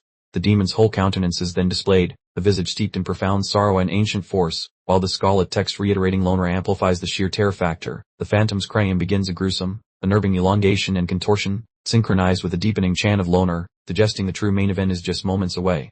Dianwu gazes at his own hands in utter disbelief as smoke wafts from his ebony gloves, realizing with a jolt that every single one of his 10 digits is fractured, yet the door remains utterly unscratched. He stands there in the passageway, looking utterly perplexed at the jade-colored door, loudly demanding to know the composition of this thing, his pride thoroughly bruised by a simple slab of wood. Maru isn't faring any better, trying to pulverize a wooden dining chair against the surfaces while desperately seeking any structural floor, but absolutely nothing yields to his efforts. Maru lets out a mighty roar for it to shatter, putting every atom of his available energy into a swing with a hefty footstool, as this is absolutely a matter of survival and the building is clearly superior. Maru collapses, wheezing and dripping perspiration, delivering the grim bulletin. The entryways, the partitions, even the glass panes are ludicrously robust, confirming this isn't a house but a high-security vault. A close-up on Maru's face shows the early tremors of claustrophobic panic setting in, wondering if this impenetrable shell is the specialized defense mechanism of the solitary Rakshasa, encasing its victims in a fortified prison. He leans heavily against the nearest wall with a pain expiration, completely spent, both muscle and mind depleted, as the surrounding barriers seem to draw in menacingly claws. Clutching his sternum, he feels a full-blown cardiac episode brewing after merely 60 minutes of confinement, fervently hoping the folks back at base are starting to scratch their heads in concern. The title card suddenly flashes across the screen, boldly stating, 2 hours elapsed. By this point, the silence within the structure must be so profound it's practically screaming. Maru has officially lost his mind, his face a glistening mask of pure fury. He shouts, demanding to know if their colleagues completely abandoned them. Like a forgotten item on the shelf, the scene cuts back to the sunny, peaceful headquarters building. A muffled shriek echoes from deep within the structure, confirming that the internal chaos is still raging. Inside, Dianwu is having a total panic attack, grabbing his head as he screams in terror. He yells that everything is awful, and honestly, for the first time ever, I agree with his analysis. Things are reaching a fever pitch back at the office. A mess. Ji-won moves in a blur, frantically trying to pull everything together, and the rising stress levels are practically visible. She is absolutely livid, shrieking about how anyone could possibly forget the critical date for the Busan training. It's truly a high-stress environment where excuses are definitely not welcome. The entire department is in crisis mode, with keyboards clattering furiously as they race against the deadline. Ji-won snaps questions about the material, and everyone yells back that they are on it. Almost finished, we see a close-up shot of her hand slamming down on the enter key, creating a dramatic, digital flash of light. The work is finally complete, and the files are sent at the absolute last second. Yashok exhales with a massive sigh of relief, leaning back in her seat after finally completing her section of the report. She looks completely drained after the digital marathon, but at least her part is done. Yashok wastes zero time, immediately tossing the files toward the team leader and shouting a hasty thank you. Bye. To everyone. Ji's officially clocked out and making a sprint for the door before anyone can possibly stop her with another task. Meanwhile, the rest of the office staff are just casually clocking out for the evening. Someone shouts to see them all tomorrow morning, oblivious that Maru and Samu are literally fighting for their lives. Yoonjiwon slumps onto the plush yellow couch with an enormous sigh of contentment. She looks forward to a perfectly relaxing night, completely unaware that her rookies are currently experiencing a real-life horror film. She takes a blissful sip of her coffee, her eyes closing in total peace. She murmurs that she's finally getting some quiet time, a statement that defines true dramatic irony given the circumstances. The whole team is just relaxing in the lounge area, enjoying the tranquility. It stands in total contrast to the desperate banging and shouting currently happening on the nearby mountain. Suddenly, Tuin's eyes spring open as the realization finally hits her. She asks what became of those two, noting that 3 hours have passed since they left. Better late than never, I suppose. The close-up shows the team on the couch as the atmosphere shifts dramatically from relaxed comfort to genuine worry. Yashak looks up slowly, recognizing they might actually have a huge problem on their hands. Jiwon starts to freak out, rubbing her forehead vigorously in frustration. She murmurs that this is exactly why she shouldn't have dispatched the rookies alone, finally feeling a strong surge of guilt. She quickly jumps into action, ordering Yashak to join her while everyone else stays behind. But Charna refuses to remain put, declaring that she's going to because something feels very wrong. Charna is already pulling on her black tactical shirt, looking like she's preparing for military combat. She has that intense, main character look that confirms things are about to get serious.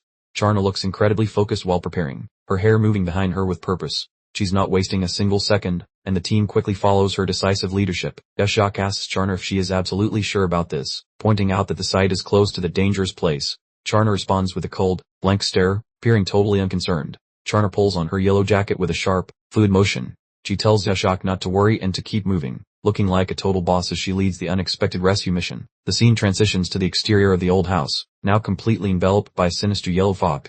It looks even more menacing as the sun begins to fade from view. The rescue team arrives at the house and immediately looks around with confused expressions. Yashak asks the obvious question, wondering where on earth the two rookies are. Yashak notices thick smoke pouring from the building. She asks what is going on, hearing frantic shouting and screaming from inside the structure. Maru and Samu suddenly sprint out of the gloom, yelling at them not to close the door. They look like they've just barely escaped a literal pit of despair. The heavy door slams shut with a metallic crash before they can fully get outside. Maru is on the far side, screaming in disbelief about why the rescue team came in here in the first place. Maru is hyperventilating uncontrollably, pans up in sheer panic, while Jiwon looks completely bewildered.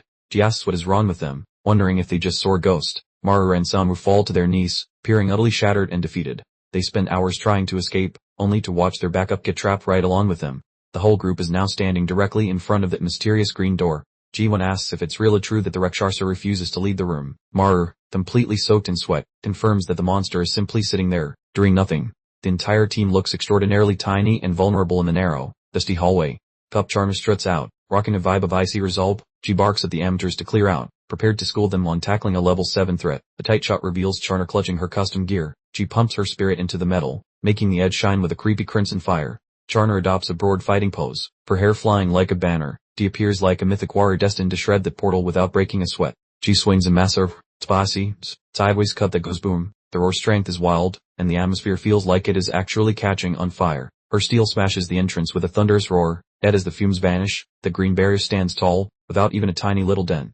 Yashak is totally floored, her jaw hitting the pavement while she whispers about the greatness, unable to grasp that Charna's ultimate move failed so miserably. Yoonjiwon adjusts her specs and claims it is her turn. She behaves entirely chill, acting like she holds a hidden ace for fixing broken reality. She pulls back her cuff, and an actual void erupts from her wrist. It is a nasty yet cool exhibit of her spider demon powers at work. The tiny dark arachnid with bright lemon eyes greets from her flesh gate. This is easily the most bizarre talent we have witnessed in a while. Jiwon balances the bug on her nail, the golden banner for her spider magic popping up. She seems ready for a tea party with her creepy friend. She nudges the critter toward the frame, calling it her mini and urging it forward. It is honestly both cute and nightmare fuel in one package. The butter wiggles into the narrow lock slot while Jiwon roots for it. She praises the little guy for being such a good boy, like a weed mom. Then she flops down, moping that the plan flopped because the crack is too tight. Even her scout insect cannot penetrate this magical wall of doom. Maru looks properly creeped out by her antics, who yells that she is coddling a monster like a kitten and being a freak, which is pretty fair. Chonu folds his limbs and glares at Yashak, barking for her to demonstrate some talent. He's totally finished with this boring standing around part of the job. Yashak avoids his gaze, looking flushed and dripping with nerves. She confesses to having zero offensive skills, which is a terrible vibe for a dangerous fight. Chonu is grumpy, labeling her dead weight with a flick of his hand. He then bugs Maru about stealing that mere spook's magic and tells him to act. Zoom in on Chonu's mug. He looks ready to clock Maru just for breathing near him. He has absolutely no chill for basic newbie wines today. Maru stutters that his vision is fuzzy and the distance is too great for his magic. Jonu just cackles at him, calling his whole existence a waste. The entire squad gathers in the corridor, looking like confused puppets. Yashak wonders if any coworkers are left to bail them out, though that seems highly unlikely. Jiwon notes that their boss is at her seminar and stays away until Tuesday, but her face glows when she recalls that Officer Kim Yebak is around. Yashak perks up instantly, highlighting that Yebak is their last hope. It feels like they just discovered a forgotten rocket launcher in their back pocket. The group shrieks in fright when Kim Yebak manifests right among them. They howl about his sudden arrival, looking like they just saw a terrifying ghost. Yebak offers a faint, peaceful grin and mentions he showed up because they were taking forever. Apparently his total lack of aura is an actual magical trait. The entire crew stands frozen with mouths wide open. It is peak comedy that these elite warriors missed a middle-aged guy strolling into a tiny hall. Yebak relaxedly stretches a hand to poke the green portal that spooked everyone. Jiwon asks if he can manage the task, her tone dripping with optimism. Yebak inspects the wood with an intense stare through his lenses. He's the sole person not freaking out about the level 7 debris floating nearby. Yebak abruptly drops to the tiles, sliding around in the grime. The rest of the gang just stares at him with massive question marks over their heads. The whole squad forms a tidy queue, peering at the fellow wiggling on the carpet. They have zero clue what his game is or how this works. Maru asks if the guy is napping, looking quite peeved by the odd show. Jiwon confesses ignorance since Kim is a desk worker and she never saw him use his magic. Jiwon, performing a world-class shrug and a face that screamed I have no idea either, clearly indicated she was just as adrift as the newest recruits. Frankly, this crew seemed more like a comedy of errors than a crisis response unit. Mirror and Song appeared utterly deflated, as if their very essence had just packed up and moved out, whispering incredulously that their much-anticipated savior was merely a gentleman enjoying an impromptu siesta on the carpet. While Yebak continued to recline dramatically, Jiwon entertained herself with her arachnid pal, and Charner found the wall utterly captivating. Song erupted, roaring that their supposed rescue party was about as effective as a screen door on a submarine. The collective uncomfortable shuffle filled the air, as the entire house maintained its oppressive, doom is imminent vibe, until a sharp, distinct clap sliced through the tension, clearly an attempt to corral everyone's wandering focus. Jiwon bore her palms together with a decisive smack, declaring that they absolutely must locate an alternative escape route as a unified front. Her admirable attempt at upbeat leadership was struggling against a room where morale had clearly hit Mariana Trench levels. Zanwu shrieked a retort, insisting that escape was a laughable fantasy, then demanded to know if their grand plan involved simply waiting for the Grim Reaper to arrive, prompting Yosef to soothe his frayed nerves by proposing they patiently await the real team's commanding officer. Mirror clamped a hand over his mouth, his face a telltale shade of green, clearly contemplating an unscheduled redecoration of the floor, as the thought of sharing a dwelling with a level 7 creature until morning was, for him, to her, unadulterated, terror-fueled agony. The team huddled together in a defensive knot, the palpable tension so dense you could practically carve it, looking for all the world like a gaggle of children who just discovered they were hopelessly lost in the deep, dark woods after sunset. Mirror, probably blaming his life choices up to this point, suddenly observed that Officer Kang Charner had become eerily silent, a truly unsettling sign that, in any decent horror story, usually precedes the moment when everything goes from bad to absolutely disastrous. The tight shot of Mirror's face revealed eyes resembling saucers filled with pure terror. He was clearly picking up on the unsettling vibe that the actual main event of impending doom had not yet even begun, which, honestly, is just rude. Yosef furrowed his brow, pondering with intense concentration why their monstrous Rakshasa acquaintance hadn't so much as twitched a muscle or attempted to end their existence. It was almost as if the creature had a very particular appointment on its apocalyptic schedule. Without warning, the colossal rumble rattled the entire dwelling, launching everyone skyward in a collective fright, and Charner, ever the alert one, swiftly announced the unsettling sound was emanating directly from the master bedroom. Charner, transforming into a lightning-fast streak, was already tearing down the corridor, her previous wall-staring face clearly over as she hurtled toward the epicenter of the disturbance. Apparently, something had finally flicked her go-time switch in overdrive. Maru's pupils began to pulsate with a sinister crimson hue, indicating his mirror side had, quite unbidden, sprung to life, allowing him to perceive the very structural integrity of the house warp and jitter with alarming instability. The tight shot on Maru captured him emitting a sound of pure, unadulterated dread. He was witnessing the very dwelling itself animate and contort in a manner that defied all known laws of physics and interior design. The master bedroom's walls were grotesquely contorting and pleating inward, accompanied by a truly nauseating symphony of groans and cracks, as if the entire chamber had decided to become ascension. An happy piece of origami. The entire crew collectively gaped down the corridor, their faces frozen in expressions of pure, unadulterated terror, as Zion shrieked that the building was clearly undergoing a severe case of shrinkage, finally appearing to grasp the truly dire implications of their predicament. Zion-Wu's face lit up with a wild, manic gleam as he roared a triumphant epiphany, announcing he had at last deciphered the enigmatic Lonarak Sharser's master plan. He resembled a slightly deranged professor who had just unlocked the universe's most twisted secret. The tight shot zoomed in on Zion-Wu's intensely focused, slightly bulging eye, as he boomed that the Rakshasar's agenda was something truly horrifying, and frankly, this agonizing cliffhanger was doing a real number on my nerves. The solitary Rakshasa remained perfectly still within its shrinking sanctuary, its expression an impassive granite slab, and those eerie, stitched-up eyes appeared more disturbingly vacant than previously imagined. Clearly, this creature was the master planner of their imminent demise. The creature's withered, prayish appendage began a slow, deliberate ascent, its gnarled, talon digits flexing with a chilling, rhythmic ****, almost as if it were conducting an unseen symphony of structural collapse from afar.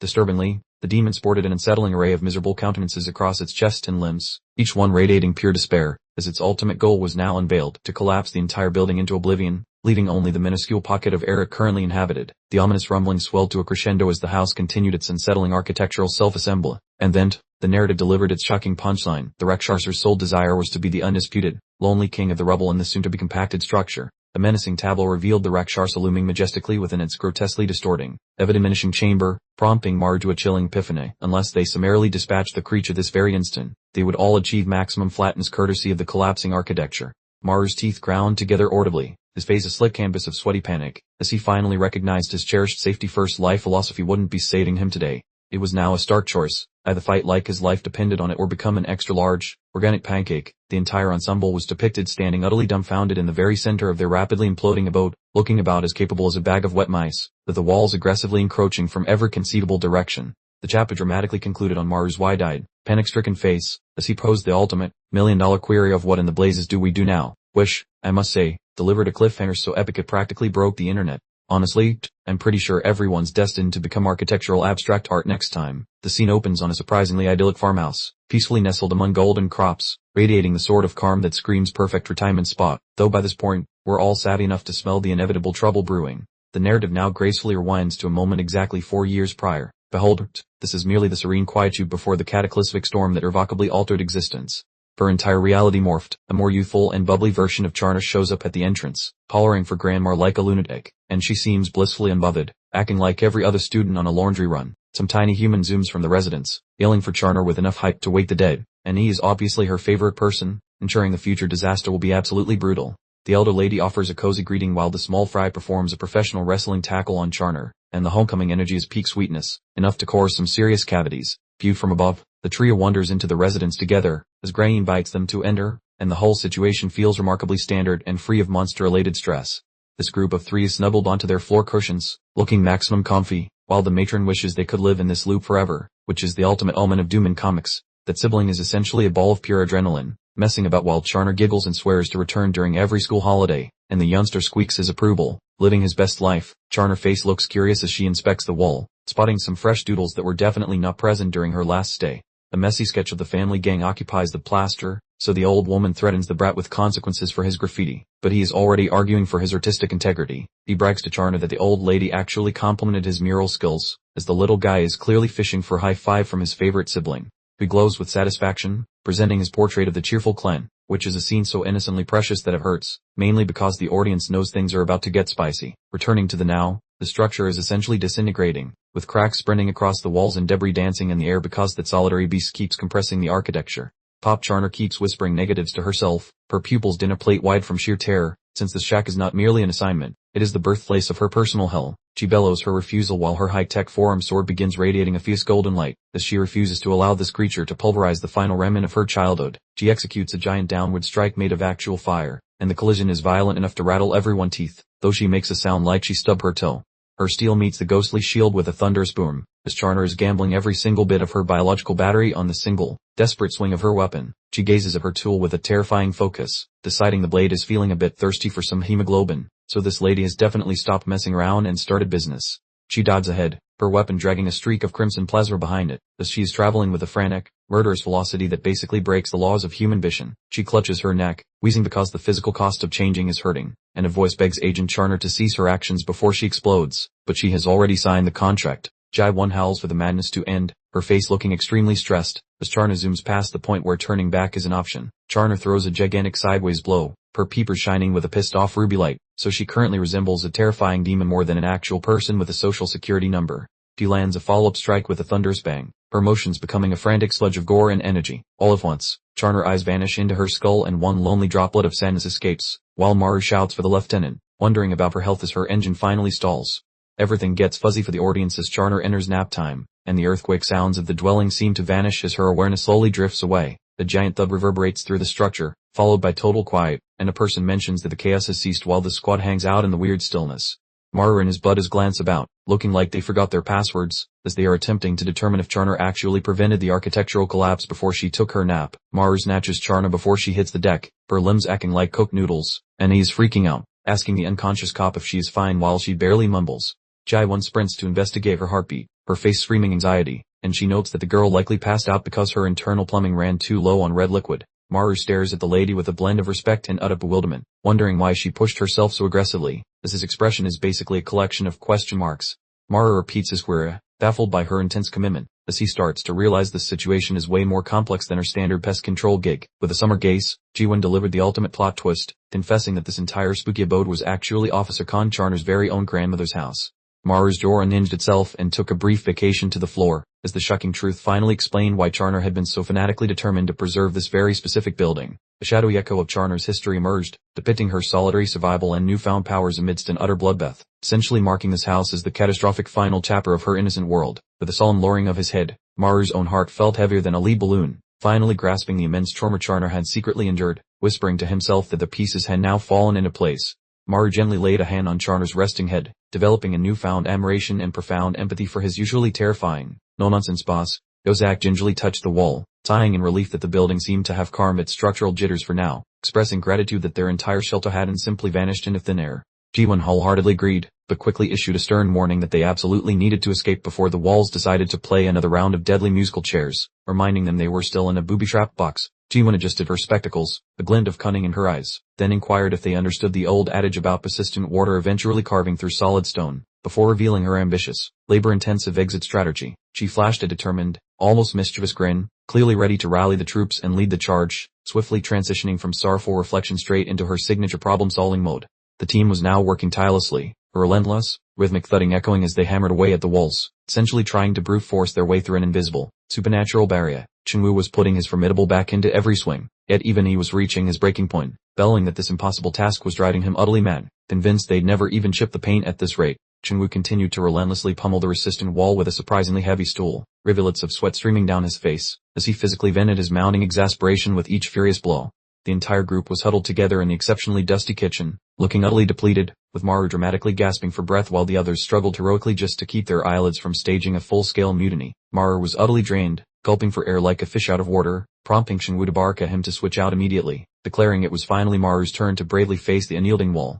Maru shrieked back, utterly flabbergasted by the sudden demand, only for Chungwoo to sarcastically ask if he was already spent, while Maru merely groaned about his aching arm in an insatiable hunger pang. Maru dramatically slumped to the floor, a litany of complaints tumbling out, specifically mentioning his throbbing arm, his ravenous hunger, and his utterly parched throat. As he lay sprawled on the ground, the calm, decisive voice announced that they would handle it, a declaration that unmistakably signaled Charner was somehow back on her formidable feet. Charner rose, appearing startlingly pale but radiating an unwavering resolve, reiterating her intent to personally finish the task before calmly retrieving the fallen knife to resume their relentless work. Maru instantly leaped up, anxiously questioning if she was truly alright and insisting she desperately needed more rest, but she simply dismissed his concerns with a blank, unreadable and perfectly fine stare. She returned to the arduous task, chipping rhythmically at the obstinate wall, as Maru nervously mumbled something about having overheard this particular dwelling was once her grandmother's cherished home. Maru scratched his head, feeling incredibly awkward, then mused how oddly pristine the empty house always felt, suddenly realizing with a jolt that she must have been meticulously maintaining it throughout all these years.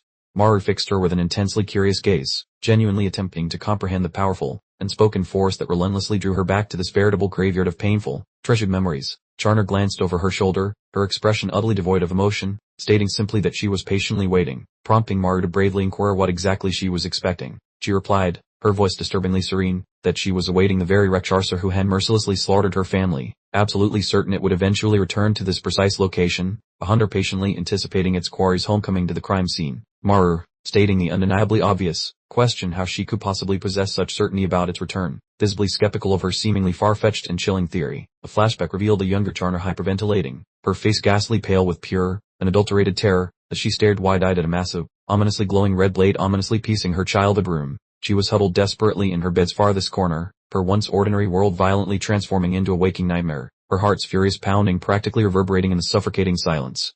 The monster was now fully revealed, a terrifying, lean demon adorned with multiple menacing arms and malevolent glowing eyes, truly the stuff of ancient, chilling legends, undeniably the very beast Charner had relentlessly pursued her entire existence. Charner concluded her thought with an exceptionally intense gaze, asserting that this specific Rakshasa was fundamentally unlike any other, absolutely convinced it possessed the shrewd intelligence required to revisit its original, gruesome hunting ground. She clarified that her sole and unwavering focus was exclusively on the Rakshasa responsible for her family's demise, declaring it her one, singular, defining objective in life. A truly horrific silhouette from her past emerges, a dark figure with glowing eyes looming ominously through the thick fog. This creature is the nightmare that currently pays rent in her head.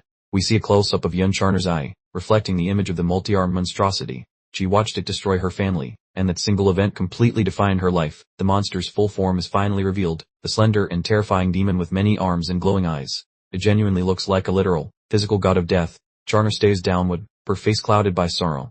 She explains her theory that when Rakshasas appear, they are always drawn back to the scene of their original attack. Maru looks at her, a complicated mix of admiration and worry on his face. He wants to know why she joined the Ganwar squad, since she's a level 7 powerhouse who belongs in HU. Charner returns a serious gaze, asking him if he feels disappointed because her only concern is the specific Rakshasa that murdered her family. Maru scratches his neck, looking completely flustered. He candidly admits he's only in it for the decent paycheck, delivering a classic piece of Maru-style honesty. Charner points out that he will probably transfer to the Seoul headquarters because the salary there is much higher. Maru visibly flinches. He starts blushing furiously, having recently been scouted by Director Ildo.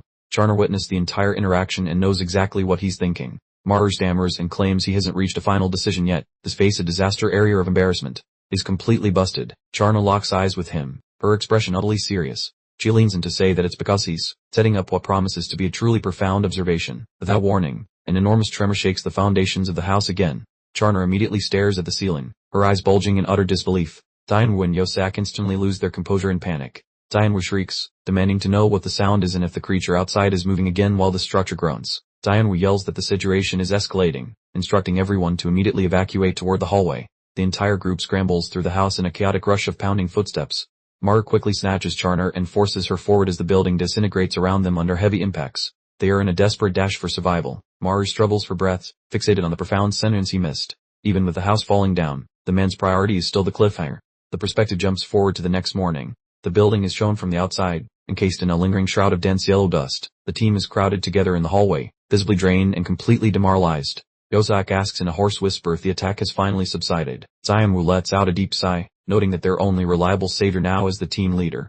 Unfortunately, he's stuck on a detour outside Yusen and won't be back for quite some time. The squad members are shown collapsed against the walls, seemingly having officially thrown in the towel. The pervasive yellow fog completely envelops their surroundings. Officer Kim Yivik is lying on the ground, seemingly in a deep slumber. Maru points out that Yivik has been out cold this whole time, completely ignoring the chaos around him. Maru looks absolutely finished, complaining bitterly that they risked everything to escape while Yivik just snoozed through it all. He's at the breaking point of frustration. Without warning, the entire group recoils as a loud sound, already present, fills the corridor. Something very strange is happening to the veteran who was just napping. Maru whips around to face Yebek again, shouting that they need to hold on and make sure they wake Officer Kim Yebek first. Maru unleashes a terrified shriek as Yebek slowly gets up. He immediately roars about what's wrong with Yebek's face, his own eyes bulging in genuine terror.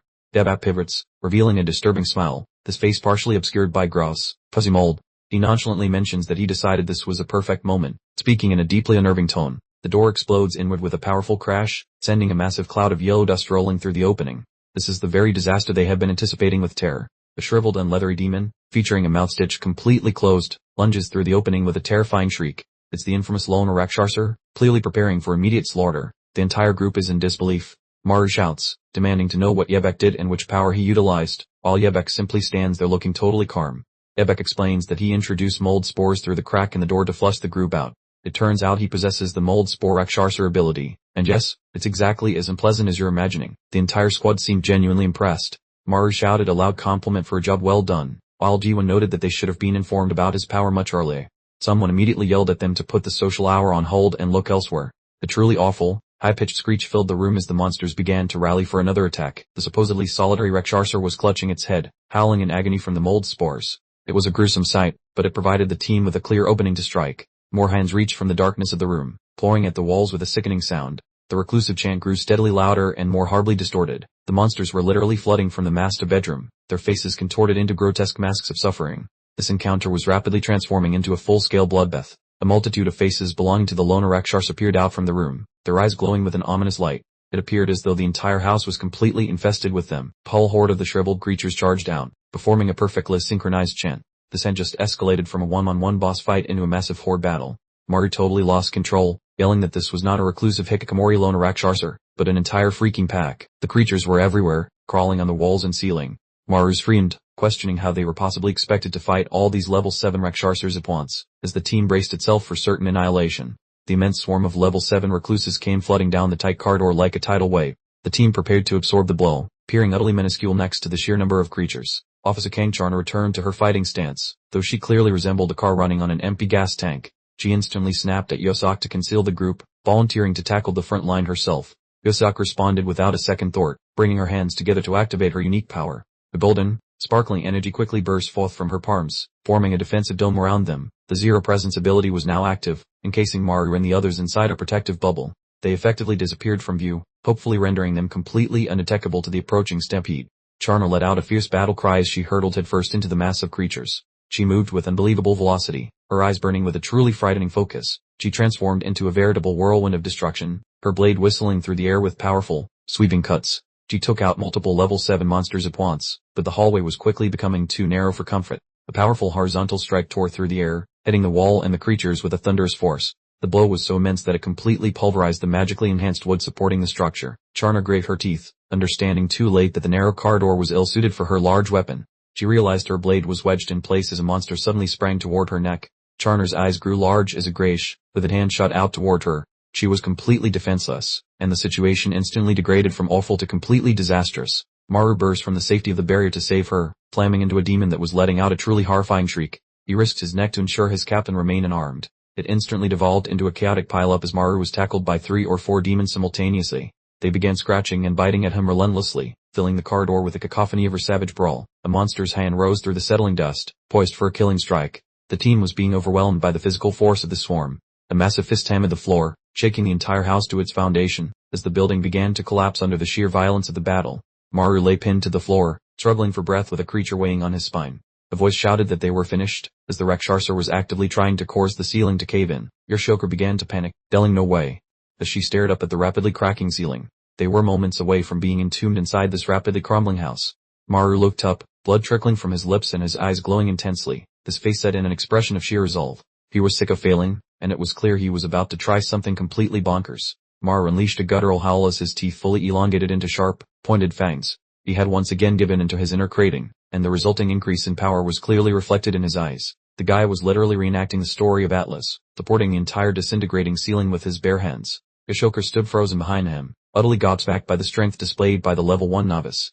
Yoshioka offered him a quick thumbs up, noting that while it looked pretty messy, he did a decent job. She was finally beginning to understand exactly why the director was so interested in him. The monster slunk up behind Maru, letting out a low growl, but Maru was completely immobile, occupied with preventing the house from collapsing on them. He was profusely sweating, yelling that he simply couldn't hold on any longer.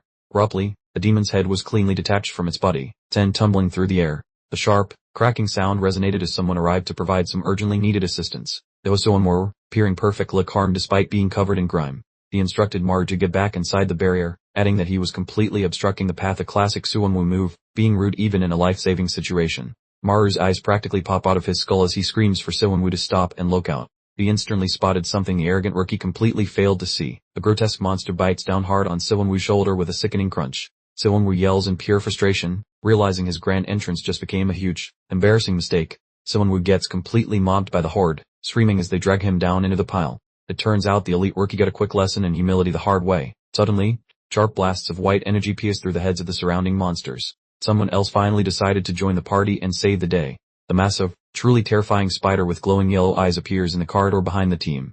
G1 is finally allowing her summoned beast to go full-on monstrous mode against the horde. Close-up shows G1 pushing her glasses up, revealing 3 glowing red dots on her forehead. She instantly becomes a total powerhouse now that she's finally serious. G1 takes control of the fight, yelling at Sanwoo to help Captain Charna while she and the others protect the unexpectedly useful rookie, Arn Maru. The power structure in this hallway changes instantly. Charna fully returns to form, spinning through a group of demons and slicing them into thin ribbons. Her blade whistles through the atmosphere as she effortlessly carves a pathway through the hallway. The entire team is shown engaged in a beautiful, disorganized brawl. Maru is still clinging to the ceiling. G1 spiders are biting like crazy, and Charna is slicing non-stop. It's glorious pandemonium. Charna delivers a final, enormous overhead strike that sends blood spraying everywhere. She wants to be absolutely sure that none of these level 7 clones manage to get back up again. Maru and Yoshioka are just standing there, looking like they accidentally stumbled into the wrong action movie. Maru stares in pure amazement, while Yashoka simply looks grateful to be alive. Maru admits that the veterans fight incredibly well, while Yashoka laughs nervously and says they are actually just hiding out of terror. At least they are being perfectly honest about their fear. Ji-won remains completely focused, her eyes glowing as she monitors the spider mold spores filling the air.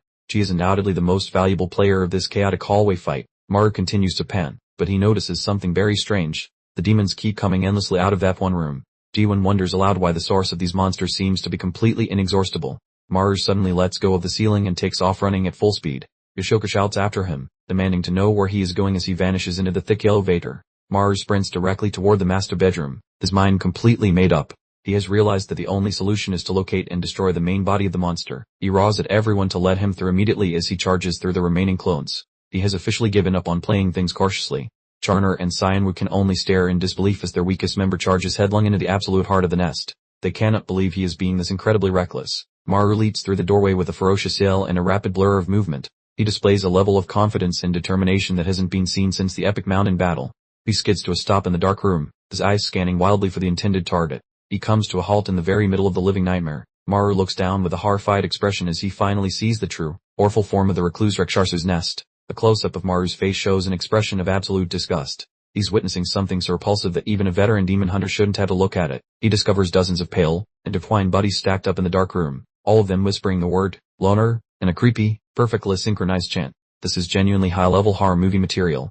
The main body is revealed to be a small, pathetic-looking figure cowering in the corner, enveloped by glowing red veins. This is the cowardly creature that has been attempting to defeat them. Maru stands over the monster, blood smeared on his cheek. He snarls, calling it a coward for hiding in the room and fighting with Kappas, clearly projecting all his own past fears onto the creature.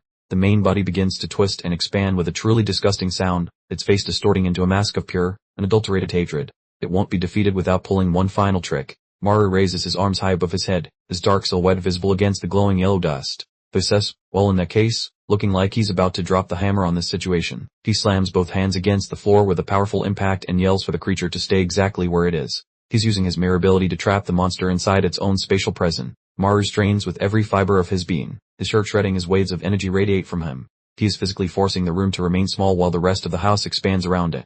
We see a close-up shot of his hands glowing white-hot as he struggles to maintain the spatial lock. The physical exertion is immense, and you can see the veins popping out in his arms. Maru hightails it toward the doorway as the whole place starts to go boom around him. His little feet churn like a cartoon character trying to outrun a collapsing spatial rift. He glances back over his shoulder for a final look, his face a sweaty mess of pure exhaustion. He actually managed to pull off the victory, neutralizing the terrifying monster. He lets out a loud groan as he hits the floor near the exit, the mirror power finally flickering out in his eyes. He's completely drained, like a battery hitting 0%. Through the tiny opening left in the wall, the others peer inside with wide eyes. They absolutely panic, yelling for Maru to hurry before the portal slams shut permanently. Maru stretches out a desperate hand toward the light, his eyes huge with panic. He's going to make it by only a fraction of a second before the entire space vanishes. He's screaming as he dives headfirst for the opening, the cheerful yellow hallway light calling his name. It's a true nail-biter of an escape. A hand shoots through the narrow opening and clamps tightly onto Maru's arm, yanking him out. The person pulling him has a firm grip, looking surprisingly intense and serious as their hands lock together. Seonwoo manages to yank Maru onto the hallway floor with a heavy thud. Both of them lie there for a moment, sucking in air while the room they just escaped vanishes completely into thin air. The two rookies stare at each other for a moment, both absolutely covered in blood and filth. The hallway silence finally feels incredibly peaceful after all the noise. Suddenly, the entire team erupts into cheers. They yell with pure joy, throwing their hands high as the yellow dust starts to settle down. They actually managed to survive the high-level monster pack. Ji-won and Yosuk totally swarm Maru, towering him with praise about how his mirror abilities saved everyone. Maru just laughs awkwardly, scratching his head and trying to soak in all the compliments. Captain Charner watches the whole scene from the background, sporting a faint, very rare smile. She is clearly proud of her team, especially that Rikishi decided to gamble on. The hallway is shown from far away, looking perfectly normal and quiet once again. The mission can be officially marked down as a massive success. We quickly flash back to Charner's happy family dinner, a bittersweet reminder that she managed to save the actual house where those precious memories were created. Back in the present, Charner turns to look at Maru with a serious expression on her face. There is a new level of respect in her eyes now that certainly wasn't there before this. Maru touches his face, realizing the mirror ability vanished now that the big demons are dead. He's back to being just a regular level 1 character for the moment. Maru stands up and stretches out his limbs, looking incredibly determined. He figures that if that's the case, he has one final task to accomplish before they depart. Taeyeonwoo yells out, demanding to know what Maru is doing right now as he watches Maru leaning over the pile of monster remains. Maru is literally taking a huge bite out of a piece of the level 7 demon. We zoom in on Maru as he swallows the piece with a sickening, wet sound. He's definitely not letting all the precious level 7 power go to waste. Maru stands in the hallway with his hands outstretched, sensing the lingering energy. He explains that there's still enough smoke left in the house for him to use, his eyes focused on the task. The walls begin to rumble with a deep, resonating sound. Maru is currently testing out the spatial manipulation ability he just took from the loner demon. He is literally moving the walls of the hallway just by waving his hand. The house seems to respond instantly to its new owner. Seon was absolutely floored, his mouth hanging open wide as he watches the level 1 rookie somehow rearrange all the architecture. Maru puts his entire back into the effort, shouting as he tries to fix all the damage that he just caused. He leans against the wall, gasping that there isn't quite enough smoke, but he's determined to repair a little bit more. He actually wants to fix Captain Charner's grandmother's house for her. A hand reaches out and places a firm, stopping pressure on Maru's arm. The soft voice simply says, "Enough," and Maru immediately stops moving. It's Charner, and she looks directly into his eyes and quietly says, "Thank you." This is the first time she has truly acknowledged him as an equal. Maru is totally dazed, his face heating up as he looks at Charner's gentle expression. The main character energy in the hallway is currently off the charts. We get a wide shot of the two of them standing together in the repaired hallway as the morning sun shines through the windows. It's truly a beautiful and peaceful moment. The simple little drawing Charner's brother doodled on the wall is still hanging around. It's a testament to everything they went through, dividing the chaos like a true masterpiece. Now we pop back over to the Ganghwa Island headquarters. The place is glowing brightly, looking way too optimistic in the morning sun. The voice shouts out, announcing someone's arrival. Enter team leader Diopman, fresh off the boat from Busan, clutching a bag of that famous local bakery bread. He looks ridiculously cheerful for someone who just managed to dodge a global crisis. Diopman strolls into the office, completely bewildered. He stares at the deserted cubicles, questioning why absolutely nobody showed up for work. He pulls off his shades, his face a mask of confusion. As he moves toward the lounge, he's silently asking himself where his entire team disappeared to. He pauses in front of the night duty room door, carefully studying the nameplate. He inquires whether anyone might be hiding inside, then grabs the handle. The door clicks open, and his mouth immediately drops wide open, completely stunned by the sight before him. His cell phone suddenly blasts an alert from the desk. The caller ID reads direct to mobile phone, indicating a high-level summons from the big chief. Director Ildo answers, sounding suspiciously relaxed. He casually asks what all the fuss is about while gazing out his executive window. Back in Seoul, Chief Yu explains she offered Han Maru a prestigious role at the main headquarters, but he actually turned it down. She's completely flummoxed by his bizarre decision. A slight, knowing smirk appears on Ildo's face. He simply replies with a well, already having deduced the logical conclusion. Looking down from above, we observe the entire Ganghwa squad Charner, Diwon, Dosuk, Maru, and Seon piled together on mats, fast asleep on the floor. They look completely disheveled, but also like a real family unit. Ildo chuckles, figuring Maru finally bonded with the Ganghwa bunch. The chapter concludes with a heartwarming image of our completely worn-out heroes finally catching up on some much-needed sleep. A colossal explosion of energy illuminates the screen, leaving behind a scorching trail of pure power. Whatever just detonated must have been incredibly destructive. Maru stands his ground in his bright yellow uniform, looking laser-focused as he prepares for battle. The air around him practically hums with tension, indicated by the sound effects.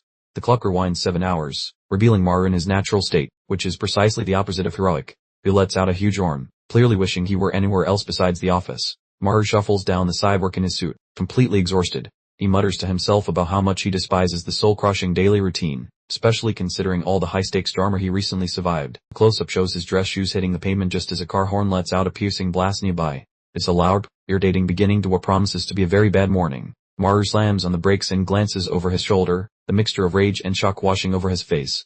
A shiny, white, luxury SUV pulls up directly beside him on the bridge. Maru stands there staring at the extravagant vehicle, likely calculating how many years of salary that thing costs. The driver's window rolls down, revealing none other than Zaimur, looking exactly like a preposterously handsome K-drama star. He sports that smug, perfectly poised expression that screams, "I am vastly superior to you."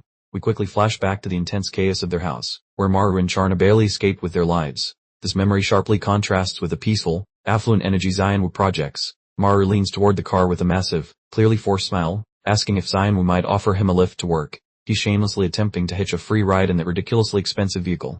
Zainwu doesn't pause for a second, shooting him a frigid glare and immediately telling him to scram. That's a truly harsh dismissal before the morning coffee even starts brewing. Zainwu peels away, leaving Maru choking on exhaust fumes. Maru stands there shaking his fist and shouting rascal, overwhelmed with intense envy for that imported automobile. Maru is now walking alongside team leader Go Diopman, who is sporting his trademark floral shirt. Diopman struts with complete confidence, totally unbothered by the morning chaos around them. Maru rants about Zainwu's awful personality, getting everything off his chest. Diopman just sighs and points out that Maru's own attitude might not be completely perfect either. Diopman grins cheekily, pointing out that wealth and good looks are useless when a personality is terrible. He confidently asserts that a guy like Zainwu absolutely has no friends. The two men erupt in laughter, sharing a moment of shared failure. but Maru suddenly realizes that he doesn't exactly have any friends either, and the truth slams into him with unexpected force. They finally reach the Ganghwa Island headquarters, which appears remarkably tranquil in the morning sunlight. It's the deceptive quiet before the inevitable workplace chaos begins. Maru and Dekman strolled into the office, offering cheerful greetings, but the energy in the room was as thick as weak cold pudding. Dongwoo sat stiffly at his desk, facing away from the group, emitting an ominous sound like popcorn popping as he tensed his fists in pure irritation. The tight shot of Dongwoo's hand showed it smashing violently onto his desk, indicating he was completely fed up with the surrounding casual conversations. Dongwoo swiveled around, fixing everyone with an intense stare, and commanded them to cease their chatter because official working hours had begun. As if he ran the entire operation, Maru felt a cold sweat prickling his skin, internally protesting that he hadn't even uttered a single word to provoke this dramatic outburst, completely baffled by Dongwoo's intense rage. Maru stayed nervously at his computer screen, sensing Dongwoo's judgmental gaze boring holes into the back of his head. Just like any typical day in the office, Yuan appeared equally stressed at her desk by the palpable anxiety in the room, while a new cracking sound echoed, solidifying the office's status as a high-stakes pressure cooker. The camera focused on another clenching fist. Dongwoo was clearly losing control and desperately seeking an outlet for his building frustrations. Dongwoo fixed his gaze on his screen, his jaw clenched tightly, repeating his insistence that work had commenced, attempting to impose an atmosphere of absolute professionalism.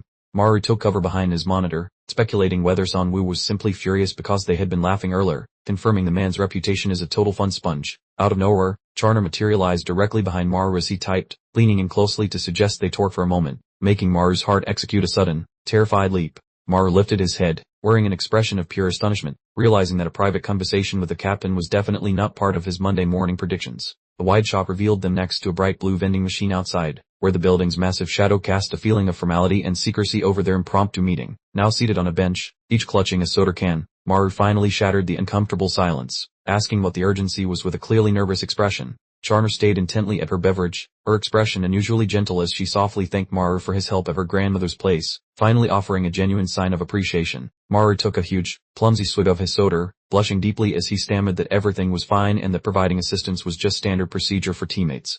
Charner's face adopted an intensely serious expression as she declared that, following the incident, she had reached an absolute certainty about something important. She leaned in very closely, her eyes wide as she started to express her feelings toward him, causing Maru to panic internally, his eyes bulging as he questioned if this moment was truly unfolding. She flatly stated she didn't believe he was merely a level 1 ability user, delivering a blunt reality check that instantly annihilated Maru's budding romantic fantasies in a single swoop. Maru stood completely dazed, stammering incoherently about what she possibly meant, while Charner explained that his healing and consumption abilities were far too powerful for someone ranked so low.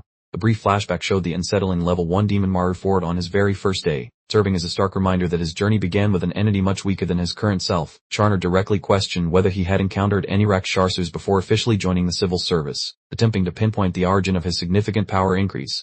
Maru fell deep into contemplation, hand raised to his mouth as he desperately sifted through his recollections, but the immense trauma made the memories seem terrifyingly blurred. Charner glanced behind her, perhaps detecting Maru's growing discomfort, as the mood between them quickly changed from slightly awkward to intensely ominous and suffocating. Maru's face became suddenly enveloped in a shadowy red hue, his expression completely vacant, indicating he was experiencing a full mental collapse as deeply buried memories resurfaced. A horrifying vision of a dark, florid hand flashed through Maru's thoughts. The terrifying figure from his early life was attempting to force its way through his repressed recollections. The horrifying silhouette of the gluttony demon emerged from the darkness, its more full of needle-sharp teeth, representing the creature that genuinely activated his abilities. Maru gripped his chest tightly, struggling for breath, convinced he was experiencing hallucinations again and that his panic disorder was intensifying as the visions overwhelmed him. The soda can clattered onto the pavement as he lost his hold, causing Charner to startle and shout his name, demanding to know if he was alright and what was happening. Maru was doubled over, practically dripping like a leaky faucet, attempting to pretend his brain simply enjoyed conjuring up nightmare fuel on occasion. With a pained grimace, Maru gripped his skull as if battling a rogue squirrel army staging a coup within his cranium. Out of nowhere, Charner's hand shot out, seizing Maru's wrist with an unyielding grasp, as if attempting to tether his wayward soul back to earth. She locked eyes with him, declaring he was perfectly safe, and she remained steadfastly beside him, a truly shocking display of warmth from the legendary Ice Queen. Maru stood utterly dumbfounded, his cheeks flaring crimson as he stared at her touch, feeling as if the entire universe had paused for a commercial break. Just then, Diachun materialized behind them, resembling a nosy apparition, inquiring what exactly they were up to, having stumbled upon a most awkward embrace. Maru shrieked like a startled banshee, rocketing skyward as he wildly flailed his limbs, perfectly mimicking a teenager caught with their hand in the cookie jar. Maru frantically stammered about misinterpretations, but Charna swiftly interjected with a frosty correction, instantly resuming her usual unflappable, business-like demeanor. Charna declared romance subtly illogical, pointing out everyone would be 6 feet under within a year once the Rakshasa legions invaded, truly a spirit-dampening sentiment.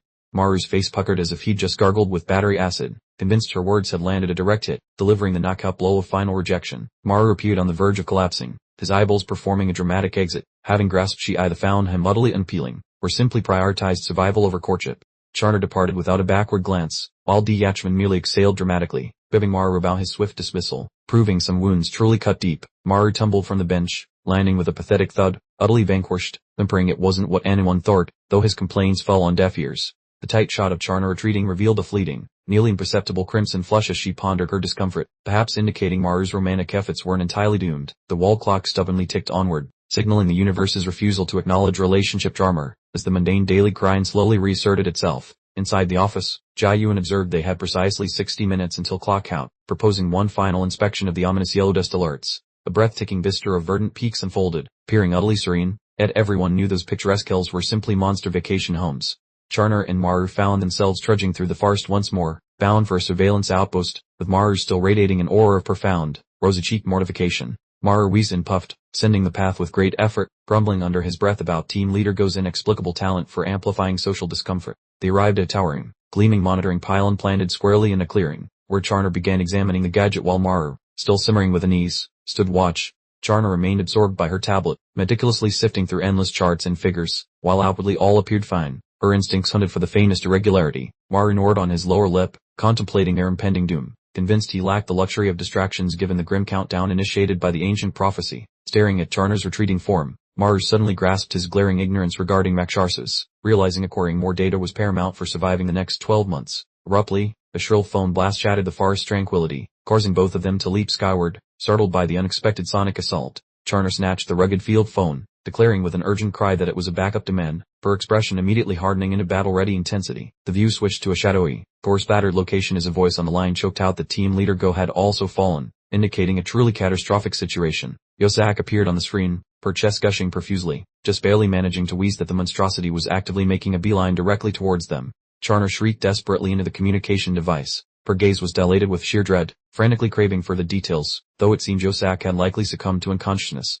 Charner remained rooted, utterly shell-shocked, the phone dangling limply from her fingers, whispering disbelief as Dockman's tragic downfall brutally crystallized into reality. Maru was completely losing his mind, screaming about how that lazy-ass uncle managed to be a level 10 powerhouse. He's utterly baffled that the team's strongest member just got completely dismantled. They both sense something truly dreadful approaching through the trees. Maru yells for everyone to assume a defensive stance and to be careful, as whatever it is, it's headed right for them. Charner pulls out her specialized arm blade, setting her face in a mask of grim determination. She notes that if this Rakshasa took down a level 10 expert, that's significantly more dangerous than anything they've ever encountered. A massive, dark silhouette looms out of the yellow mist, taking the unsettling shape of either a huge bell or a hooded figure. The atmospheric pressure becomes instantly suffocating. Maru and Charner stand frozen in place, viewed from behind as they stare into the dense smoke. While they haven't run yet, it's clear from their rigid postures that they are absolutely terrified.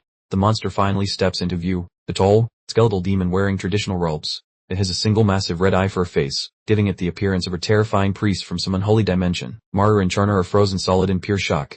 As the creature opens its mouth, Maru screams internally that the thing actually just spoke. The skeletal priest demon offers a deeply unsettling, polite bow. It introduces itself and asks if everyone can just chat for a bit, which is truly next-level nightmare fuel, given this thing's unexpected intelligence. The skeletal priest demon gives another creepy, formal bow. It politely greets them and asks if it could possibly speak with the individual in charge, sounding way too civilized for something so monstrous. Maru is sweating profusely and looks utterly perplexed by the situation. He thinks to himself that this bastard actually talks like a human, his eyes wide with disbelief. Captain Charner is shown from behind with her long hair blowing in the wind. She observes that it is a speaking Rakshasa, while the demon assures them there is no need for hostility because it has no desire to fight. The demon reaches out a long, gray hand in a welcoming gesture. It is clearly trying to act like a friendly host, which makes the entire scene feel even more like a meticulously planned trap. From a high angle, Maru and Charner stand in a clearing, looking incredibly small compared to the towering demon before them.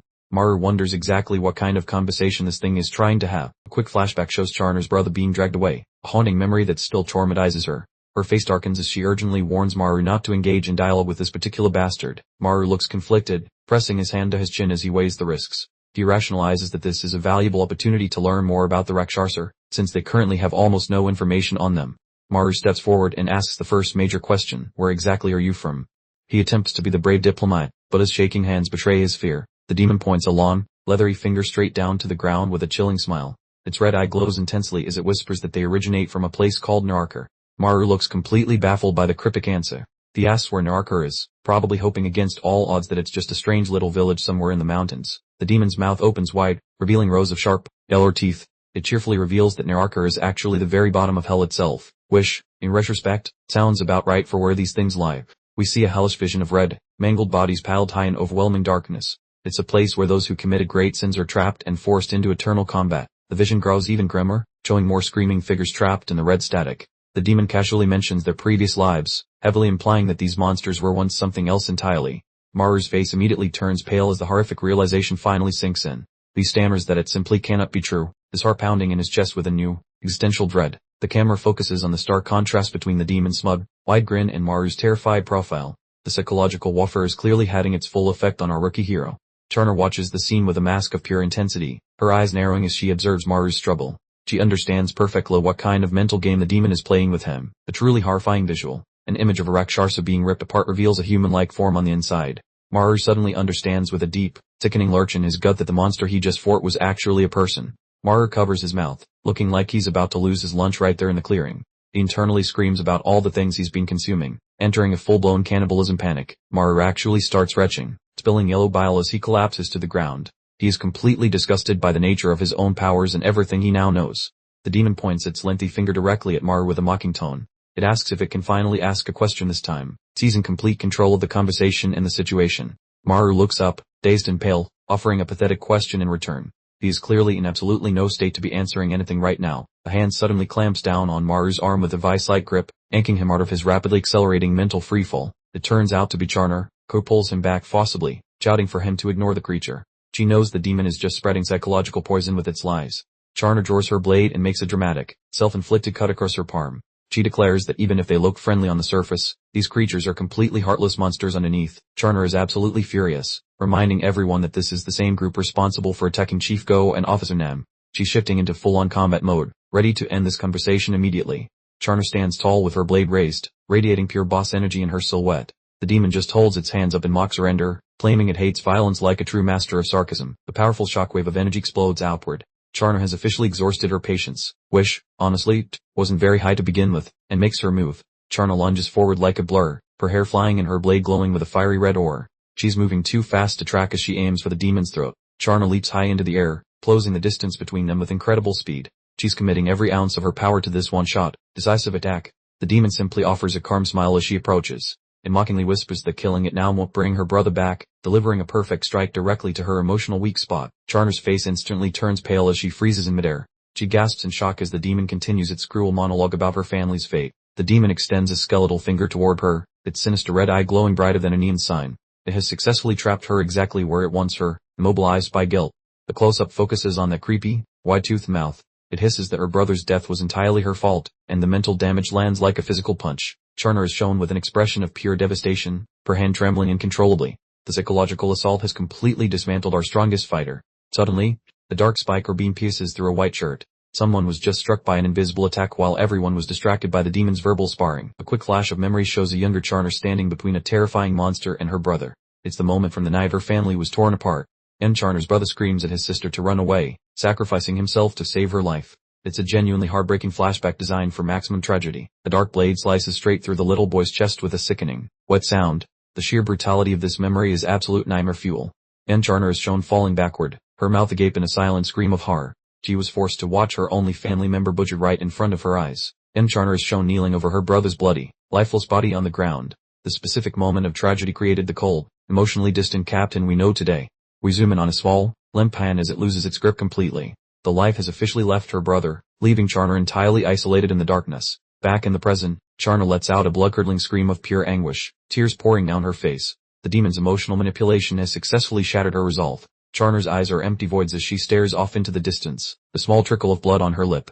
She has completely abandoned the battle, drowning in the ocean of her grief. The demon continues its verbal assault, telling her that she should have died instead of her brother. This level of psychological warfare is genuinely despicable.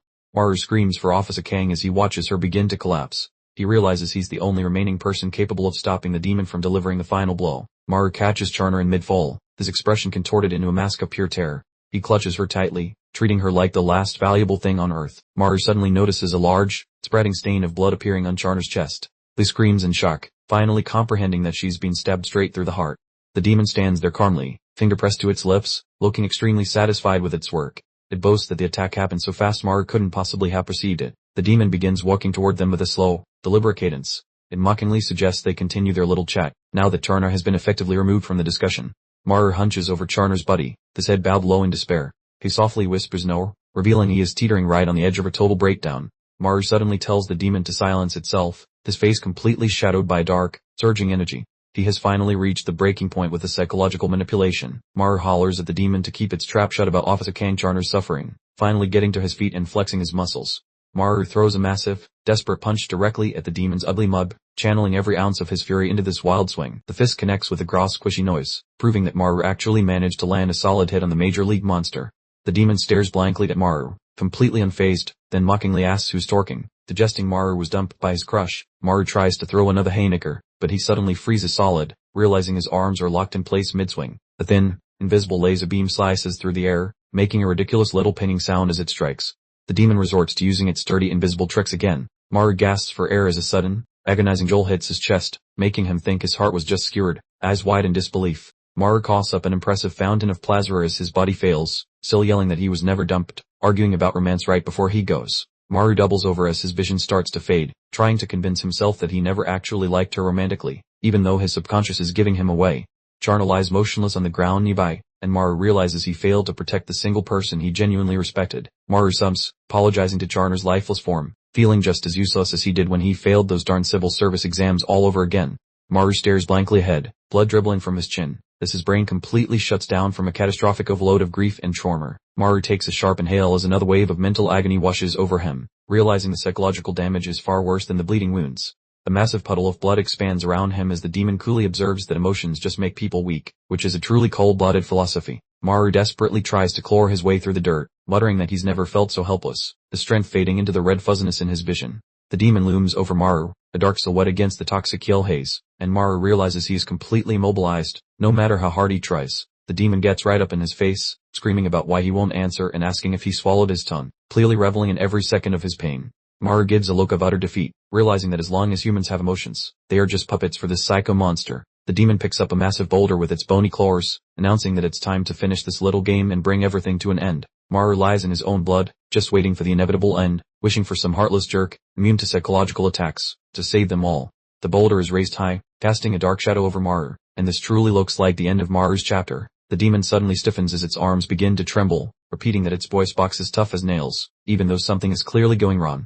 We zoom in on a black-gloved hand catching the boulder, as someone stops the execution with absolute nonchalance. It's Sunwoo, standing there looking totally unbothered while casually supporting the massive rock, asking Maru why he's lying around like a. Maru looks up with a dazed, bloody grin, saying he's glad he showed up, you complete sociopath, sounding truly happy to see his rival. Sunwoo grabs Maru by the collar and yells about what he's grinning at, calling him a total disgrace, clearly not feeling the heroic vibe whatsoever. Sunwoo gives Maru a sharp head flick, causing Maru to yell ouch, then mutters about him not being dead yet with pure clinical disdain, confirming the rescue has officially arrived. The monster holds its head, giggling like a psychopath, bragging that its vocal cords are strong and won't break easily, making bone-chilling cracking noises as it resets its body, completely unbothered by Sunwoo's arrival. Sunwoo stands tall, glaring down at the demon with utter disgust, while Maru is still curled up on the ground like a crumpled paper bag, stunned that Sunwoo called the level 10 threat low level, while Sunwoo just wants the mouthy idiot to shut up.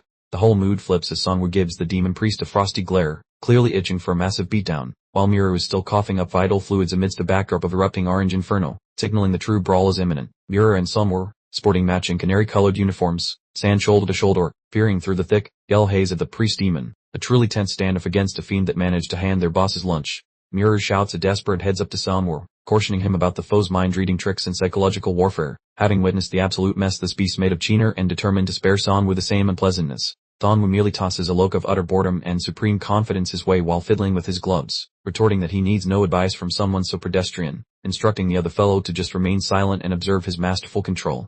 Miru's teeth clench in silent fury over the constant impertinence, concluding that the youngster's arrogant tone mirrors that of the Rakshasa, realizing his competitive peer is just as irritating as the main monster. Sunwoo loosens up his limbs, looking thoroughly prepared for combat, announcing it's time to get on with the slugfest as his focus locks onto the infernal adversary, marking the true commencement of their violent exchange. Sunwoo rockets forward with blinding velocity, aiming to conclude this engagement swiftly using sheer pace and brute force dynamics. The demonic priest remains utterly motionless, offering only a spine-chilling smirk from behind its facial covering, condescendingly telling Xianwu that his dad will never give him props if he keeps failing like this. We see Xianwu from the rear continuing his advance, yet the fiend's barbed words have clearly struck a chord, evidenced by a faint, rhythmic tapping indicating a subtle change in his measured steps. The demon erupts into maniacal laughter, its more unhinging widely, querying if Xianwu is also a hollow shell devoid of feeling, pushing further into the depths of his psyche. A close-up highlights Xianwu's obscured features as the fiend drags into the open the messy details about being the offspring of her mother driven insane by abandonment, leading to her tragic end by her suicide, truly illuminating his core torment. We are subjected to a ghastly flashback of young Xianwu standing beneath a dangling silhouette, pure distilled horror that perfectly explains his current icy demeanor. Maru watches slack-jawed from the periphery, processing the shock, realizing he never suspected such a harrowing history for the fellow. Finally glimpsing the human beneath the cold exterior of the office sociopath, Maru feels a twinge of remorse for his prior harsh assessments, understanding now that he had simply pictured Xianwu as an entitled rich boy, while the truth is vastly more grim and shadowed. Maru adopts a grave expression, struggling to assimilate this fresh data while the demon relentlessly pursues its mental battering ram, making the cumulative burden of everyone's past suffering crush the atmosphere. Xianwu maintains his determined march toward the fiend, the steps now measured and weighty, the ensuing silence thick enough to cut as he marshals his reply. The demon invades his personal space aggressively, sneeringly demanding a response, convinced it has already secured victory in the war for his mind. Xianwu raws that his mother's frailty wasn't her own failing, simultaneously unleashing a colossal, flaming fist directly into the demon's grinning visage, channeling pure fury to overcome the mental block. Xianwu locks his incandescent gaze onto the demon, proclaiming with wild intensity that ultimately, only the robust manage to persist, peering as if he's finally lost his composure entirely. The monster simply chortles, its facial orifice distorting grotesquely, firing back that he certainly won't make it to the finish line either, suggesting a grim forecast for his immediate future. The creature leans in conspiratorially near Xianwu's ear to whisper the ultimate verbal humiliation, declaring him less capable than Manhwa, which is arguably the lowest possible cut to Xianwu's pride. Xianwu freezes entirely, as wide and unfocused as the devastating remark sinks in, recognizing that being ranked beneath the mere level 1 operative is the absolute worst possible barb the demon could deploy. Xianwu lashes out in a frantic, uncontrolled swipe, clearly losing his footing entirely, as the demon effortlessly manipulates his frayed nerves. The demon's elongated tongue whips out like a projectile weapon, narrowly missing Maru, who instantly recognizes the attack, realizing he's finally pinpointed the monster's concealed lethal appendage. Maru and Xianwu simultaneously grasp they've been thoroughly duped, realizing the psychic jabs were mere window dressing to distract from the demon's actual swift execution tactic. Maru articulates the sinister maneuver, explaining the psychological misdirection followed by the surprise stab to the core using the tongue blade, acknowledging it as a brutally effective predatory method. Abruptly, Charner descends from the ceiling area, her edge weapon blazing with a ferocious scarlet ore, clearly signaling that her personal involvement is far from concluded. She delivers a single, powerful vertical cleave that bisects the demon's face, eliciting a genuine shriek of agony from the creature for the first time observed. Charna lands lightly and immediately pivots to check on her companions, asking if they sustained any damage, looking as though she'd just finished a light jog rather than battling a fiend sprung from the underworld. Maru gazes upon Charner with undisguised adoration, thinking what an absolute paragon of coolness she is, once again devolving into an admirer of his commanding officer. The protagonist rattles a brain like some spray paint can, tossing away spicy fantasies, screaming at the inner monologue to hush while turning bright crimson. Maru seizes those rival shoulders, providing a vigorous human mark of treatment, while howling for the companion to quit daydreaming and rejoin the living. The rival has basically vacated the premises, pupils rolling like slot machines while his memory loops the horror, since demonic psychological damage exceeded all expectations. A precise tactical shin kick gets delivered to reclaim wandering attention, as Maru roars for his companion to snap awake and ignore whatever trash that villain spoke. The orange-haired boy adopts a gutsy facade while claiming he is decent, yet his nemesis Xianwu remains remarkably superior, offering peak inspiration from a lifelong foe. The arrogant swordsman twitches at last, muttering a classic, "Tush, Uramifer," implying that signature pride returned as some fantastic omen regarding mental health. Xianwu grins like a total jerk, labeling his helper a complete dunce, though it remains obvious he truly enjoyed receiving that bit of emotional backup. The duo resolves to flatten that creep before heading back home, finally functioning as a legitimate combat team instead of a complete dumpster fire. The squad huddles together while their enemy catches its breath, wondering how to advance when a raised sharp tongue makes social distancing mandatory. Maru stares at Charner, hoping she has some scheme, as those woods grow darker and make this murder scenario significantly more stressful. Charner develops a terrifyingly intense gaze, announcing her intention to brawl since the monster is currently silent and ripe for a brutal rematch. Xianwu looks incredibly doubtful, questioning if she can scrap while leaking fluid, clearly concerned about the giant ventilation shaft currently located in her torso. The girl inspects her injury and her pupils dilate with pure panic, shrieking about what went wrong and why her healing factor is currently on vacation. Xianwu stumbles upon a grim reality, cursing, if they do not butcher the beast, the mental hex prevents recovery and time is definitely running out. Maru begins a frantic dash through the foliage with a face of resolve, realizing he must act by bypassing that lethal mouth sword to finish the job. That noisy invitation distracting the monster away from Charner works perfectly. All Maru's partner mocks such stupidity regarding the choice to play target. The creature falls for the trick, soaring through the sky toward its target at frightening velocity, its talons drumming a frantic rhythm during the approach. The leader barks orders while sprinting, telling Eden to save her Officer Kang, hollering about testing fresh talents against this freakish nightmare. Charner stretches out a hand, crying for someone to rescue Officer Hanmaru immediately, legitimately scared that the poor kid might get liquidated. The target is booking it at top speed, leaving a dust cloud behind during this game of tag, gambling everything on his legs and fresh talents. A lens focus captures those boots as the runner hauls tail, the soles hitting dirt in a frantic tempo, stretching stamina to a breaking point. The runner peeks rearward and observes a monster sniffing his heels, mouth sword poised for impact, concluding that finding sturdy cover is now mandatory. A frantic scan of the horizon reveals a distinct lack of real estate, leaving Maru stuck in the boonies with a level 10 beast wanting his soul. The boy's internal monologue is just one long scream of confusion, hitting a psychological limit while the nightmare creature inches closer to his back. Maru wears an expression of sheer agony as the beast's hot breath tickles his neck, suggesting this is the final chapter for our unlucky hero. Out of nowhere, a deafening honk echoes through the timber, causing Maru to skid to a halt, baffled by the sudden appearance of automotive noises. That elegant porcelain vehicle plows across a perimeter boundary, acting as some genuine miracle amidst this terrifying hellscape. Sun Wu yells from the window for Maru to enter the vehicle, having finally returned to stop a messy funeral. Maru notices the transport, instantly feeling green with envy, screaming about how the jerk ruins a pricey ride while death approaches. The protagonist clears a barrier with a thunderous thud, diving toward the transport, propelled by survival instinct plus saltiness over such an expensive ride. Maru crash-landed onto the SUV's roof, shouting about his jealousy for some rich young guy. This individual clearly had his priorities completely backwards. The SUV door slammed shut with a sharp, reassuring click, signaling they were finally secure inside the vehicle. The monster roared in frustration, slamming against the side of the car, its blows echoing loudly against the expensive, polished metal. The SUV sped through the dark forest as San Wu desperately yelled at Maru to get inside the vehicle. The high-speed chase had begun. Maru scrambled through the open door and into the back seat, his face smeared with blood in a classic action movie getaway. The car door finally closed with a firm click, prompting San Wu to shout that the door was shut as they accelerated away from the persistent demon. Maru lay flat on the car floor, fighting for air, trying to declare himself fine before the gravity of their predicament fully hit him. Maru sat up, looking like he'd just seen a ghost. He was safe for the moment, but the team leader remained missing somewhere outside. The car sped down the road, leaving behind a glowing trail as the engine whirred, carrying them back toward headquarters. Suddenly, a figure in a yellow jacket with wild black hair appeared directly in the middle of the road. It was team leader Go Deokman, looking completely traumatized. The demon launched itself onto the roof of the vehicle, landing with a huge impact. It was absolutely refusing to give up. A hand suddenly shot up from inside the car and grabbed the demon by the throat with an iron grip, indicating someone was fighting back. The demon looked completely confused, its single red eye scanning around in disbelief, having no idea who had just grabbed it. The mysterious hand smashed the demon's head directly into the asphalt with such force that it left a massive crater in the road. The demon was visibly dragged down and pinned by a dark energy field, revealing Maru was using his gluttony power to hold the creature in place. The monster let out a final, terrified shriek just as its head was crushed, abruptly ending its earlier, confident chant.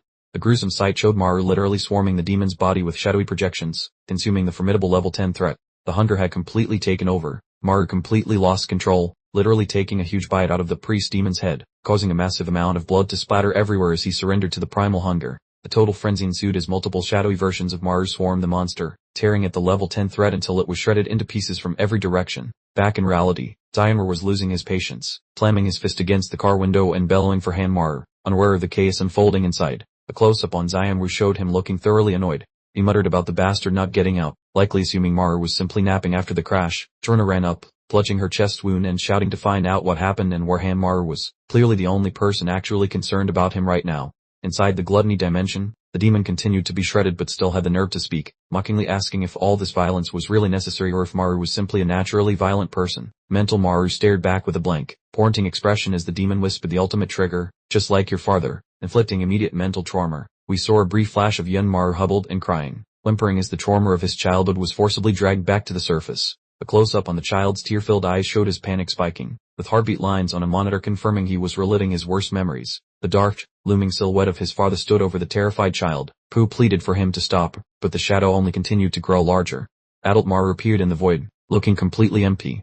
He repeated the word stop as his mind began to fracture under the demon's psychological assault. A flurry of claw strikes tore through the crimson mental space with loud sounds. The demon intensified the torture by asking how Maru felt when his father disappeared. Maru snapped back to reality in the car, shaking his head violently as a high-pitched ringing consumed his ears, looking as though his brain was melting from the mental overload. Poor Maru lets out a howl worthy of an opera singer, demanding everyone cease this emotional tomfoolery. His body dripping crimson, as his glare burns hotter than 1,000 suns. The nasty fiend just spreads a horrifyingly broad, unsettling smile, showing off its cheesy yellow choppers, clearly delighted to have pushed Maru right to the emotional brink. A horrifyingly close look at the monster's cavernous, hungry trap, which smugly declares its attack is utterly meaningless, sounding far too confident for something currently doing the dining. Maru yells for the creature to zip it, just as a whole gang of shadowy hands begin slithering out of the gloom, practically inviting him for a slow dance into an actual dirt nap. The super creepy close-up shows off countless pale, desiccated hands desperately grasping at anything within reach, as the forgotten clique attempts to drag Maru down to their level of misery. The muscular appendage tightens into a hard knot just as a blinding, golden blast of pure power unleashes itself, signaling that someone's patience gauge just hit absolute zero. The poor white sport utility vehicle is now squished flatter than a cheap pancake by a massive shockwave, someone shrieking a desperate plea to halt, right before the whole spectacle bursts into glorious, fiery chaos. Charner is caught mid-scream, bellowing a command to stop with a face etched with sheer panic, watching in horror as her trainee gets utterly pancaked by his own rogue superpower. Sanwoo has to physically restrain Charner as the vehicle cades in with a truly dreadful crunching noise, touting for her to stand back, having just realized the car is now an actual high-stakes hand grenade. The SUV is now just a crumpled mess of metal scrap and sinister dark vapor, the visual evidence suggesting the raw power involved could easily flatten a modest-sized office block. The car lies totally flattened, leaking some sort of dewy, dark ichor onto the asphalt, while Charner shakily notes that the telltale yellow powder is thankfully beginning to fade away. A tight focus on Charner's visage as the awful truth sinks in deep, leaving her looking completely gutted, her gaze fixed on the exact coordinates where Maru used to stand. Charner shuffles toward the heap of ruined steel with an empty, distant expression, while Sanwoo looms behind her, the mountain-top air thick and heavy with unspoken sorrow. A sweeping view of the annihilated vehicle sitting lonely on the deserted mountain road, looking exactly like a fresh roadside memorial following that insane energy discharge. Charner collapses onto her poor knees beside the wreck, wailing that they absolutely must extract Maru this instant, refusing to accept that his story is already concluded. Sunwoo gives her the kind of cold, surgical stare usually reserved for dissecting frogs, flatly stating that it's far past saving time and that the poor chap must be utterly deceased, sounding remarkably unfeeling. Charner whips around to face him, her irises now glowing a vibrant, furious red, thundering that if they can just get him out before that last bit of dust vanishes, there's still a chance to patch him up. Charner begins viciously tearing at the twisted chassis with her bare hands, prints and splashing everywhere as she risks her very own well-being just to reach the man inside. She keeps yanking the car apart with a consistent, metallic tearing sound, her face set in an unshakable expression of grim resolve mixed with deep pain. A hand clad in a sleek black mitt finally reaches out to assist, as Sanwoo grumbles about how easily he could just crush the whole idiot and calls him utterly daft for his efforts. Sanwoo and Charner team up to rip the car door clean off with a tremendous, unified heave, shredding the supposedly robust material as easily as ripping up tissue paper. The scene shifts abruptly to Maru's spirit, adrift in a pitch-black, desolate expanse, curled into a small ball, looking utterly bewildered and completely broken inside. Maru is depicted as a faint blue glow in the gloom, clutching his chest, privately questioning the strange and odd place and why his physical form feels entirely absent, maybe concluding this is the big sleep. He scans the featureless void, noticing the demon has vanished from sight, making him wonder if he finally managed to banish that annoying entity. Suddenly, the demon's awful mouth materializes right there in the emptiness, its leathery edges curling back into a truly unsettling, triumphant leer as it starts to speak. The gaping hole grows wider, revealing a deep red gullet, as the thing drones on about the endless drop, its voice reverberating through the surrounding darkness. The colossal shadow shaped like the priestly demon towers over the minuscule Maru, hissing that the great big void is eagerly waiting his arrival and reminding him to recall his intended path. Maru tilts his head up with a vacant expression, pondering what a calling even means as the perceived reality around him starts to wobble and distort once more. The disembodied voice bellows a command for him to wake up, accompanied by a violent eruption of crimson energy that smacks the demon's face, suggesting Maru is being forcefully yanked back to the living. Maru's eyelids fly open with a gasp that sounds like a seal barking, drenched in cold sweat, looking precisely like someone who just barely dodged a truly spectacular, terrifying accident. Our hero lay sprawled, a human pancake gazing at the crimson sky, letting out a pitiful sound as his body remembered every single boo-boo simultaneously. Abruptly, he found himself levitating by his neck where, a sharp, angry crack indicating someone believed his naptime had truly overstayed its welcome. The gargantuan, shadowy, clawed appendage shot forth, seizing Maru's windpipe with a jarring snap, before squashing him against a flickering, ruby-hued barrier. This shadowy monstrosity got uncomfortably close, its luminous gaze drilling into Maru, who found himself gasping for air, his expression a masterpiece of absolute dread as he remained clamped. The tight shot revealed the creature, an Inkai fiend with multiple rows of razor-sharp fangs, leaving Maru ruddily frozen, pondering the identity of this inner demon now fully externalized. Maru appeared thoroughly terrified, his features glistening with perspiration as he peered into the gloom, trapped in a recursive thought spiral, wondering about his existence as reality bled crimson. That shadowy monstrosity was nose to nose with Maru, its vivid amber eyes and pointed canines of vision from the darkest corners of sleep, murmuring a question about recognition, clearly the architect of his deepest woes. The gargantuan creature hung over Maru within a nightmarish vista of crimson hues, distorted static, and deep gloom, possessing an enormous, thorny physique and wicked talons poised to shred our young protagonist. A tight shot of Maru's gaze revealed adorning, terrible comprehension, the ominous scarlet glow bathing him in a way that suggested he was already halfway through the checkout line for the underworld. The quick memory flickered, showing a younger, wild-eyed Maru, utterly disoriented and frightened, truly a child who had endured countless tribulations before mastering basic footwear. A shadowy, lupine demon slunk through a peculiar wood of ruby-colored foliage. Plurally, this was the primal terror Maru's father had intended for him to confront eons ago.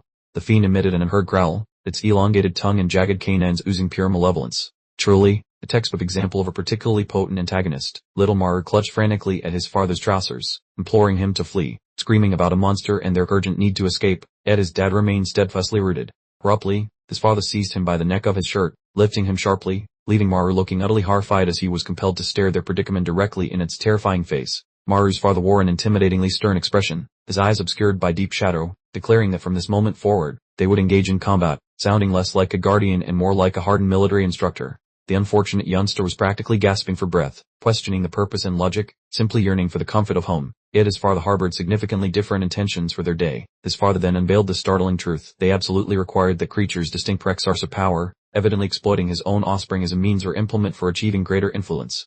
The father physically began pulling Maru towards the lurking beast, yelling about venturing into the void, while Maru shrieked in sheer terror, frantically attempting to escape his father's relentless hold. From afar, the diminutive silhouette of the youngster being dragged into the encroaching gloom appeared, a sorrowful image that starkly illustrated the cruel theft of Maru's early years. The monstrous entity surged ahead with a thunderous bell, its maw gaping wide, as Maru found himself propelled directly into the path of the ravenous creature by his very own paternal guardian. Returning to the current moment, Sunwoo appeared weary but resolutely focused, observing that her small quantity of golden particulate remained, thus permitting him to utilize his powers for a decisive conclusion. Without warning, an enormous geyser of either sanguine fluid or power exploded audibly, leaving Sunwoo utterly dumbfounded as something began to stir amidst the crumpled remains. Sunwoo was either physically thrown backward or recoiled in astonishment as the force field pulsed, finding it impossible to process the sight emerging from the mangled automobile. Maru lay crumpled in the soil, appearing utterly devastated, caked in gore and filth, giving the distinct impression that his very existence was quite literally seeping away. Charner and Xianwu hovered above him, their expressions etched with profound despair. They had anticipated a savior, only to discover a man thoroughly shattered. Charner highlighted the dreadful truth: the essential golden restorative powder had completely disappeared, leaving Maru without any means to mend his catastrophic injuries. Charner knelt beside Maru, her hands suspended above his inert form, peering utterly bewildered about her next course of action. Charner frantically jostled him, yelling his name and querying his awareness, pleading for him to regain consciousness, but he remained entirely inert. Charner gazed at her crimson-stained hands in utter disbelief, stammering questions about this impossibility, comprehending that Maru's current state was deeply and fundamentally amiss. Xianwu and Charner stood rigidly, fixed in their positions, peering at Maru, as the air grew heavy with an inexplicable, novel energy that absolutely did not belong.